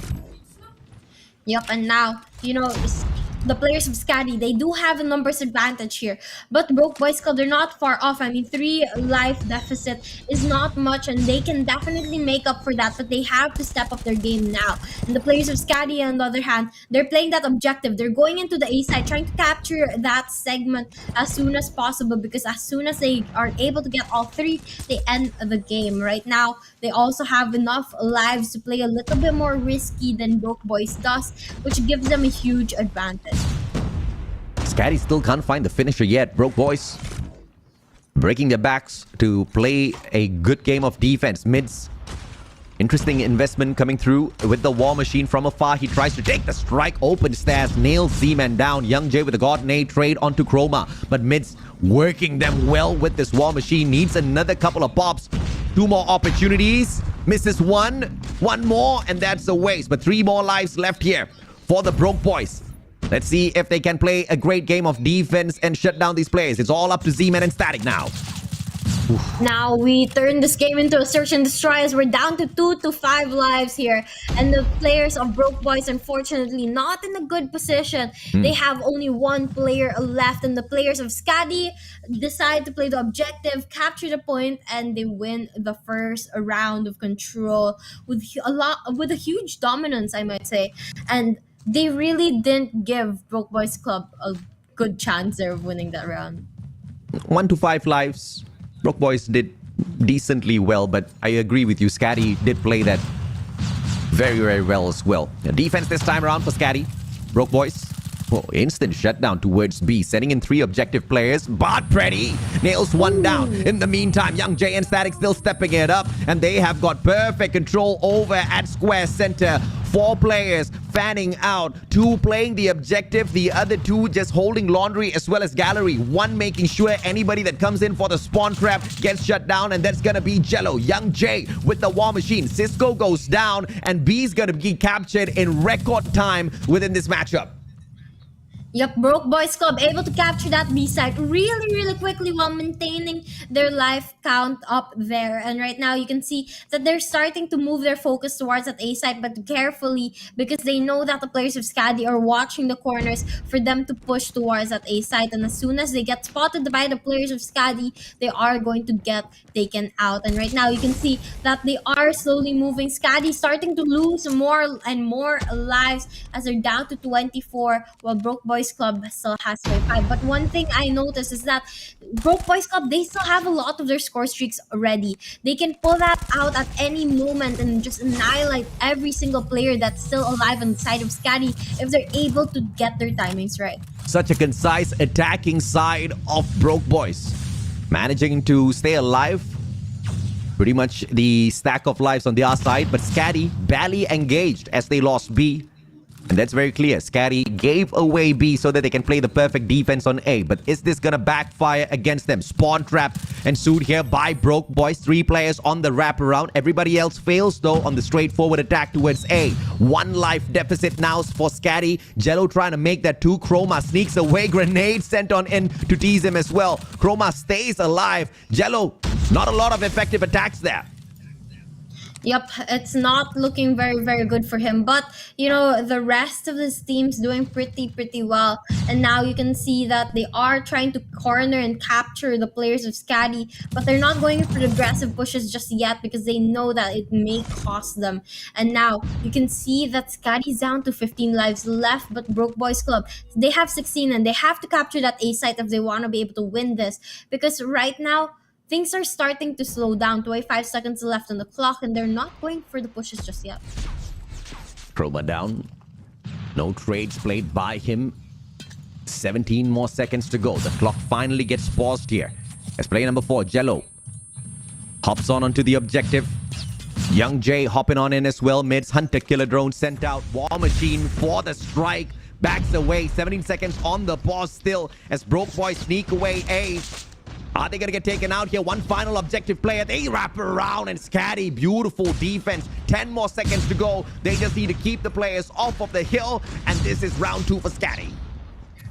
Well, maybe, but right now it's going to be a very close one. I mean, 1 second left, but they extend the time by going into the hill, and they're trying to capture it. And with the smoke blocking their view, they're going to be able to knock a couple of their opponents out of their equation. And just like that, it's going to be a round win for the side of Skadi. 2 points to their name, 1 more to end the game. Very smart defensive play from Skadi, giving up B initially, making Broke Boys think that they had the upper hand, but the number of lives was so equal, right? 25 to 23 by the time the attack onto A started off, and Broke Boys just could not execute a decent enough spawn trap, and that was the lifeline for Skadi.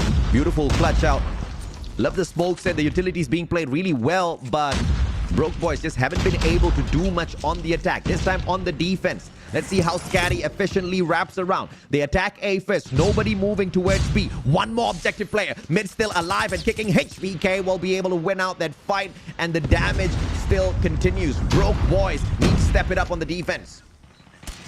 They definitely have to step it up now, because if they lose this round, they lose the control game, and this is their last opportunity to win against Skadi. Because if Skadi wins this round, they're going to end the game and get that 2 map wins in their favor. And as we were saying a while ago, we are expecting them to win the next hardpoint match. So Skadi definitely is trying their very best so that they can end the series quickly. But right now, we are going to see Broke Boys Club at 19 respawns left, while Skadi at 20. None of the segments on the B side captured just yet, but A side, 1 segment captured by the players of Skadi. We asked Broke Boys to step it up. They did exactly that. 3 life deficit for the defenders, but B is slowly being sneaked away. Look at the stack here. 1 overextending, and the rest of them managing to make sure they lock down all those angles. Pillars are going to be taken care of as the 2 objective players sneak away B. Broke Boys playing the same strategy as Skadi, but can they find that perfect execution? Jello on the double as players just find him one after the other. Z-Man backs him up as well. What a play by Broke Boys.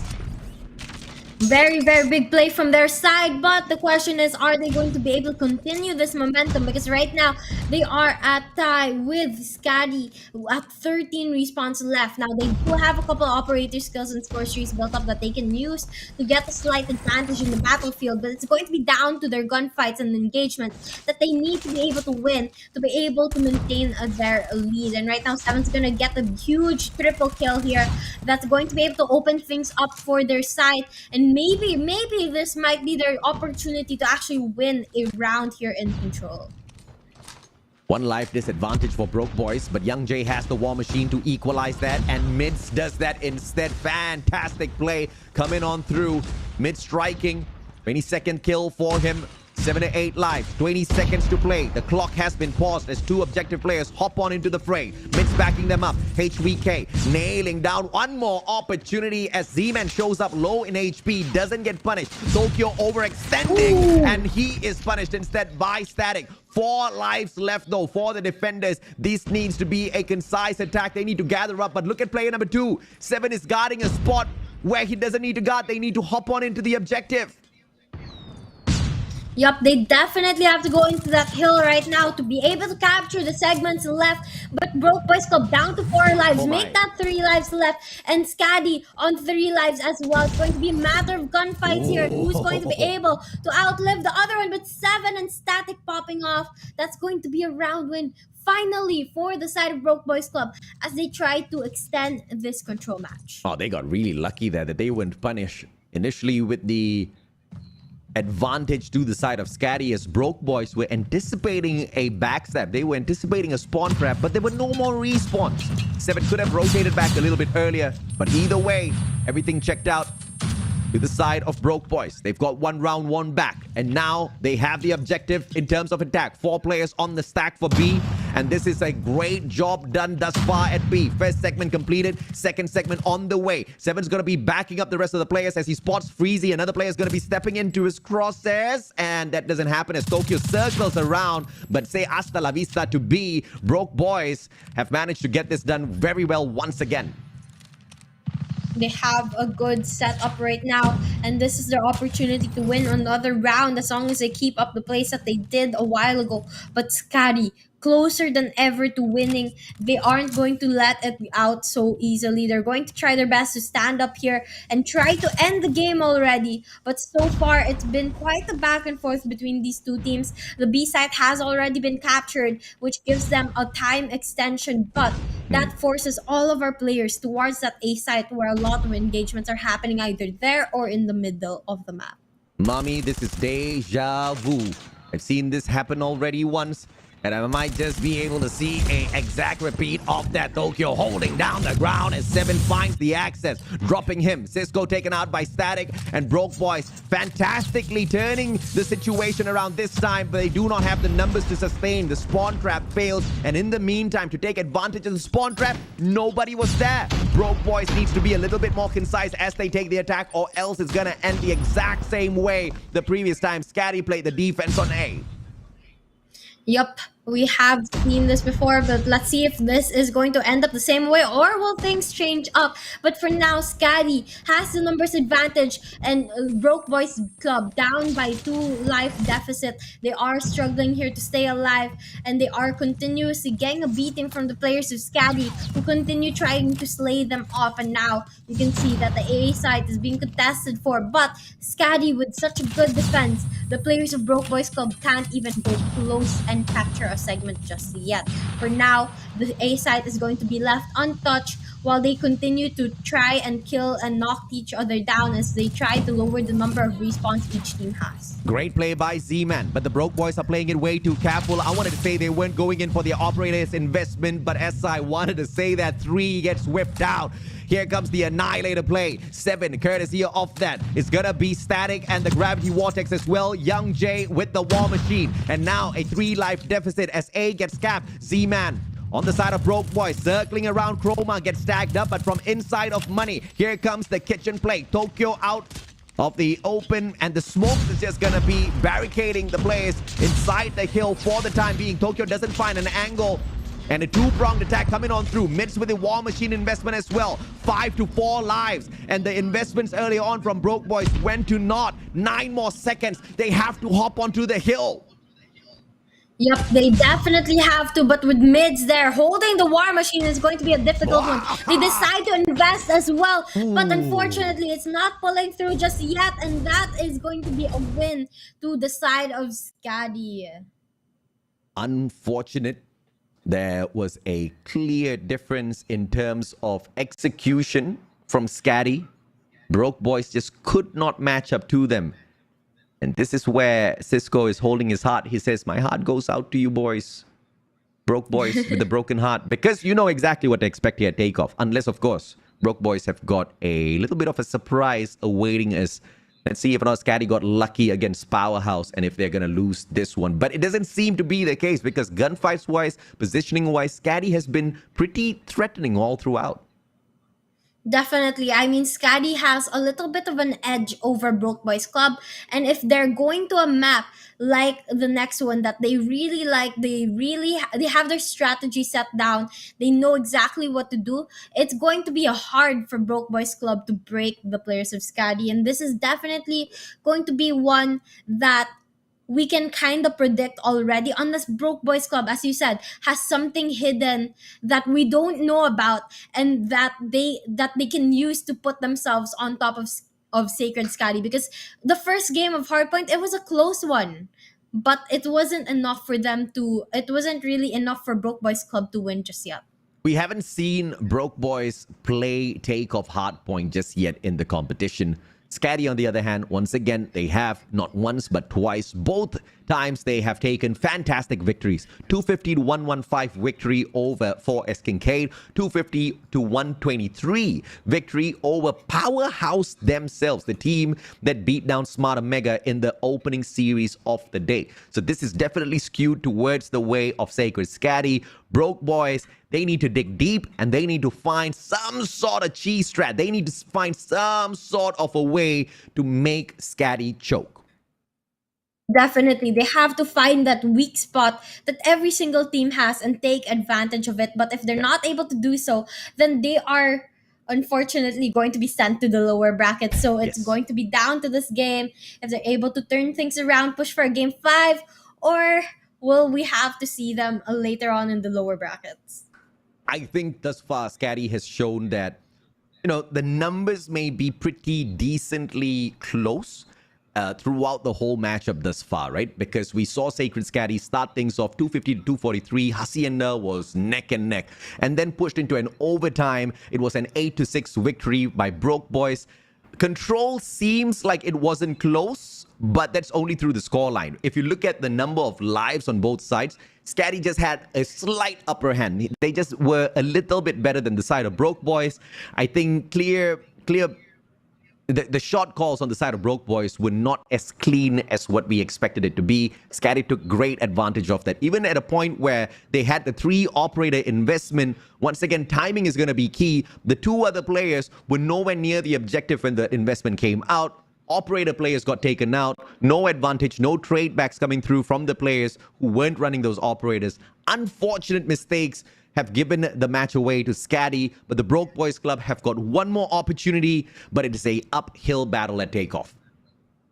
Definitely, but you know, this could be their last fight, so they're definitely going to bring everything they've got onto the battlefield to find a way to destroy the players of Skadi. Yeah. It's just a matter of what is that weakness of Skadi and how are the players of Broke Boys Club going to find it and take advantage of that, because again, we are already expecting Skadi to go all out here. And in a game as fast-paced as Hardpoint, I don't know if or not Team Broke Boys is going to be as apt to find those weaknesses and also bring out the adjustments required to take advantage of those weaknesses. For example, in Control, we had a total of 4 rounds, and we saw many a times where Broke Boys could have taken the advantage. They were just making these shot calls that I cannot for the life of me figure out exactly why they went in for those plays. For example, the spawn trap, when they could have played a straightforward approach to the attack on A that was clearly wide open, and in situations where they could or should overextend, they just didn't. Operators were very badly timed, and all of those are fundamental mistakes that we have seen teams make on Hardpoint. You make those mistakes, you're going to be late for your rotations, you're not going to be able to break those hills properly. But of course, alternatively, Broke Boys could just turn this into a savage team deathmatch, right? Just rush into those hills, play as scrappy as possible. If they do that, I think they might just be able to sneak one away from Skadi and still keep themselves alive. Yeah, definitely. They have the chance to do that. But, you know, we just have to exactly see how this plays off. And right now, we are going to head straight into the match. And it looks like Broke Boys Club going in aggressively. He's going to get the first point on the scoreboard. But Skadi is going to be the one holding down hill. 7-1, Skadi, great lockdown onto the objective for the time being, of course. But the break is just beyond the horizon. The setup is just a tad bit weak from the side of Broke Boys. They're just getting slain the moment they get spotted. And the first kill finally for the side of Broke. This is insane. All of those initial engagements were one-sided. Skadi winning out each and every single one of them.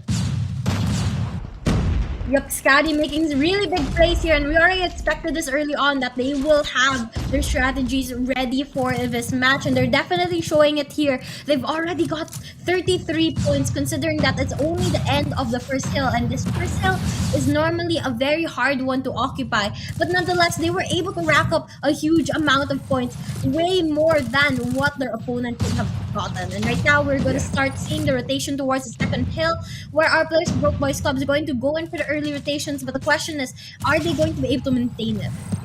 10 to 35. Nice break. 57 seconds to go. Nobody anchoring that spawn down. Skadi attacking from the right-hand side. All they need to do is just flank from the left as well. And that's instant crusher on standby. Broke Boys need to deal with this, and they savagely do so just purely with gunfights. This is what I anticipated out of them, and Broke Boys are playing it down to the T, sending their players one after the other. But Skadi keeping up with the challenge, showing Broke Boys that we can play at that game too. As scrappy as this can be, the gunfight's won out by Skadi, finds hill number 2, and the rotation for P3 is a tad bit too early. Broke Boys have got one more solid opportunity.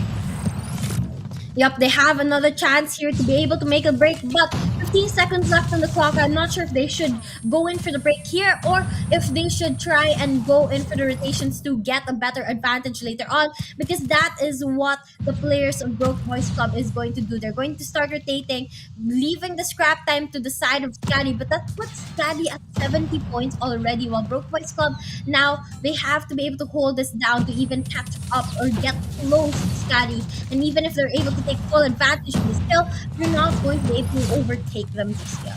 Look at what Skadi is doing, taking away the favorable spawn from Broke Boys first and waking their way in purely with the numbers. Broke Boys will be able to hold on to the hill thanks to a fantastic investment of that operator. But the favorable spawn still on the side of Skadi. 37 more seconds to go. 3 players to play this around with. One good push will give Skadi the hill, and that's exactly what happened. 3 players on for the response. Z-Man steps on in. Freezy finds the slay. Jello this time with the claw. And look at Skadi. They just hop on off of the hill, let those operators be played out, and then hop right back in for a fantastic fight. This is what you call teamwork, and the communication is point on for Skadi.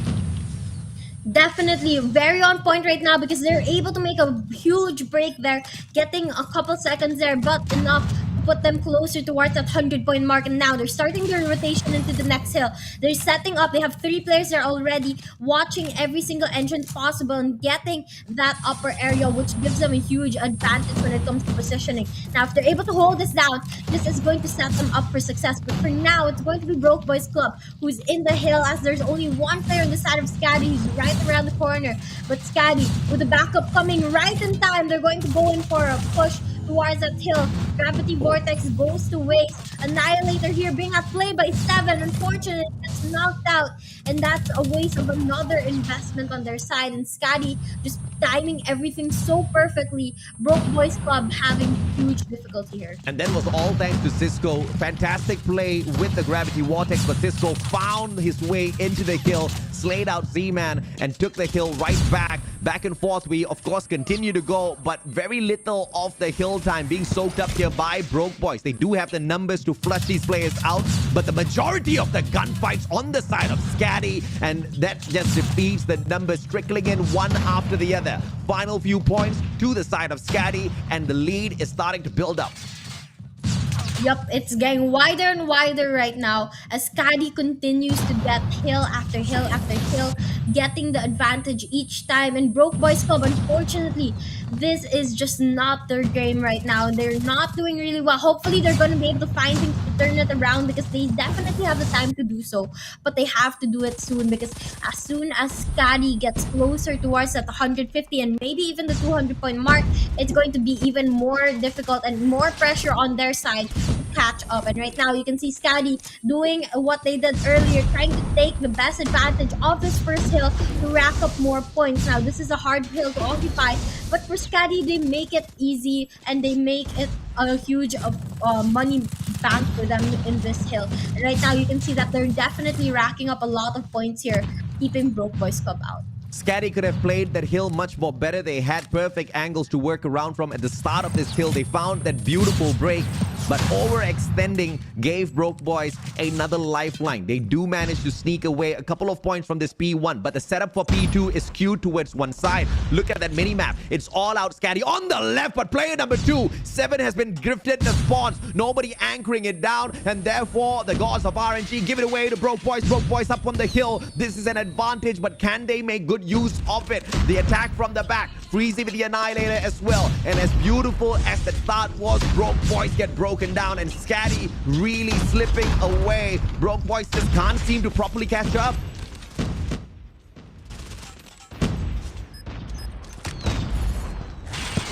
We seem to have lost Wasabi. We do apologize, ladies and gentlemen, boys and girls. 154 to 87. Skadi having this hold on for sure, but 3 players on the objective, attacking on the side of Broke Boys. Mitch needs to step it up. War Machine up to the top, and the timing is just perfect as Seven swings on in. CBR4 finds a double. Cisco trading him out. Back and forth we go, but gunfights, and Skadi cannot be separated. Skadi getting closer towards that 200-point mark. Broke Boys Club unfortunately struggling again and again, not even getting close to that 100-point mark just yet. They definitely have to step up their play now. They're going in for the early rotations to the next hill. This is going to be their chance to rack up more points and slowly make their way towards that 100-point mark. But if they let go of this hill, they're setting up the players of SACRED SKADI for success. Now, this is a big hill for both of these teams, and it's going to be a matter of who holds it down. And from the looks of it, Broke Boys Club is doing relatively well and holding it down. They're getting kill after kill. As you see, the kill field becomes blue, but Skadi is continuously going in for the push, trying to make the break into the hill and get it from them. Unfortunately, not successful just yet, as Z-Man continues to slay every single opponent that goes in. Attacking from the weaker side is just not the strong suit of Skadi as they take over the generator spots. This gives them the numbers advantage and the hill as well. Final 15 seconds. Domination all out here for Team Skadi. They've got the numbers to play around with, and this is going to force Broke Boys to go for an early rotation towards P4. Skadi has got the spawn, or at least they had that for a moment ago before it was broken by player number 4, and now it belongs to the Broke Boys. But Tokyo spawning out gives them a leeway here with a wraparound. Chroma sorts out Young Jay. They take that generator spawn. That's not going to give them a lot of advantage though, as the hill is beautifully captured by Broke Boys. And Z-Man going for the overextension and the purifier. Mids doesn't get to punish him just yet. Right now, the players of Broke Boys definitely starting to step up their game. They're getting closer and making that gap smaller and smaller as they try to catch up with Skadi. They are getting the hills now. They are starting to get the advantage and keeping Skadi out. Now, Skadi, on the other hand, I'm sure they are getting scared of losing this game because the players of Broke Boys Clubs inching closer and closer towards them. Now, the hold on this hill is currently in favor of the players of Broke Boys Club, as they hold down every single entrance, keeping 2 to 3 players on the hill while the other 2 roam the areas to keep the enemies out. But the players of Skadi, they haven't given up. They go in for the break, get the scrap time on the hill, but it's not going to be enough just yet because Broke Boys Club, they're only down about 8 or 10 points from Skadi as we go into the first hill once again, and this one is a hard one to hold down. But advantage to Skadi here. 5 operators on standby. They don't need to waste it out here on P4. And the setup for P1, you're not going to see all 5 of those operators get whipped out because it is quite an open hill. But you do see Cisco whipping out the gravity vortex, trying to give them a little bit of an extra advantage. That fails on through. One more objective player, Freezy. Power position played to perfection. Has got the Annihilator in hand as well. That bracks up the rest of the Broke Boys to find the continuous points picked up on this P1. Great performance by Broke Boys for these past 2 hills. Play from them. I mean, they're finally able to catch up, and now they're definitely giving Skadi a run for their money. 4 points away from overtaking the players of Skadi, and Skadi, on the other hand, they're struggling. They've only gotten about 30 points in the last 3 hills, which is not a lot considering it's 3 hills, and that means Broke Boys Club is definitely stepping up their game. Skadi's getting the scrap time on this first hill as the players of Broke Boys Club start rotating into the second hill to get the early rotations to set up and block off those entrances to keep the players of Skadi out of the way. And now you can see a couple of investments going through, and here Static, a big play with the gravity vortex, using it to block off the entrances, but unfortunately gets faced by the War Machine of Mids, who's just going absolute bazonkers, clearing off that second hill for the rest of the team to go in and for the capture. Great angle played by Mitch, but that's just to sort out the Gravity Vortex player. But the rest of the effort needs to be made in person. He runs out of the operator, and the rest of the players from the side of Broke Boys hop onto the hill. Super scrappy now as the match finds the equalizer. 212 points on each side. The hill this time to the side of Broke Boys as they pull forward. Skadi have got the favorable spawn. 15 seconds to go. They can get the hill, but are they going to get that early rotation? As you can see, player number 4 in blue, Jello spawns out from generators. That's going to help him anchor down P3. This is the money hill. Broke Boys cannot lose the spot. Ooh, now you can see Broke Boys, they finally take the lead over Skadi, though ever so slightly, but that's definitely something that Skadi should be afraid of. This is the opportunity for Broke Boys Club to end the game as they get into the next hill. They are going to be the first ones here, and with Young Jay investing into the War Machine, but unfortunately gets knocked out really quickly. It's going to be a fight for whoever is able to take advantage of this third hill. Freezy is the only one here in, but backup comes right in time. The Predator missile to clear off the area. The players of Skadi is going to hold it down, finally taking back the advantage to their side, and Broke Boys Club trying to make a break into the hill to catch up once again. Freezy finally nailing his 60th kill in the game, and that was secured with the Hunter Killer drone. But this matchup so scrappy. Jello in the house with the claw, but the claw scratches absolutely no one. Can they catch up? 9 more points. 4 players. Skadi has got the favorable spawn. This match can end right here, but they need to win out all of the fights. They drop the ball. Early rotation to P4. Skadi gonna bet all of their lives in there, because if they don't, Broke Boys are gonna make that comeback and take the match away. 6 more points for Skadi to bring the series to an end.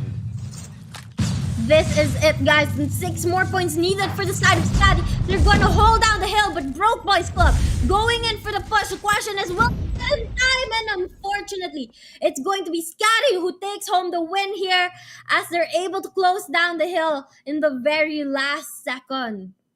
As anticipated, it was a close game between the two teams. Not once, not twice, but 4 close games in a row. But Skadi winning it out with a 3-1 scoreline. Fantastic effort. We saw both of them doing many things right. The rotations were key. Both teams focusing on the exact same thing. And it was, of course, going to go down all the way to that final P3 play. Of course, at least we thought, because there was just one more hold required for Skadi, and they did have the spawns. But Broke Boys woke up on that hill for sure. There was no way they're going to get taken down. And check this out. Freezy with 65 kills out there on the battlefield, and Tokyo hitting the 54. And not too shabby of a performance from the side of Broke Boys as well, with Z-Man claiming 48 lives and 754 in total. Both teams bringing on the frag. Of course, just one walking away with slightly more points. That was an absolute crazy of a match. I mean, Broke Boys Club brought up their game a little late, but it was definitely a very, very close one. They could have won that match if they just won their last couple of hard points, but unfortunately, Skadi just overpowered them, went in for the hill, and was able to take it right from them. And they were able to finally claim the win as they clear off the hill that was constantly being contested. And there you have it. Skadi wins the series 3-1 standing. 243 points claimed at Hacienda by Broke Boys. Unfortunate as it got really close. Takeoff close as well, but not as close as at Hacienda. Either way, both losses will be quite painful. Broke Boys Club get dropped into the lower bracket, and Skadi continues up at the top. Yep, and there you have it. It's the third series done and dealt with. But, guys, there's still a lot of action to come later. We still have one more series, so watch out for that. But for this one, unfortunately, we are going to see Broke Boys Club being sent to the lower brackets and Skadi continuing their win streak here as they go up against the rest of the Giants in the group in this knockoff stages. The only team to have beaten Skadi thus far, Powerhouse, in the best of 3 that they took in the group stages. That was the very final match. If it wasn't for that, SACRED SKADI would have been on an absolute clean sheet all the way into the knockout stages. They do drop this one map here against the Broke Boys, but a fantastic adjustment.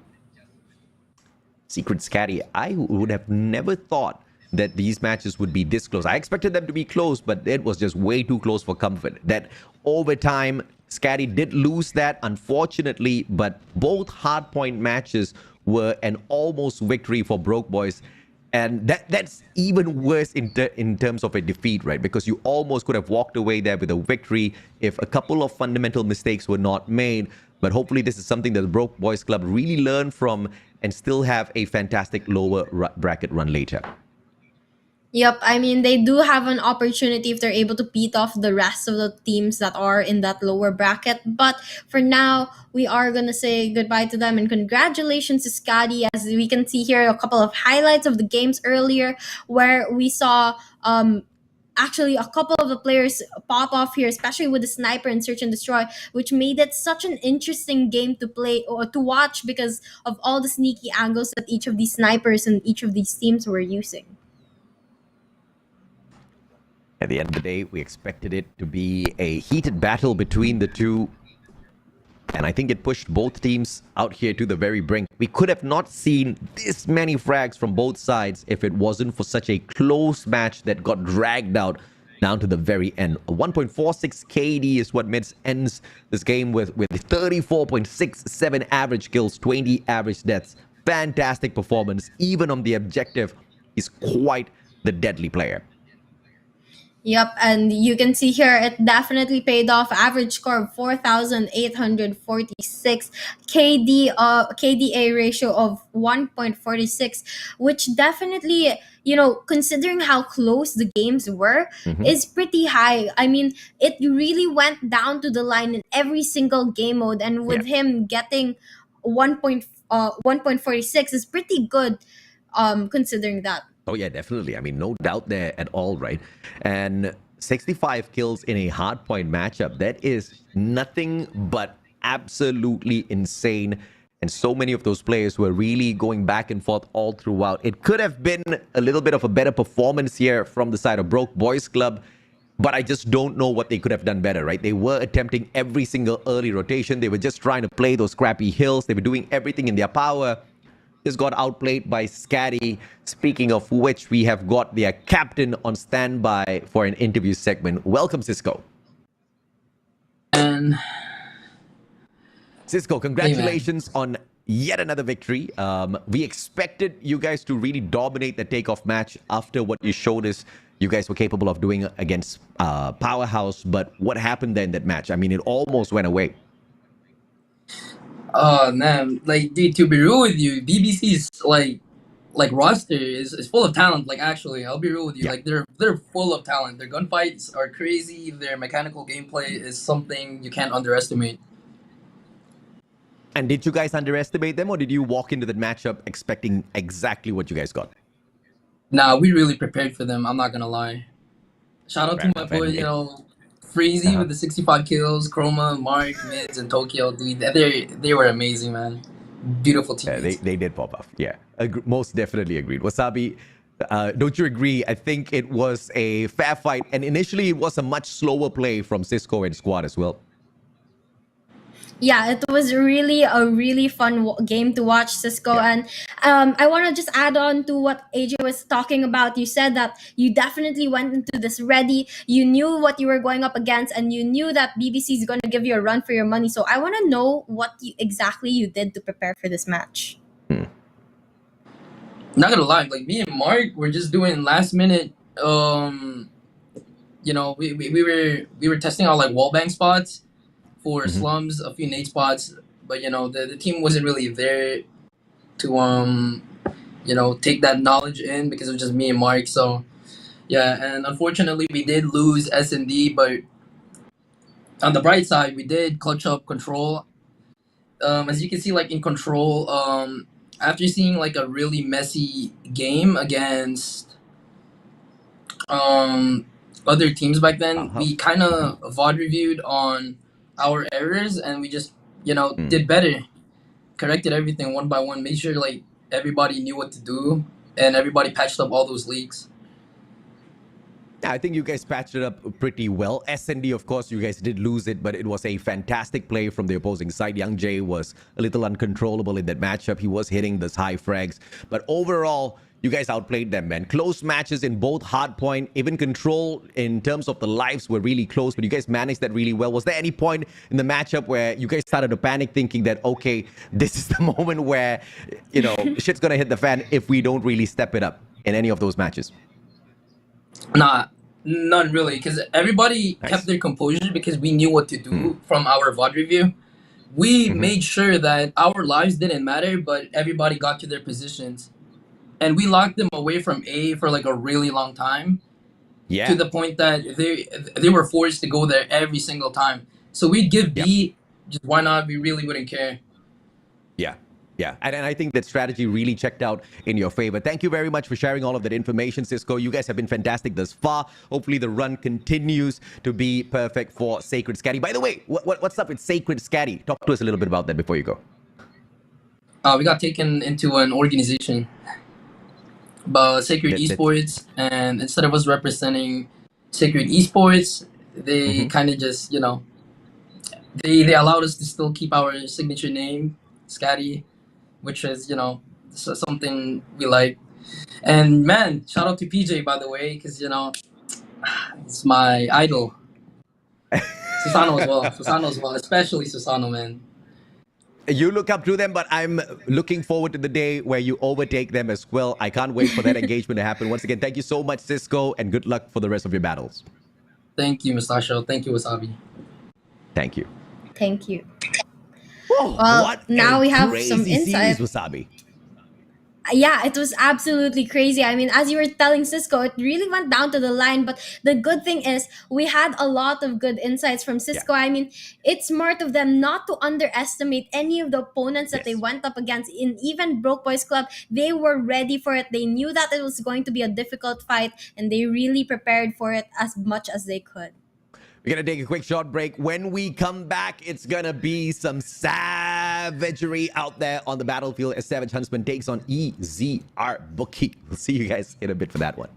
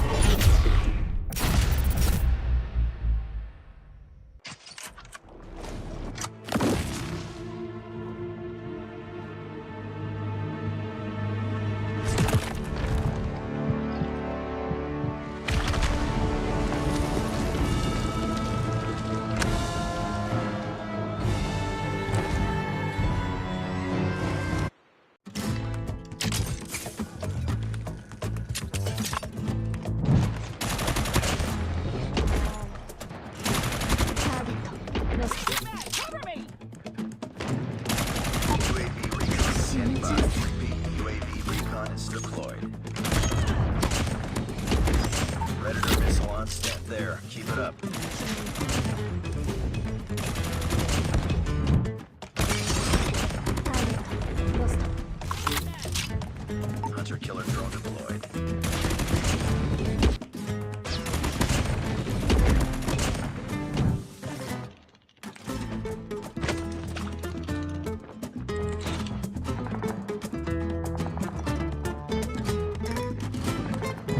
Keep it up.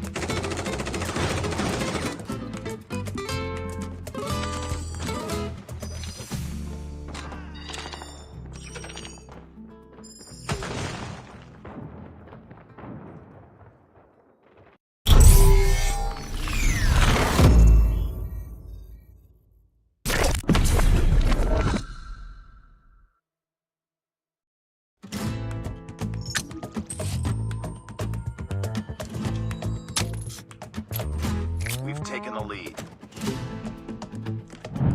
I got shot!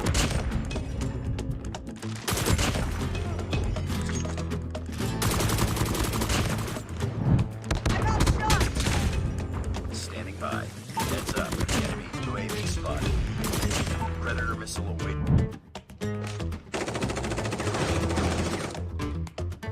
Heads up. Enemy UAV spotted.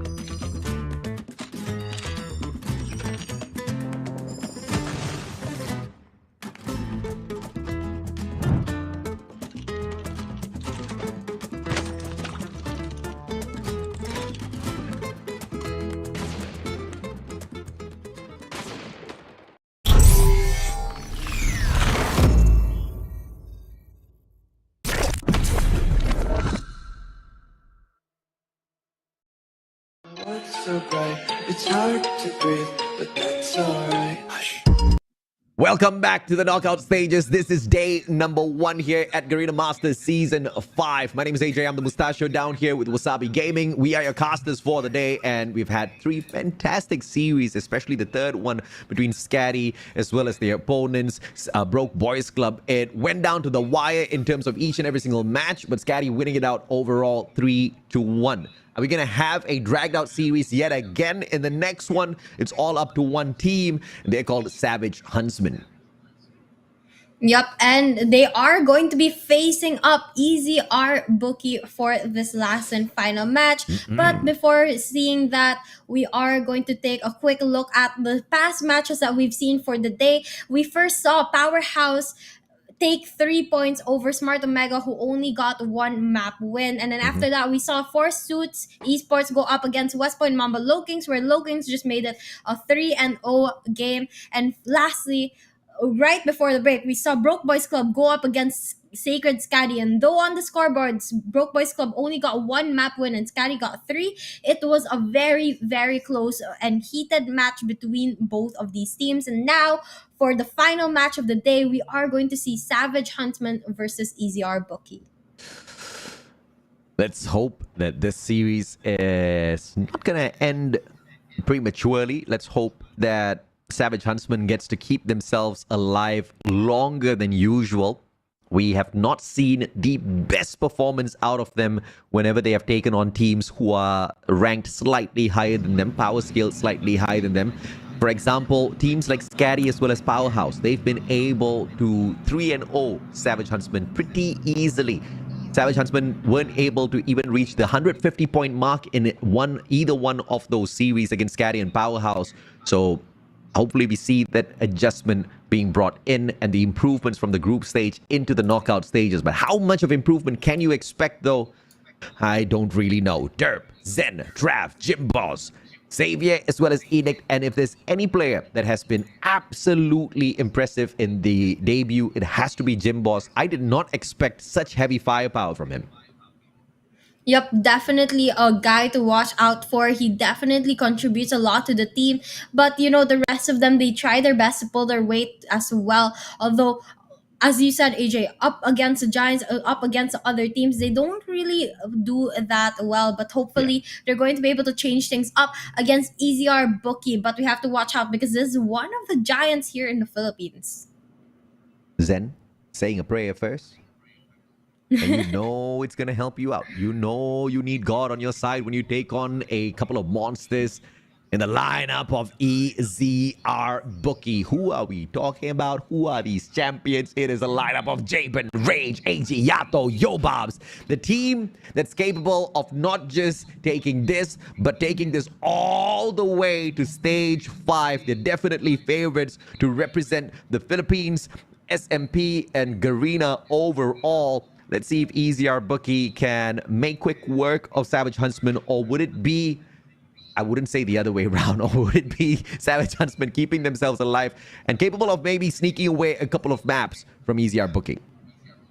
Yep, and you have to take into account that EZR Booky, under the name of Blacklist, they were able to win the last Garena Masters, and now they are carrying the name EZR Booky. They are going to be representing a different clan, but it doesn't make them any less different. And this is one of those teams that you know you are going up against a huge fight when you are faced up against them. It's just a little unfortunate, the whole journey of EZR Booky thus far. I mean, you had NRX Jeremiah being picked up by Smart Mega, but this squad, on the other hand, hasn't been able to get the kind of solid support that they truly deserve. A bunch of players who have got fantastic talent in the world of Call of Duty Mobile. Hopefully, under the brand of EZR, they're going to be able to get that necessary support to take this all the way. Let's take a look at this head-to-head between Captain Derp and Yobabs. A 1.66 KD rating versus a 1.64. The number seems a little encouraging when it comes to the average slays, but also acknowledging the fact that they picked these numbers up from 2 separate groups. Yep, we have to take into account that the players of EZR Booky has been into the Group B, which was a much harder group up compared to where the Huntsman is coming from, but nonetheless their KD one is pretty similar. Average kills also pretty similar, average deaths more or less the same, but the average score is where there's a little bit more of a difference, where Derp takes a huge advantage.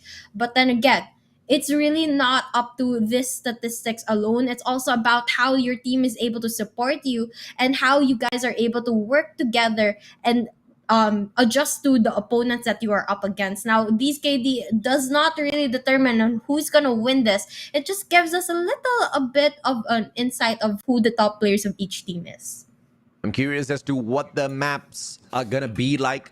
We are gonna take a spot on that in a little bit here. Hardpoint and Hacienda. The last time we saw Savage Huntsmen hop on into that matchup against Skadi, they did not walk away with much. They lost that Hardpoint matchup, 129 to 250. But the second time we saw them at Hacienda, it was a beautiful play. It was very close to 4Suits eSports, 250 to 244. Savage Huntsmen did take a victory, but that was a close game against 4Suits eSports. 4Suits versus EZR Booky, they are two different teams on two very different levels. Yep. And so, you know, if we base it off of that alone, you can already tell that Savage Huntsman is going to have a difficult time here unless they have something up their sleeve that they're hiding.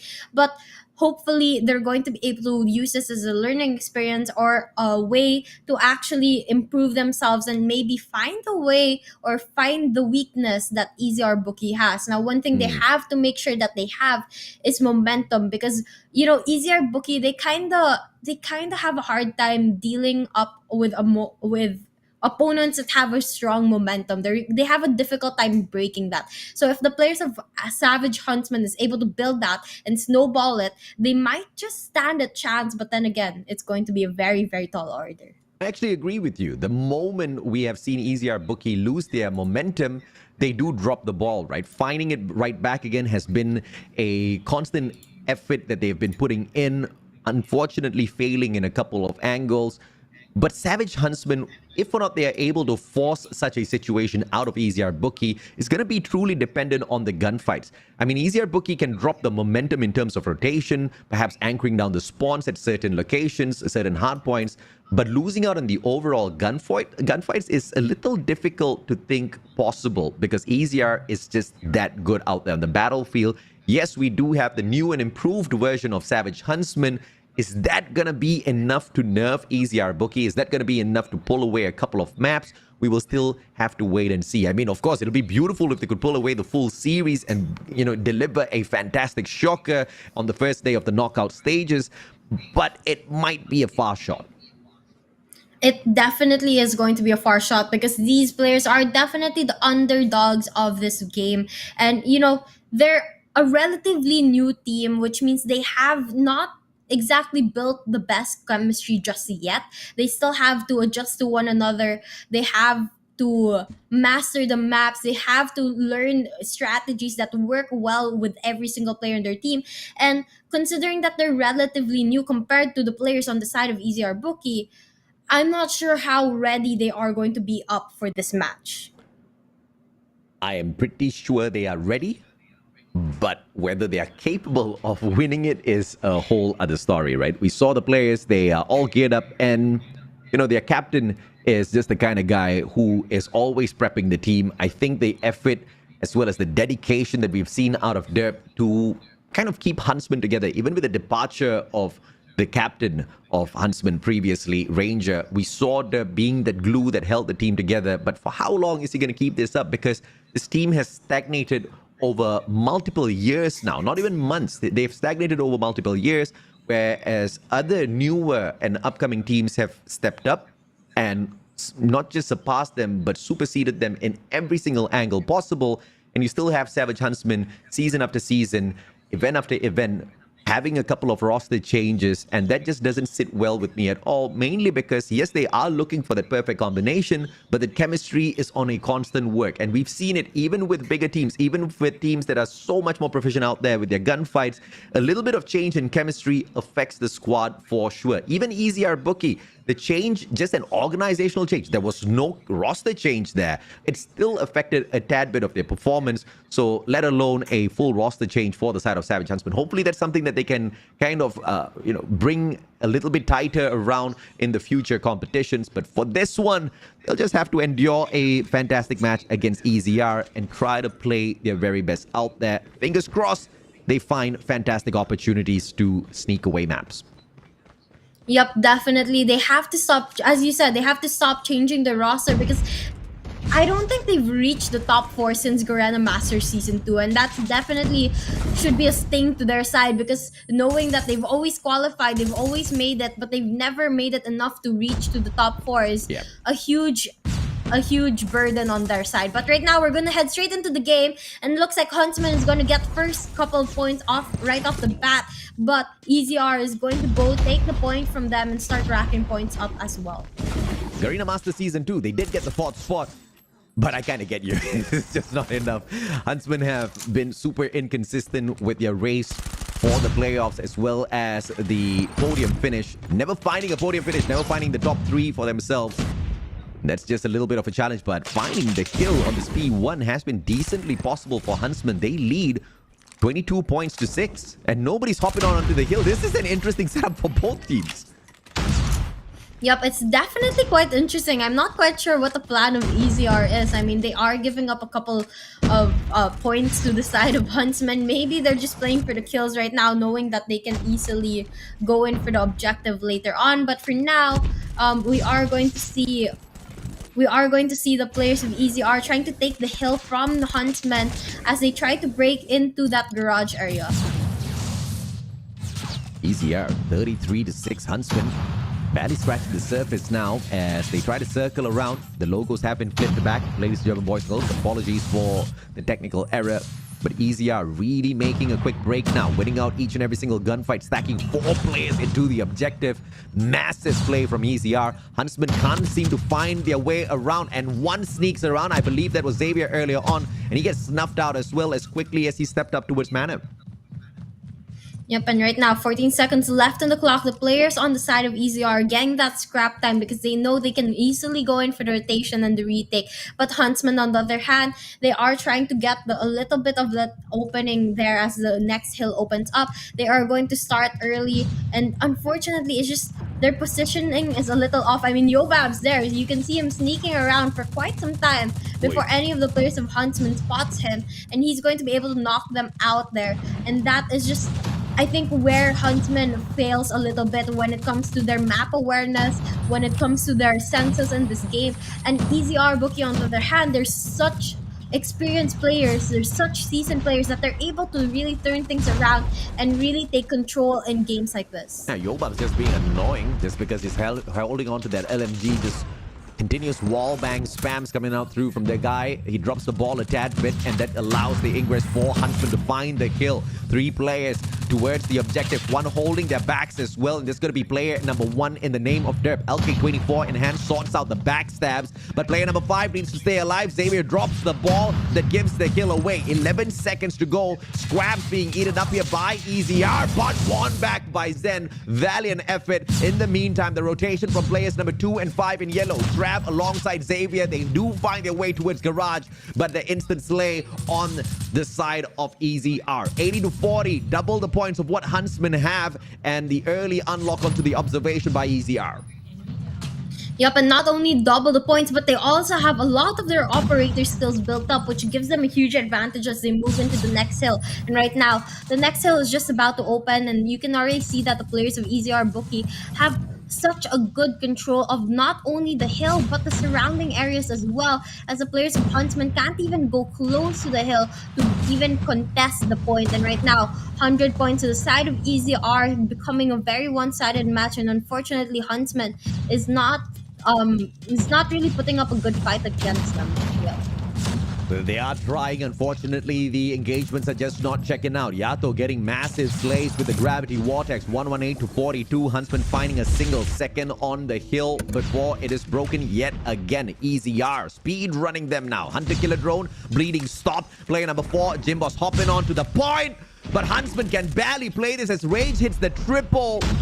That's just a little unfortunate for Huntsman.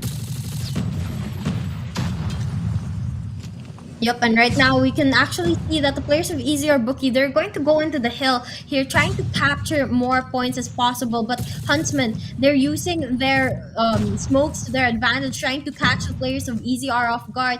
And you can see that they're blocking off the areas, the entrances, and using that smoke to hide them and keep them concealed from their opponents. But right now, you can see that despite that, the players of EZR is going to be able to break into the hill and get it from Huntsmen, allowing them to rack up more points here as the game goes by. And now 150 points, or very close to 150 points. EZR players continue to hold down the hill. 144 to 55. Savage Huntsmen really got their work cut out for them now, barely wanting to contest this P1. 12 more seconds to go. The players are on the roll. Early setup for this P2 at Garage. The rotation is sound. Huntsman locking it down with 3 players, and with 1 more second to go, 7 seconds to unlock this hard point. Here comes EZR with the attack, stacking their players first, sending player number 5 on the rotation around. It's gonna be Yobabs, and Yobabs finds one, Rage with the other. Javen drops Xavier, and just like that, EZR on the hill. Yep, right now they are continuing to take hill after hill from Huntsmen, and Huntsmen putting in those investments, unfortunately not paying off as they're not able to get the hill just yet. Yobabs pulling out the war machine here to clear off the area, unfortunately gets knocked down, taken out, and now the players of EZR continue to rack up more points, getting closer towards that 200 point. Huntsmen still at 56, mostly made up of scrap time points, but nonetheless they are trying to make a break now. Zen with a big play with the claw breaks into the hill, gets the scrap time 20 seconds. The players of EZR are still trying to contest that last hill despite it only being 10 seconds left. 190 to 68, close to the 200 point mark already. 7 seconds more, and obviously it's all going to go to the side of EZR. Huntsman on the early rotation once again. And in a matchup like this, I just don't know if or not that is the right decision made. They are trying to force a few points. I can't hold it against them for not going back to contest the hills that they've already lost, because they can barely sustain their gunfights out there on the battlefield. Continuously slain out by EZR. Javen now working the Annihilator, finding the pop. And it is going to be an early hole by EZR, although Huntsmen were there first. Here comes the Freddy, eating up the player. Derp, the final survivor, to stand in their way. AG, Derp punished. No, Derp, what the hell? I don't know how Derp didn't get that. But right now we are going to see Rage popping up with a triple kill, and Yato here pulling out the claw as well to clear off the area. He's gonna get a 5 kill streak already, make that 6, and they continue to rack up points, getting closer towards that target. target score of 250 points. And AG here trying to clear off the area. The players of Huntsman continuously pushing towards the hill, but to no avail are they able to take it from the clutches of EZR. And now, as we move towards the next hill, the players of Huntsman is going to be the first, but they aren't usually able to keep up with the gunfights of EZR, which makes it easy for Bookie to go in for the retake. And now, as the hill opens up, it looks like the players of EZR are going to do exactly that. Pretty one-sided by the looks of things, 231 to 71. Solid lead, if I can say, for the side of EZR. Huntsmen have been trying, but unfortunately failing at the gunfights. And that has made them rotate away towards future hard points a tad bit too early, sacrificing way too many to the side of EZR. But we see a fantastic fight being put up this time round. Huntsmen cannot rotate because they know if they do try to look for the next hill, the game comes to an end. And when they put in the effort, they can find a few seconds, but that is just all there is to it. A few seconds gets them not much. 250 to 72. Hardpoint comes to a hard end. Very, very difficult game to watch there. I mean, Huntsman definitely took a huge beating there from EZR Bookie. And while you can just see that the players of EZR Bookie, it looks like no sweat to them to be able to win that first game of Hardpoint. And it was definitely not a struggle at all. And they were able to close it up pretty quickly. And well, that just brings us to our next game, which is going to be Search and Destroy. My goodness me, the engagements were decent on the side of Savage Huntsmen for a couple of players, mainly Derp as well as Zen. Trav truly struggling, couldn't even match up to the lowest fragger on the side of EZR. And the same exact story for the rest of the players. Jimboss this time unfortunately couldn't put up much. And we have seen this in the past. Jimboss is not the player that we look for the massive numbers of engagements as well as victories on the slays, but we do look for the objective played by him. It's not his fault though. He tried again and again and again, but found no ingress to those hills where Rage was just raging on. He had AG for the backup almost all the time, and Rage was just doing two things at the same time, right? He was already at the hill, found those easy slays as the other players on the outside perimeter were tagging up the Huntsman players. By the time they got to Rage, it was an easy kill for him. Yeah, it was definitely a very hard one for Savage, but not only because they weren't able to play the objective, but also because they were losing a lot of their engagements, their rotations, and they couldn't maintain the hill, mostly because, again, of those gunfights. And as long as they're able to improve on that, build on that, hopefully they're going to be able to take this as a learning opportunity because, you know, we saw that they're able to go in for those early rotations, but even if they go in for the early rotations, they're never able to hold down the hill because they lose their gunfights. And then their timing when it comes to the investments that they make is just off by a lot, and they're not really able to take advantage of the investments they make, which causes them to falter even more. But now we are going to be going into Meltdown for Search and Destroy between these two teams again. In order to improve in the pace that Savage Huntsman needs to improve, they need to grind on a daily basis. And they're already grinding on one of the most annoying servers in terms of sweaty players. Unfortunately, it just seems to be a issue with the amount of time being invested, because once again, the team has stagnated over a long period of time. Zen and Derp keeping up the numbers that look like they deserve to be at this level. But the rest of the players, though, they are struggling a little bit too much out there on the battlefield. And yes, it may seem savage to bring out such assessments because they are taking on a massive team in the name of EZR Booky. But we have to remember, EZR Booky, the brand, the team, they rose up even later than Huntsman did in the first place. Yeah, that's absolutely right. We have to really take that into account. But, you know, as you were saying, the players on Huntsman, it's because of their constant roster change that they're struggling a lot here. And I guess the only way for them to counter it now, like right now in this series, is to find a way to play to their advantages. Not really to just go all out, try to beat EZR, but to take advantage of what they have and the strategies that they've built already. Although I know it's not a lot and maybe not enough to keep out EZR, but again, they have to try to at least do that. I absolutely agree with you. Hardpoint was just not a place where they could just float things down. But in the next two games, in S&D as well as Control, the ability to slow the pace down is definitely here for the Savage Huntsmen, at least on the attacking round later on in Control. On defense, they don't have much of a choice. I can say the exact same thing for the defense on S&D as well. But if they're able to play their distance, because we move into Meltdown right after this, it's a pretty big map. You can find those off angles. Derp is going to be the main man here on those snipes. Zen, as usual, is going to find those roam around. You can expect that R90 pop from Jimboss as well. So Savage Huntsmen know this setup. Savage Huntsmen know the map as well. They dominated in the game against Spender, but I probably shouldn't pull up that stat. But, you know, they did show a lot of great rotations around, even against Skadi when they played Meltdown as well. Unfortunately, of course, they lost that one, but we saw potential. We saw great gunfights. They need to bring out the exact same, but do a little bit better against EZR. Yep, definitely. I mean, the potential is there, just as you said. Yep. It's just they have to work on it and they have to stop changing their rosters. We've said this time and time again. And it's such a difficult thing to do, to, you know, work on those things that need to be changed, need to be adjusted. Yeah. If the roster changes every single season, which so far it has been changing every season. Yeah. I mean, I think the team of Savage Huntsmen, they've just had a run of bad luck over many years in terms of roster changes. Some things just didn't sit well. You know, initially the captain kind of got sick and tired of really putting in the hustle. He's like, I'm done with this, and he left. Derp kind of held the reins.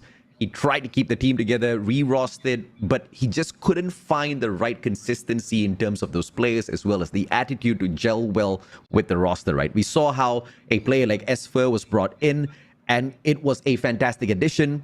SFR has not quit the professional scene. He's still playing. He's playing under a different brand altogether. And we need to assess as to exactly why did he have to leave, because I don't think the replacements for SFR has been able to outdo his performance just yet. So it wasn't really a re-roster based on the underperformance of SFR. I think he was one of the fundamental players, the backbone structure of Savage Huntsmen in itself in some crucial victories that they took in Garena Masters Season 4.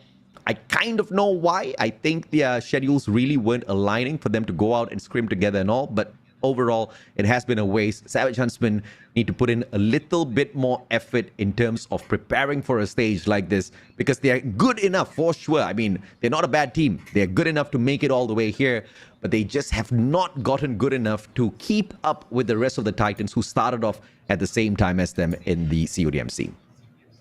Yeah, definitely. That's something that they have to think about. Yeah. I mean, I get there's some issues. Maybe it's schedule. You might be right there, but it could also be maybe communication wise, or just they just they're they just don't work well as a team, or maybe they're not really able to communicate with one another properly. There may be those internal issues that we don't exactly know about, but they have to solve this. They have to find a roster that works and stick with it, because once they do that, they definitely have the potential to become one of the bigger teams in the community. I have to agree with you. It's just that the work ethic that a majority of the Filipino players put in, the quality that a team like Powerhouse brings in, has just been able to overshadow whatever Savage Huntsmen and all of the changes that they have been working on thus far within the scene. But fingers crossed, Malaysia overall finds better pride in their players as well as teams. I know the fans have been a little disappointed,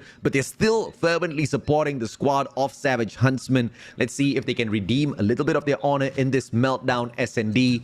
I'm not necessarily looking for a victory here, but I just want to see them pull away a couple of solid rounds, especially when they take the bomb in hand. Yep, I would love to see that from them as well. I mean, a couple round wins, not even have to be the whole game, just a couple round wins, a couple of good plays, and that will be one thing to show us that they definitely have a good chance or potential in them. But right now, we are going to see a 3v3 situation here as Huntsmen and the players of EZR push towards that A site. The bomb, unfortunately, not close enough to go in for the plant just yet. And the players of Huntsmen, they're doing this strategy where they're sticking together, which is a smart play on their half, and they have to continue playing like this if they want to have a chance of standing up against EZR. Great back and forth thus far. Jimboss and Derp both delivering. Can they stack the defense well here on B inside of House A? You've got player number 4, Yato, finding the early frag, but traded out by Zen, and Jimbo steps it up. Ooh. Jimbo's all alone, and Rage finds the finisher. That Fennec just way too quick. Jimbo's could not find the quick scope out of that EZR with round 1. Well, easy round 1 for the side of EZR. But, you know, for a while there, Huntsman was getting a lot of kills on their opponent. They were just not really able to connect everything and really take the round back. So I think that was a good start from them, but they have to learn from the mistakes they did earlier. And right now, they're going for a very aggressive push towards A side, where they're going to be able to win a couple of their gunfights. They do lose 2 of their players, but this does give them control of that A side, which allows they lose control of that A side, which allows EZR actually to go in for the plant, and that's exactly what they do. They do manage to punish Rage though. Jimboss missing that opportunity. Grenade. Do you play your trophies, Mr. EZR? And the answer is going to be yes. Yobabs doesn't get taken down with that just yet. And with the 3-men push from the right-hand side off of this chimney, they step on in. Jimboss backing up his buddy Zen. Fennec in hand. The flick does not work. The spray transfer fails as AG punishes Zen, but Jimboss is there. Derp delivers as well. One more player to deal with. It's going to be Yobabs, and Jimboss says, hell no. Beautiful round taken back just in time.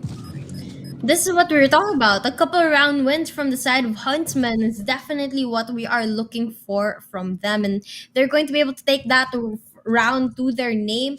And let's see if they're going to be able to build up momentum from this. EZR loses 1, and we are going to be at a 1-1 standing. Now the players are off, and it looks like the players on the side of Huntsmen, again, setting up here, not pushing too far just yet, while the players on the side of EZR go for an aggressive push towards B this time. And Zen is going to get a huge 2-piece there, making it very, very easy for the rest of his teammates to go in for the rest of the play. Great concuss setup by Zen as well as he backs away. Xavier, beautiful entry. Ooh. One more player in the name of Jabin. R90 in hand. He travels around. Can he spot the final 2 players out? Ooh. Yes, he does. But Trav finds the finisher. Fantastic takeover by Huntsman. This is exactly what we've been asking from the team, and they're delivering. A team capable of pulling off moments like this. But can they give us the map?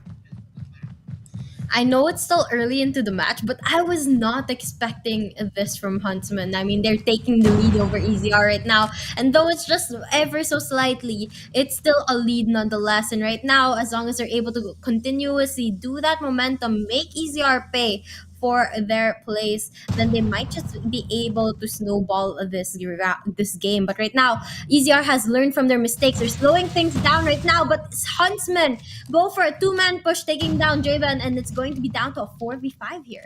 Beautiful defense, very aggressive. Zen able to punish earlier, and this time, early frag coming through from Xavier. One trade out towards Jimboss. The sniper's out for the count.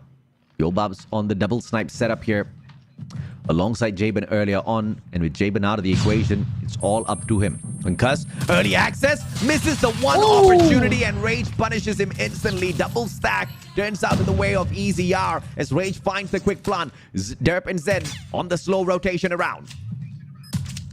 The very aggressive and sudden play from EZR has caught the players of Huntsman off guard, but right now, Huntsman has to find a way to take down 4 players on the side of EZR, and now they're going for the push, but they have to be careful because right around the corner, they're going to spot 4 players. They're going to be able to get 1, make that 2, but Derp takes them Yato down, and now we're going to have a win on the side of EZR once again, making it a 2-2 standing. Now, that was a really hard situation for Huntsman. I mean, 2 versus 4 was definitely a difficult one, especially since EZR was playing for trades.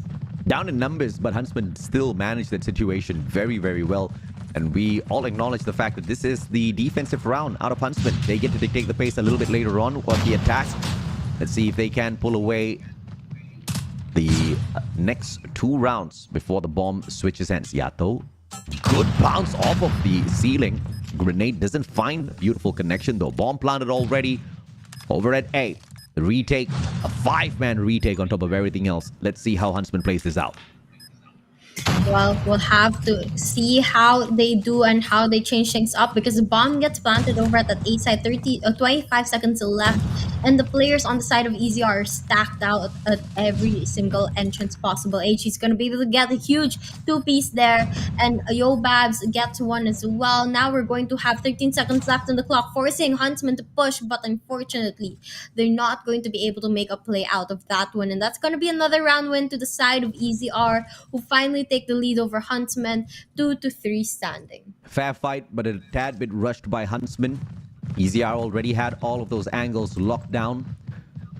Opportunity, one final one, as Huntsman are on the defense. They desperately need to pull this back so that the momentum will be on their side as they take the bomb later, but Yobabs. Beautiful flick, Jim Boss.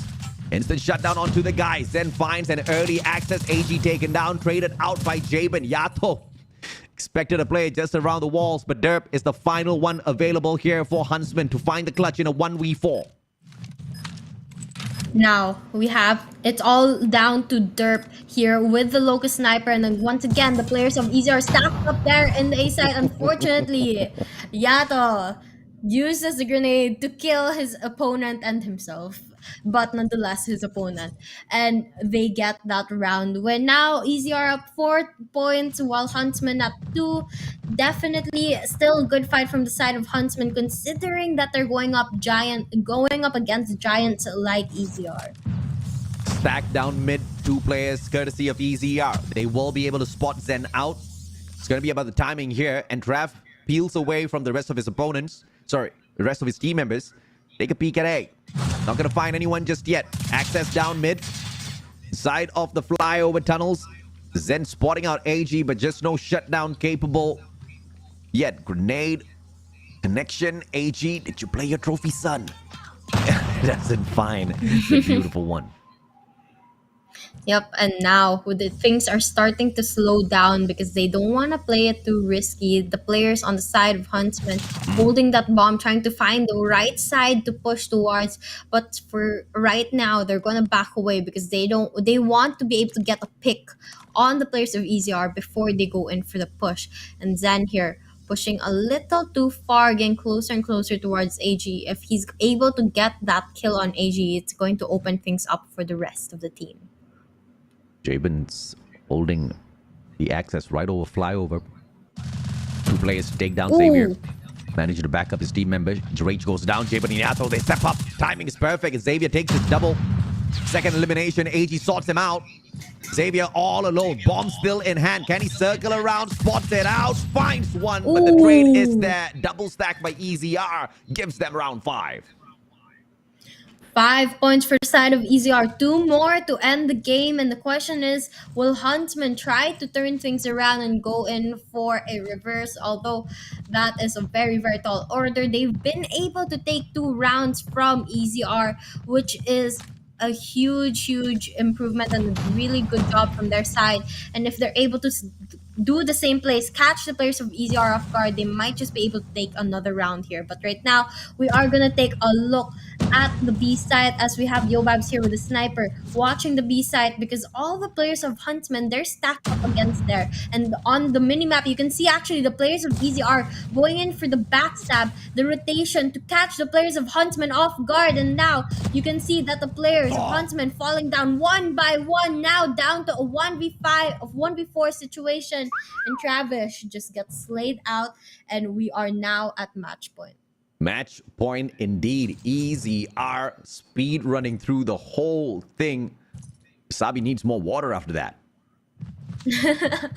maybe. But, you know, it looks like EZR is really trying to end this game quickly. I mean, they're not going for very aggressive plays, but they are making the game quick. Jimbo's in a fine angle here. Off of the second floor on the Institute. Can he find that flick? Player travels right below him. No angles for Jimbo's to work and punish EZR just yet. They need to find a couple of frags before finding the bomb site. A is wide open, but nobody from Huntsman have rotated around to get that information and advantage for the squad. I mean, they don't want to risk it. The players on the side of EZR have been pushing A time and time again, and they're just expecting them to be waiting. But unfortunately, their expectations are quite off here. But right now, we are going to see the players trying to spread out throughout the map. A couple in mid, a couple in B, a couple in A as well, as they try to spot one another, but no engagements coming through. I Slowly think we but lost surely, AJ. they Oh, there. circle around towards A. Jabin finding Trav on the travel. Derp spotting one out. The perfect position to backstab. Finds the players. Oi, oi, oi, oi, oi. Take the shot, Pusangala. Finds the second one on the quick scope. The slower one just didn't work out. It is Ray with Derp with a double. Jimbo shuts out Yato as well. Can Yobab survive this? Zen says hell to the no. And the players all down. Raid in a 1v3 finds Jimbo's. Zen and Xavier, though, for the defense with 28 seconds. That's way too much of time for Rage to pull this off. Now, 1v2 situation. The question is Rage going to be able to get those shots? And with the players holding headlit, he's going to be pushed to a difficult situation. 13 seconds left on the clock. Rage lines it up, gets a kill on Saviors there, but one more player is then running for his life. 5 seconds left. He's going to be able to get the kill, but Rage left with no time to go for the defuse. That's going to be another round win to the side of Huntsman, and unfortunately, EZR not able to close up the game just yet. Great plays by Zen and squad. Zen just running the timer down, not making an amateur mistake of giving away a easy clutch to Rage. And that was timed so well before he did attempt an engagement. Props to Zen for that. Huntsman stopped EZR from running away with this game, but still match point for the Filipinos. Yeah, definitely a couple points to the Filipinos right now, but they're not gonna they can't play lenient just yet. I mean, Huntsmen have taken a couple of rounds from them, so they shouldn't let their guard down just yet. And now you can see that the things are slowing down once again, but with a lot of players stacked up at that middle area, they're bound to come into engagement with one another anytime soon. Crucial engagement. Derp down. Jabin, beautiful shot. Just opens up mid just a tad bit. And AG shutting down Zen. Just makes sure the opportunity to run this into a game victory for EZR is that much stronger. Yato. Wild tags with a Fennec. On the opposite side, it's going to be Jimbos and Xavier. And the communication is absolutely solid. Both players flushing them out. Rage from the left, Yato from the right. Raptors trading it out onto Yobabs as the final player. But Captain Jabin strikes 7-3. EZR get the victory. Another map win to the side of EZR, and that's 2 for them. Maybe trying to make it a 3-0. But, luckily we saw a little bit more fight. And as you said, the players of Huntsman have potential. They just have to be able to build it up and make adjustments to their strategies, because right now their strategies are a little off. They make those small mistakes that allows their opponent to take advantage of them. But if they keep their roster and they continue to practice and scrim and improve on those strategies, they have a very, very huge potential to become one of the greater teams in this competition. The journey towards being exactly that is pretty far off. Hopefully we can see Huntsman sneaking away at least one map before they set themselves on to that journey. Thus far, 2 maps have been lost to EZR Booky. The first one, 250-72, a one-sided hard point at Hacienda. Meltdown, we saw Savage Huntsman rise to the occasion to play a couple of rounds to their side fantastically well, but EZR Booky still managing to overwhelm them overall. In fact, it seemed like EZR wasn't really going all out in that SND match, but props to Savage Huntsman for forcing them to play a slower game. Definitely, I feel like they are hiding a couple strategies, but Huntsmen, they did put up a good fight, but that is going to be done and dealt with 7-3 in favor of Bookie, and we are going to be moving on to our next match, which possibly could be the final match if Bookie is able to close up that game. Now we are heading into Raid for Control, and this is possibly the last map for the night. If EZR is able to close things up, which definitely they have a huge opportunity to do so. I have to agree with you. The gunfights have been one-sided. Whenever we have thrown a team like Savage Huntsmen against bigger squads in respawns, they seem to suffer tremendously. In an S&D matchup where the pace is slowed down to their own comfort level, they stand a couple of chances. Of course, Derp and Zen both knowing how to play their angles really, really well. If they are on the attack in the raid map, of course, that will bring that opportunity back to them to maintain the pacing that they are comfortable with. But when they play defense, this is where it's going to be all on the side of EZR Booky. And EZR starts things off on the defense. So the advantage to Savage Huntsmen to kind of drag them around. But that is the pacing as well as positioning on the map. The gunfights need to be sorted out. And from what we saw out of EZR Booky in that hardpoint matchup earlier on, I truly fear for Savage Huntsmen as to how are they going to sneak away these rounds off of them. It's definitely going to be a struggle for the players of Huntsmen, especially you have to take into consideration that in hardpoint, the struggle of Huntsmen was their gunfights. In Search and Destroy, same thing again. And in Control, your lives are numbered. If you lose your gunfights, you're not gonna make it through the game. And even if your opponent's not playing objective, if they're able to eliminate you, you're going to lose that round. I have to agree with you. I mean, if you really can't be on the objective and you lose out all of the fights at the same time, obviously no hope. But if you're on the objective but still cannot win out your gunfights, it's going to end up in the exact same run, right? EZR Booky have proven to us 2 back-to-back matches. In fact, even before the match started, they have proven to us that they can take an easy win off of the Savage Huntsmen. So from the very start of the series down to the very end, the objective has been only one thing: looking for what Savage Huntsmen can do to prevent an easy walkover victory by EZR Booky. We saw many a time signs of life, in fact 3 times from the side of Savage Huntsmen in the S&D matchup. Hopefully we see a couple more from Raid Control.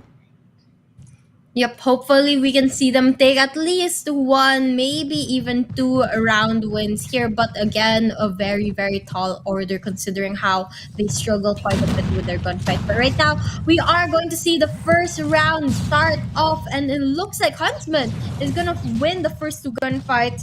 And it's going to be a lot of engagements happening in the middle of the match. EZR on the defense. Huntsmen have to play a concise one-pointed attack towards these control points. They cannot afford to split up, but that's exactly what they're doing right here, right now. The distractions not checking out in their way. EZR is not going to be baited by a push like that. The best case scenario Huntsmen have is a single-pointed 5-man push for a hill. Yep, and right now, the players of EZR, they're actually losing quite a lot of lives, and Huntsmen here on the other hand, 22 respawns on their side. They're doing pretty well on managing this, better than I expected at the very least. And now you can see that the players of Huntsmen, they're trying to play that objective as well, but they're not really able to capture any of the segments because they're constantly being contested by the players of EZR. 18 to 21, that's how the lives stack. And it's been a perfect defense thus far for EZR. 20 seconds to go. Huntsmen, not a lot of time to run this down. They have to put the clock on the pause, and they change their objective towards B instead. EZR, I don't think they're going to be playing this like Skadi. Here comes the rotation as well. The clock is going to be paused on 12 seconds. AG missing out 2 crucial shots, Pusangala, and one of his team members fly right in front of him, forcing him to miss the third as well. But the rotation is sound. Here comes Rage. Rage fails. The rest of the players, are they going to give Huntsman an extra minute? It seems that's going to be the case. Well, definitely looks like it. But right now, we are going to see Huntsman taking that B side, and they are going to start fighting for the A side. EZR still has 14 lives, but Huntsman, a deficit of 2 lives here, definitely has a chance if they start winning their gunfights, which again, they've been struggling with for quite a bit. So it's going to be a very difficult one for them. But now we can see the players of EZR starting to pop off in the kill feed as they take a bunch of the players on the side of Huntsman down, and they're trying to be able to maintain that lead that they have. 40 more seconds left on the clock for Huntsman to capture that A side, but with them not capturing even just a segment, it's going to be a very difficult one. Great prioritization coming through from Huntsmen. 7 lives to play around with, 2 in deficit. But the first marker onto A has been captured already. Players from the side of EZR flanking around. 1 more respawn available for Huntsmen and make that none. Derp has got the operator. He's not going to waste that just yet. They're going to try to fight this tooth and nail to complete the capture onto A, but they get slain out. 2 more lives left, and it's with the 2 best players from the side of Huntsmen. A clutch is possible. Definitely possible. Zen and Derp versus 6 players or 6 respawns on the side of EZR. We just have to see them take them on one by one. But I think the huge enemy here is the time. Huntsman down to 5 seconds left to either go in for the capture or get those last couple of kills. And from the looks of it, they will run out of that time. But Derp getting 2 pieces before he runs out of that time. My, oh my, how different could that play have been if they had pushed up a little bit sooner? Just 2 seconds extra could have made the world of difference as Derp shut down the final player there on the hill. Could have hopped on there to grab and pause the block, but they are all just what-ifs at this point of time. And as EZR takes the attack straight up towards B, it seems like nobody from Huntsman wants to play contest. Yeah, definitely. I mean, it's a very difficult job to do, and when you are being beaten by the players of EZR Booky, you wouldn't want to be the one who's contesting their triumph right now. But right now, you can see Huntsman is trying their best to defend both the A side and the B side, but with the players of EZR going heavy on that B side, capturing 2 segments already, the players of Huntsman is definitely starting to struggle even more. And now you can see EZR trying to push for an extended time. They get that 1-minute extension, 2 minutes to play with, and a lot of lives as well to capture that A side. And now you can see Rage pulling out the claw here, trying to clear out the middle area. And none of the players, surprisingly, on the side of EZR is going for the objective play just yet. Great positioning by Derp to take the claw out of the play, but Yato, gravity vortex! Jim Boss puts a quick end to him, but Yato soaks him in as well. Fantastic play. You don't mess with gravity, baby. 17-16, 1 life deficit. Huntsman can still make a fantastic defense out of this. They're at a disadvantage with the lives, but decent rotations around to take that backstep against EZR, especially from the open stairs down mid, is going to provide them that opportunity. Now, 11 respawns left on the side of Huntsman, which is a 6-point deficit from EZR. But EZR here playing very, very aggressive. Every single player that they spot, they go in for it. And now they're going in for the objective on that A side. They've gotten 2 segments already, and with none of the players of Huntsman around the corner to stop them, they are going in for the 3rd one as well. And now we can see that Huntsman starting to get their backs pushed up against the corner. They're starting to go in for the more aggressive plays, but with only 4 lives to play with, it's going to be a difficult game for them. Yato with an insane engagement goes in for the slide challenge. Still walks away with a QQ9 strike. 2 versus 8 lives. Derp, as he engages decently against Yobabs, is going to put the clock on a pause here. Fantastic clearance, but the timer, it's not going to be on their favor, and the finisher from EZR is perfect. 2-0 now. EZR, can they bleed? Huntsman still attempting to slice. Maybe. But, you know, I really have to admire the ethic of Huntsman. They haven't given up. I mean, time and time again, they've been beaten by these giants. They've been struggling for a really long time, but they never give up. They still continue to fight their fight, and they still continue to try to stand up against teams like EZR Booky and LOWKINGS and the others. And even if they don't, they never give up. And now you can see that even in a game like this where the players of EZR are at match point, Huntsman's giving it their all, trying to win this match, trying to attempt the comeback, even if it's going to be a very tall order for them. Yeah, very impressive to see them not give up in the competition. Huntsman, 23 lives left to play here, and the capture onto A was decent, but the survivor Rage, or shall I call him the Slayer, shows up, shuts down the attack, flicks it back. Locust, can he get it? Unfortunately turned on by Trap. Derp finds the access alongside Yobabs, and here comes Huntsman. This is their opportunity. I mean, the number of respawns are even, and Huntsman has a chance to actually capture that A site to get a time extension. And if they're able to do this, they might just be able to win a round from EZR. Now, they get that A site, they get the time extension, they have a one respawn more than the players of EZR. So as long as they're able to continuously win their gunfights and not make any mess ups or make any slip ups, they might just be able to take this round home. Derp leading the leaderboard here of kills. 23 slays thus far, outperforming every other player out here on the battlefield, especially against EZR. That is very impressive. But with 9 more lives, make that 8. EZR winning out one too many. And the angle to attack towards B is just not achievable, as Huntsmen can't even find their way to the objective.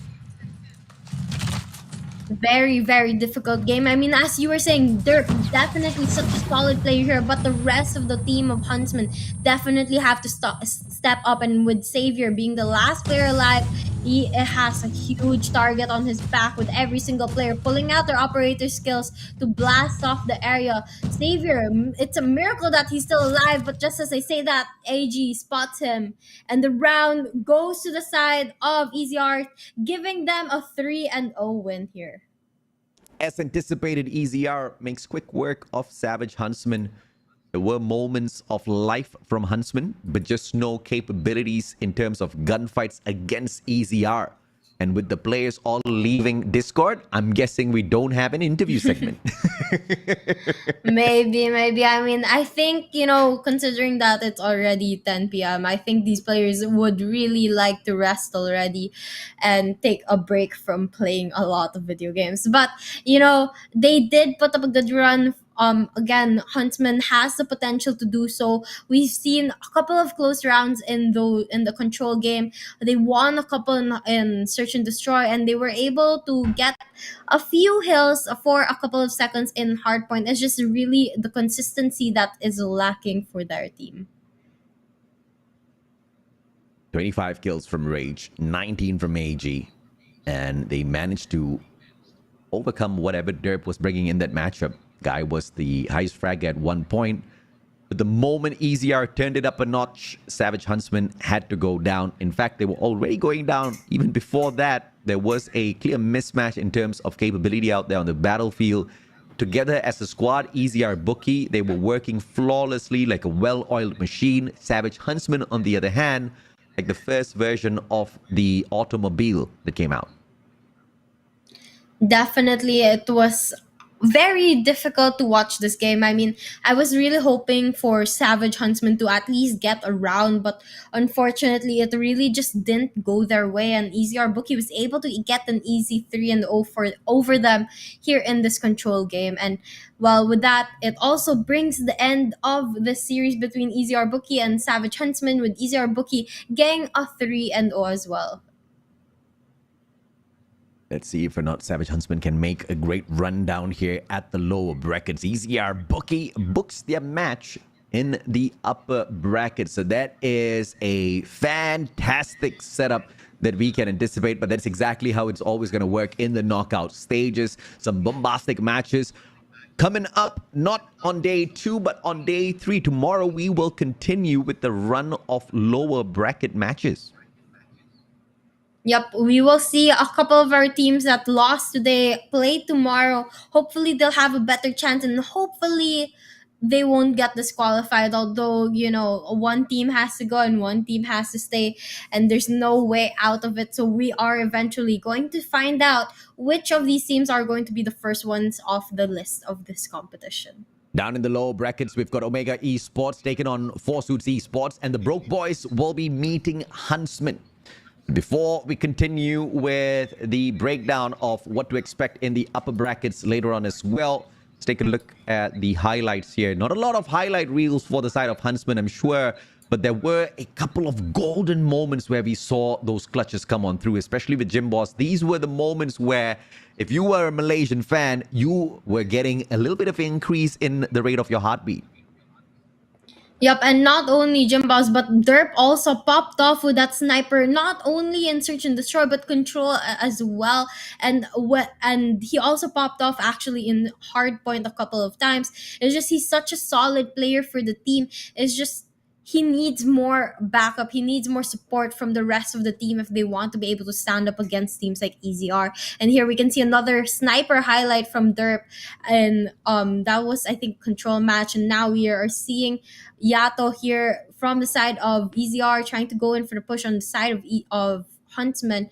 But, you know, EZR, they just had such an easy match for them in comparison when it comes to the skill levels in comparison of them and Huntsman. They definitely had a way bigger advantage. But right now we're gonna take a look at the MVP of the game.